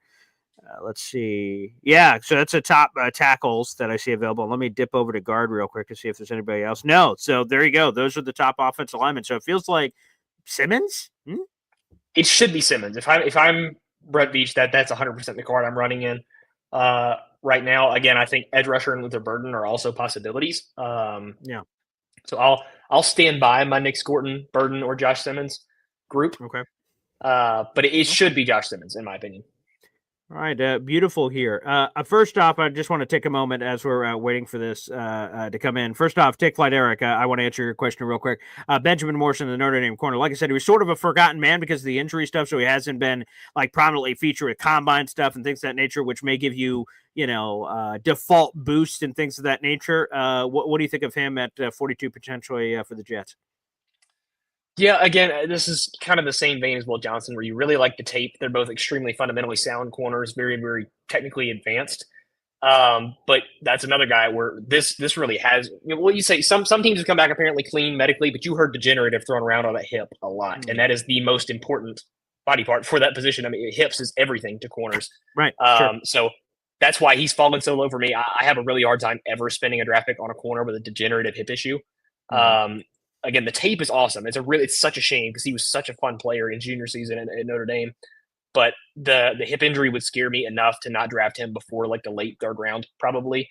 But it really just all depends on what the NFL has gotten back on him medically.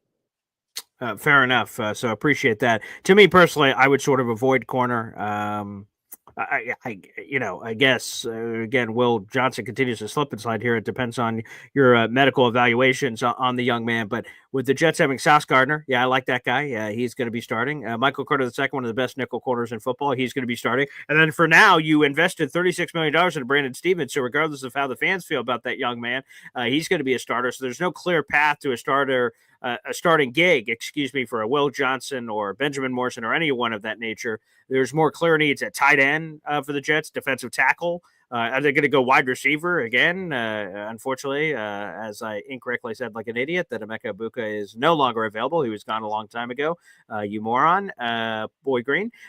So we'll see what is available. Again, before we will do the raffle reveal, again, after this final pick here of the first round, we'll announce a couple of winners here. A shout out to Brian behind the scenes here. And then we'll hold on with Drew for a few extra minutes here to get some winners, losers, look ahead for the Jets' day 2 prospects, and do a little bit of that action and promote some of what Drew has going on as a draft professor here on the program. But I do want to give another salute here to the 700 people in the room that are here at 11:42 on a random Thursday, for God's sakes. You guys are awesome. Thank you so much for the massive support here on the show. This is cool. This is my second time doing this, Drew, and I saw you were giving a shout out on Twitter for the support that has really come for you this draft cycle. I could speak to it myself of us, having the dots connected. Shout out to Jim Wickens of Draft Professors for connecting our dots together. You were terrific for us every Monday here over the last significant chunk of time, and I'm looking forward to us working together in the future. That's going to be pretty gosh darn awesome. We'll do some more love on that here in just a moment as the Chiefs pick is in. So let's throw this up to round out the first round. What are the Chiefs cooking up to wrap up the first round? Here we go, baby.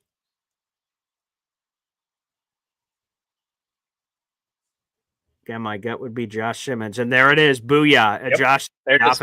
Ohio State. Come on, man. I mean, that's insane value. So how do they keep getting away with this? Jesse Pinkman and Breaking Bad. How did the Chiefs get unbelievable? Jihad Campbell to the Eagles and Josh Simmons to the Chiefs at the end of round 1. That is players 6 and 8 on my big board that just went to the 2 Super Bowl teams, which is just, again, so frustrating.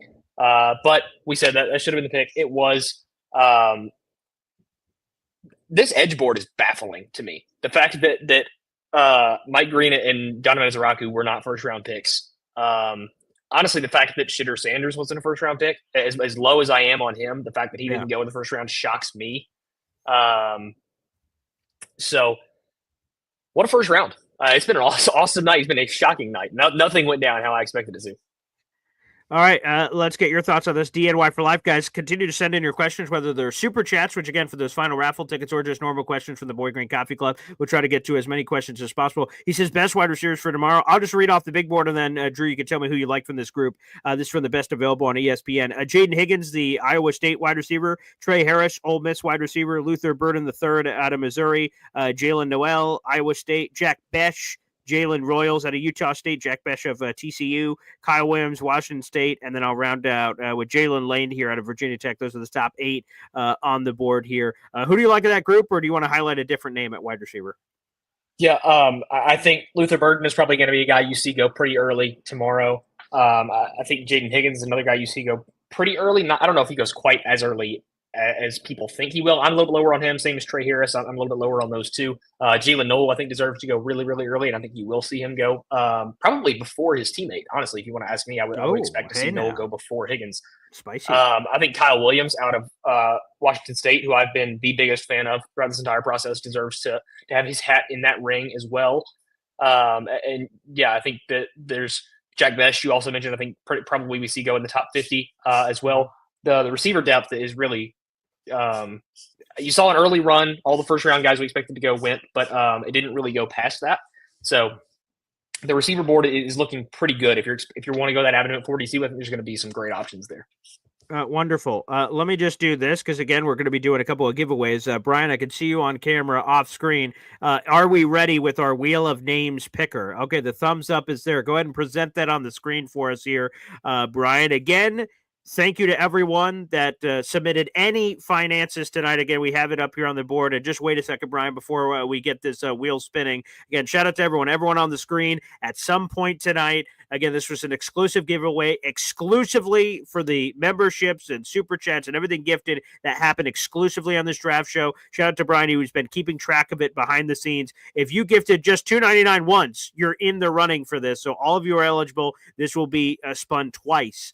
We'll get our first winner here and put them on. So, Brian, I'm going to bring you up on the screen real quick if that's okay. Give me a thumbs up if that's good. Yeah, okay, we got the thumbs up. So we're going to bring Brian up here. So, Brian, first off, bringing you on camera for the first time here. I want to give you a massive salute on camera here for all the hard work that you did getting up all our wonderful interviews and more coming on the YouTube channel. So thanks, buddy. Thanks for all the hard work today, pal. Yes, sir. Thank you for having me. It's been a blast. All right, so Brian, I'll allow you to pick. You are the overlord here. So we're doing two separate giveaways, and both of those are about to happen. But which one first? When you spin this wheel, do we want to give away the free hoodie first or the free T-shirt?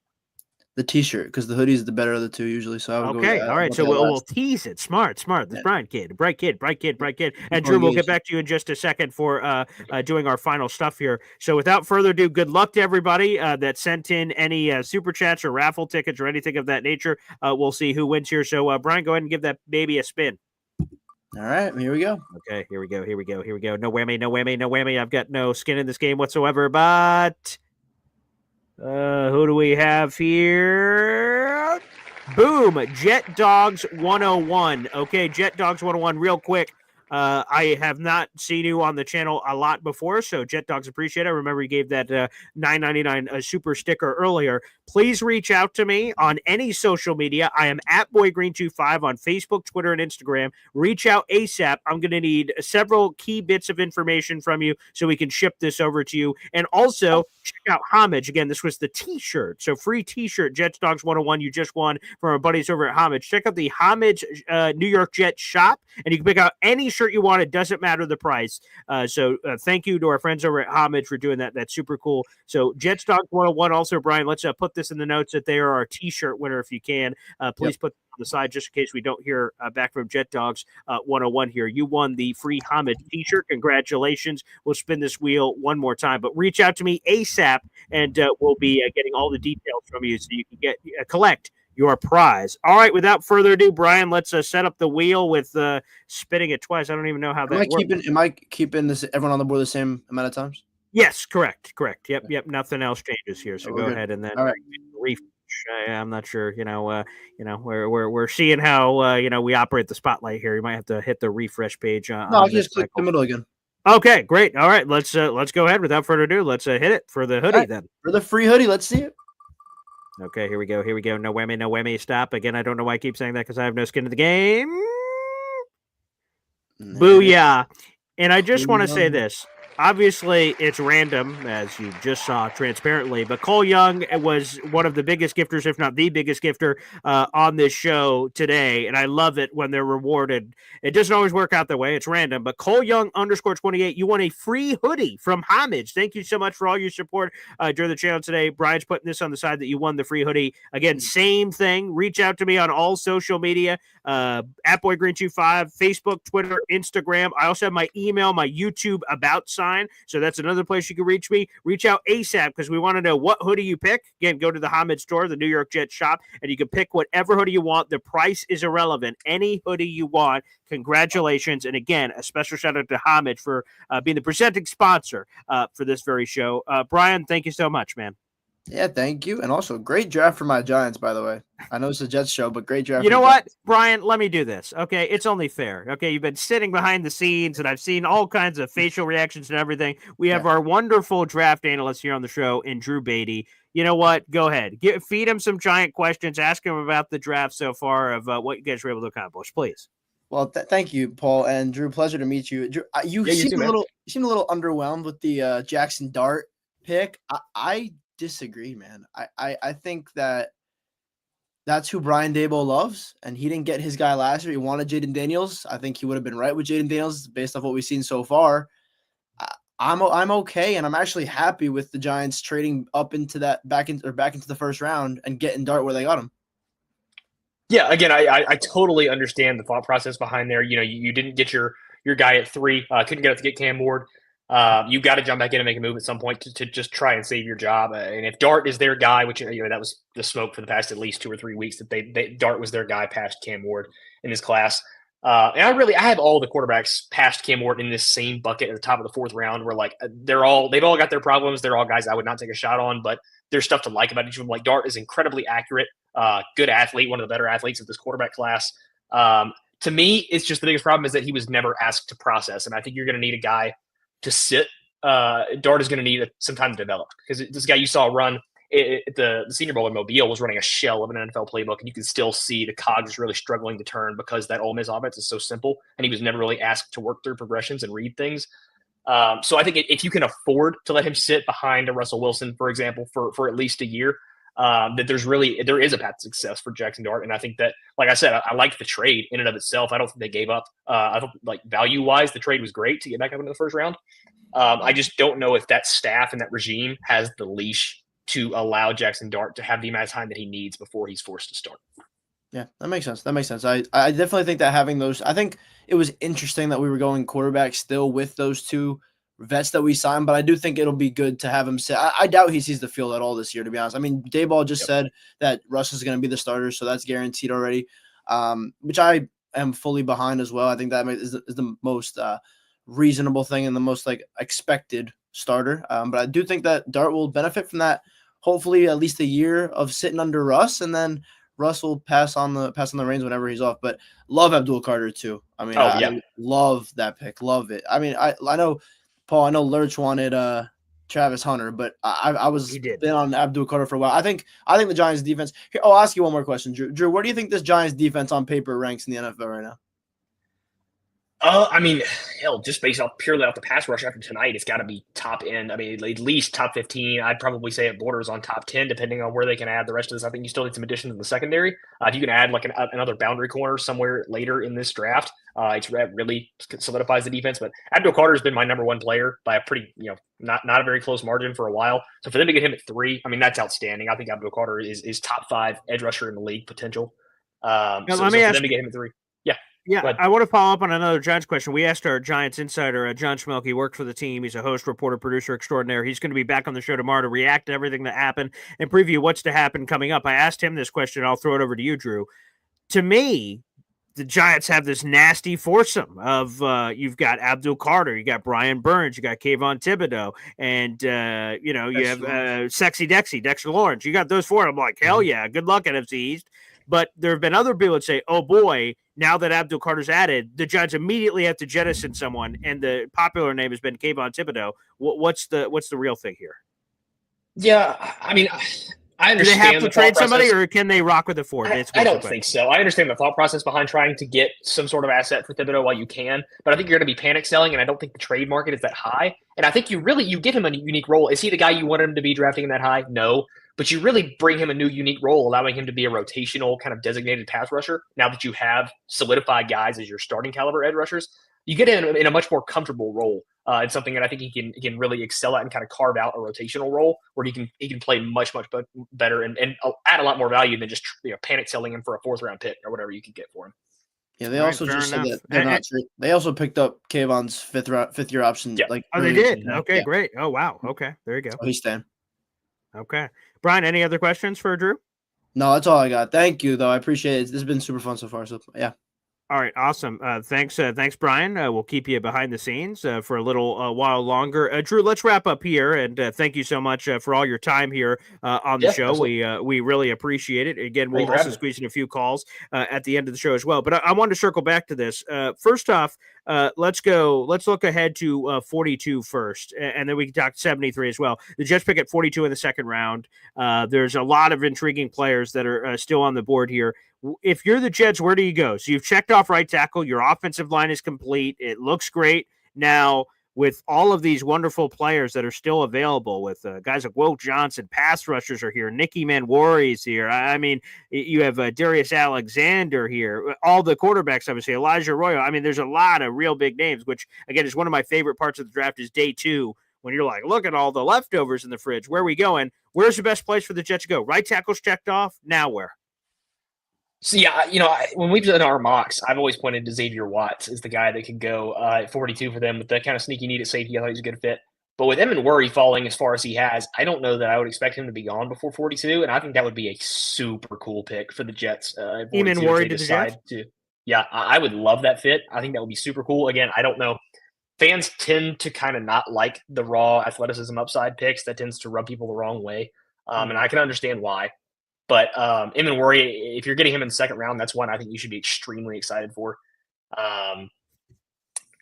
Again, if you're going safety, I like that. Like we've already mentioned some of the receiving options. Okay. If you want to go receiver at 42, they've been throwing a lot with Jaden Higgins and Trey Harris. I think those are both options there. I think Jalen Knoll, if he's not gone by then, could be there. Luther Burden. What about tight ends? I'll throw some of those out there. Obviously, you have Elijah Arroyo, you have Mason Taylor, you have Terrence Ferguson. Do any of those, and then for my Pop, Harold Fannin Jr. I know you and him have debated about that, so we'll get Pop back on the show. I see he's calling in to get back in on that. But any of the tight ends tickle your fancy at 42? So I mentioned I love Elijah Arroyo. I don't think he goes that early because the league is going to be a lot more wary of the medical red flags that he has. As far as predictive goes, I would not be shocked at all to see Mason Taylor be that pick. We heard Mason Taylor get talked about as a potential first round guy at the back end of the first round, and he didn't end up going there, obviously. But if he lasts 242, I think his floor is the Colts. Well, I say that now they took Tyler Warren. I'm still thinking in mock draft mode. I would not be shocked at all to see that be the pick. If they're going tight end, I think that's probably the only guy the league sees in that caliber right now. As far as tight end, I think it's kind of Mason Taylor or bust. Safety, you're looking at Worry or Watts. And we've already gone through the receiving options a couple of times. Defensive tackle, if Darius Alexander is there, I'm a big Darius Alexander guy. I think he fits what you would want there a lot. Alfred Collins also potentially being there. Those are probably the two names I would think. Tyler Williams is the guy we throw around a lot, obviously, but the Lions come in and swoop him up there at 28. But yeah, that's probably would be my short list of names for the Jets at 42. All right, and then I'll just throw this one out there. The three quarterbacks that sort of tickled the fancy potentially. Shadur Sanders out of Colorado, Tyler Shuckett of Louisville, Jalen Miller out of Alabama, and then the rest of the group I sort of evaluate in a different bucket in my mind as potential guys.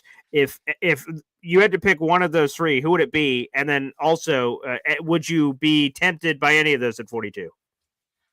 So I personally would not draft any of them at 42. I understand why the league would, because again, you really need it's just a QB desperate league. That's the nature of it. If I'm going to take one of those, I think it's Jalen Milroe, because I think Milroe is the only one with a actual visible path to NFL success. But again, I think for a team that has already went out and signed Justin Fields on a 2-year prove-it deal, you've already got your toolsy athletic upside quarterback. So I really don't see any way they draft Jalen Milroe after doing it, because he's just too similar to the kind of experiment you're doing with Fields. So if they were going to draft one, I think it'd probably be Shadur Sanders. But honestly, I think he's probably a guy you see go within the first handful of picks. Somebody's going to trade up and get him if Cleveland doesn't pull the trigger at 33.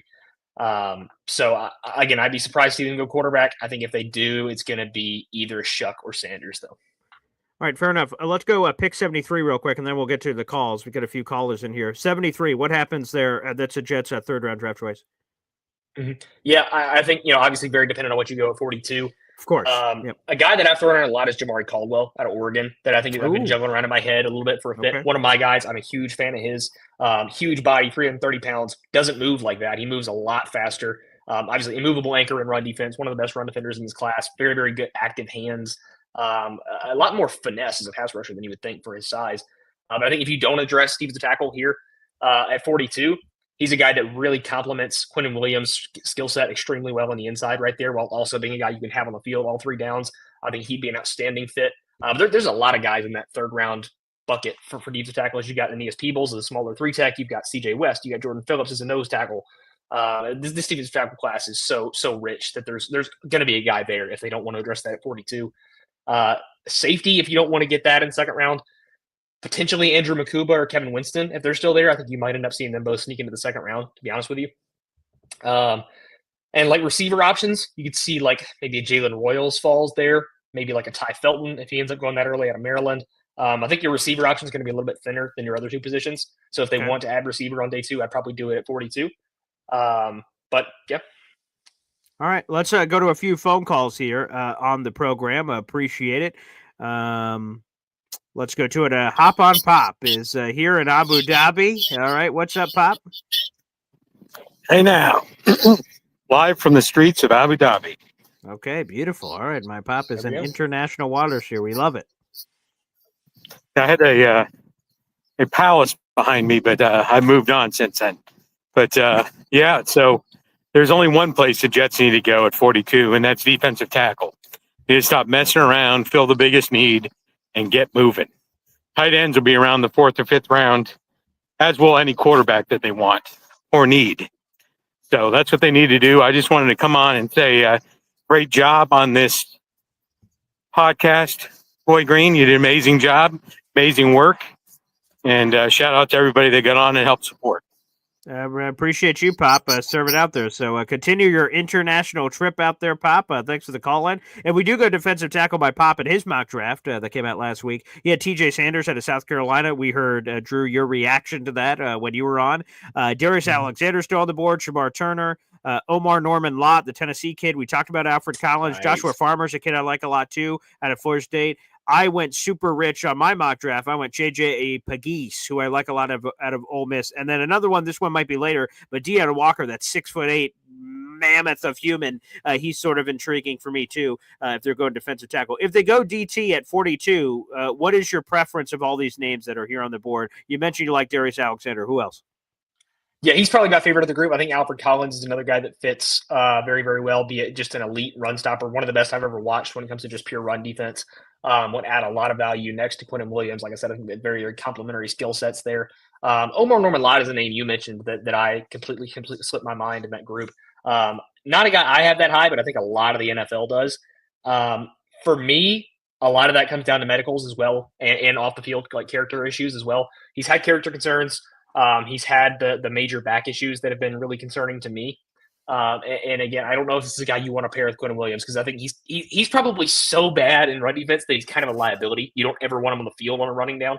But he has, if he is a pure pass rusher, the most twitch, the most pass rushing juice of any defensive tackle in this class. I have no problem saying. So if that's a skill set that the Jets are looking to add, I think he's the one that fits the bill the best there. If you've done your background research on his medicals and his character concerns, if you feel comfortable taking a shot on him there, that's absolutely a guy the NFL has in that range, I believe. All right, folks, we have 700 plus people in the room right now. Instagram died. I guess a 4-hour live stream broke Instagram, so we're no longer on Instagram anymore. But we are streaming live on YouTube and Twitter for a few more minutes here with Drew as we're wrapping up here. Again, to the 700 people that are in the room live, like the video, hit subscribe. It's a free way to contribute to the show. Help blow the hell out of this live stream and support it the best you can. If you're watching after the fact, also hit the like button, hit subscribe. We got another caller here, Johnny Boy on the program. What's up, Johnny? Hey, what's going on, BG? You know how to come in and show some love, brother. I appreciate you. Know you. what time it is, man. Killing it out here. What's going on, Drew? Man? So, Membu, Boy Green, I've been talking about it. I'm ecstatic with the pick.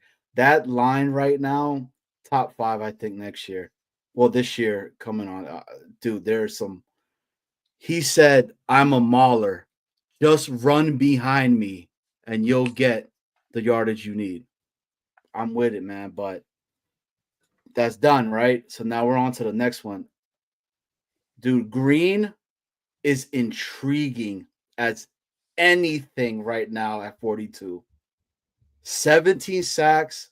You have no idea what the injury is to JJ. You got that insurance piece, right? I can't believe he fell to where he's at. I mean, this is what makes the draft awesome, right? I guess maybe not for him, but but dude, that's a conversation that I'm fighting right now. Like, dude, this guy's potentially going to be here for us.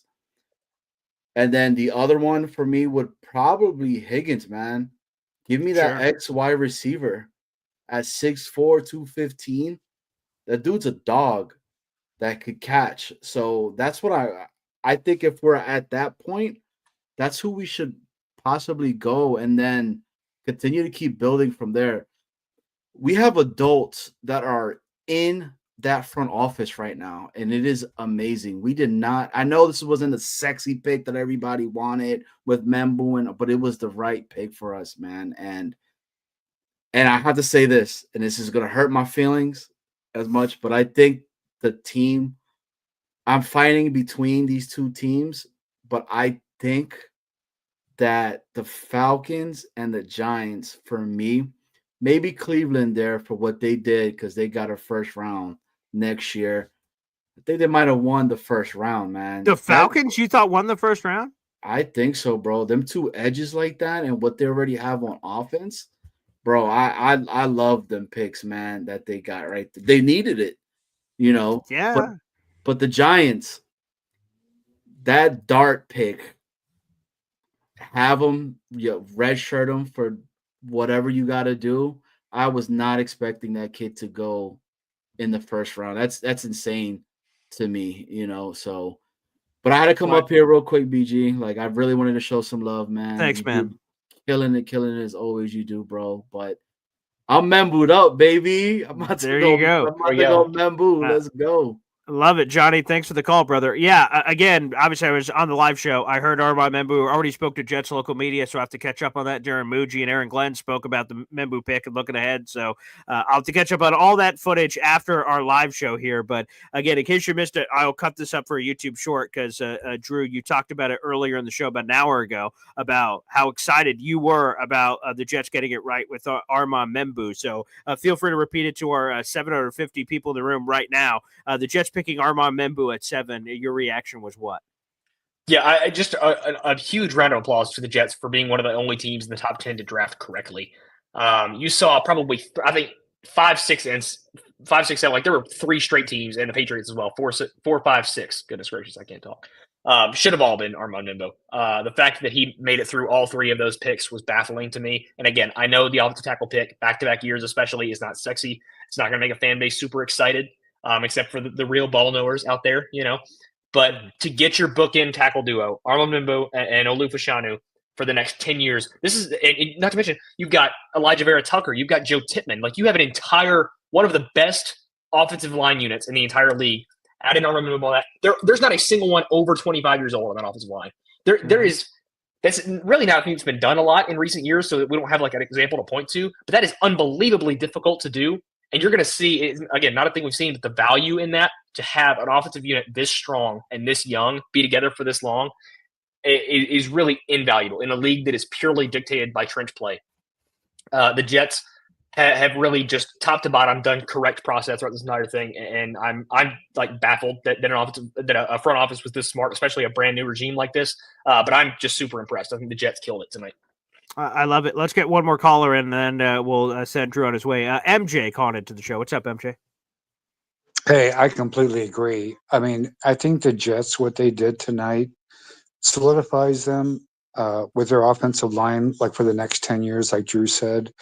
I think from now on, they're no longer going to be a joke. They're going to be, I don't know if they're going to be in the playoffs every year, but they're not going to be having 5-12 seasons. They're going to be at least a slightly over 500 team or 500 team. They're going to be a respectable team. And this kind of shows the kind of pick they did. I was real curious, Drew, what did you think of the Cowboys pick of Tyler Booker at 12, a guard? Yeah, that one. So again, I'm somebody that is actually a believer in positional value. So like, I don't love taking a guard that early, but I just love Tyler Booker. Like a little bit of a reach. He's 22 on my board. I know that 12 is a little bit of a reach, but I don't hate that pick nearly as much as some people do. If you're going to go for a guard, I think Tyler Booker is the right one to go for.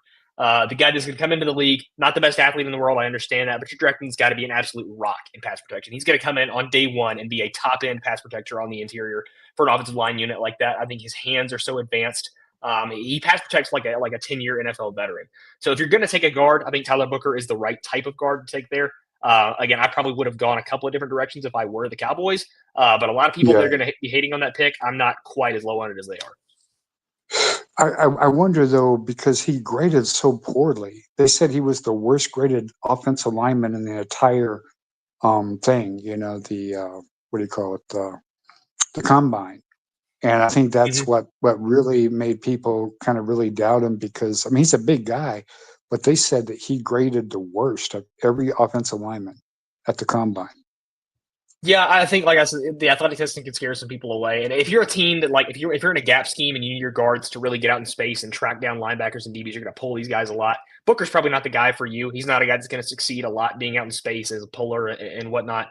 But if you liked Tyler Booker before the combine should not have changed your mind. He was not very athletic on tape. I thought his combine performance matched his tape. But you're drafting him again because he's so solid in pass protection, in my opinion. Curious, BG, what did your pop think of him as the pick? Let me ask him. He's right here. Pop, what'd you think of it? Oh, yeah, that's a big negative. A big negative. He was nowhere near their biggest need, and he definitely wasn't the best player available on the board. I mean, that's what you go with. The biggest need or best available. He was neither. And I'll just say this real quick because my pop said this earlier, right? That he wanted Zabel, and I just checked Twitter real quick, and the first thing that popped up is Seattle going, "Oh my God, Zabel was our number one interior offensive lineman on the board. Can't believe he fell into our laps. Thanks, everybody." So that just goes full circle because my pop loved him so much for Dallas. So that's hilarious. I think it sucked that the Packers got Golden because I was thinking we could get Golden. Did you want Golden? Would you have liked him? Who you talking to, Pop or me? Pops. Yeah, absolutely. I would have taken. Oh yeah, it would have been a little rich. I would have entertained to maybe a small trade back to pick up some more draft capital. But I wouldn't have been angry. I mean, you look at the guard they drafted. He was way higher than anyone had him. So I've been less angry if they drafted Golden at not a great cap value, draft value. Mm-hmm. Yeah, love it, MJ. Yeah, thanks for the questions, Pop. Thank you so much. We're about to sign off the program, but appreciate it. Enjoy the lovely Abu Dhabi. Yes, it's only like 99 degrees with 99% humidity, so I had to stop in the shade here for a minute. Great. Well, appreciate it. Thanks for all the support on the show today, Pop. Appreciate you. Absolutely, and here's how you know it's hot. They have special water fountains for palm trees. Here, I'm going to show you. Okay. All right. Oh my God. And every single one of the 30 I can see have this little wall built up that water is continuously feeding them so they don't die. Well, I guess the good thing is if you're ever thirsty, you can just dive at the feet of palm trees to hydrate yourself. So there you have it. That's good. Pop, thanks, brother. Appreciate it. And Drew, I want to circle back to you. Obviously, thank you so much for taking all the time and with everything. And looking forward to catching back up with a final recap of everything coming up on Monday, report cards and all that jazz. That's going to be a lot of fun, brother. So, quick plug. Let everybody know where they can find all your work. Yeah, for sure. You can find pretty much everything I do at Iron City Film on Twitter or X, right there. I put all my draft work over there, film cutouts, everything. I will probably be getting started on the 2026 class about a week after this draft. So yeah, I do some Titans and draft writing over for StadiumRant.com. Obviously, he's mentioned DraftProfessor.com. I'm one of the draft professors over there. Podcast weekly for them. I'll also be on the Stadium Rant draft cast tomorrow and the Team MBS Media draft tomorrow. Cool. Breaking down some picks at some point. Still waiting on some time slots for that, but probably around the Titans pick in the second round. And yeah, I think that's my plans for the rest of the draft. And again, thank you so much again for having me on tonight, but also these past couple of weeks have been so much fun to jump on there every Monday and talk through some Jets and some draft ball. And I'm super excited for Monday. All right. Can't wait. Thanks, Drew. Appreciate you, man. Thanks for joining us on the live show. Guys, yeah, Philly Noodles like, what the hell? We're still live? Yes, we are. We're wrapping up the show here on the program. I see Philly Noodles is calling in, so sure, let's get another call in. What's up, Philly Noodles? I didn't even know you were still alive. My God. Yeah. Hey, what's going on, man? Not much, man. How about that Sanders still sitting there? Doesn't that suck?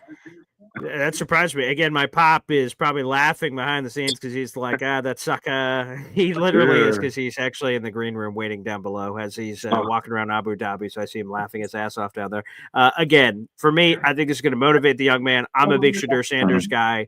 I don't, as Drew sort of said earlier, I don't think he's there at 42. But if he is, I'm strongly consider. I don't give a flying hoot what anyone says. If Shadur is somehow there at 42, I think that's sort of the Geno Smith thing all over again. But this time you get a chance to do it right. You're going to have Justin Fields in front of him, Tyrod Taylor in front of him. Let him develop, enjoy the NFL life. I don't know if he needs much developing in terms of like just. I think he could play today, but like it could help just it can't hurt just to sit around. It's not like he's gonna Space Jam lose his powers, but that would be something I'd be very tempted by. I got a couple real quick, like Yeah, one sure. of those, like, huh? Like, Eamon Wari still is on the board? Crazy. Mike Green, crazy. Yeah, do we feel like hungry enough we need another safety? Maybe not, probably not, but Sure, God, that I'd kid's a take Eamon freak. Wari. Yeah. Right? Mhm. And yeah, two more things real quick. Yeah. Ibuka, your guy really did get sniped. What's his name? Called it.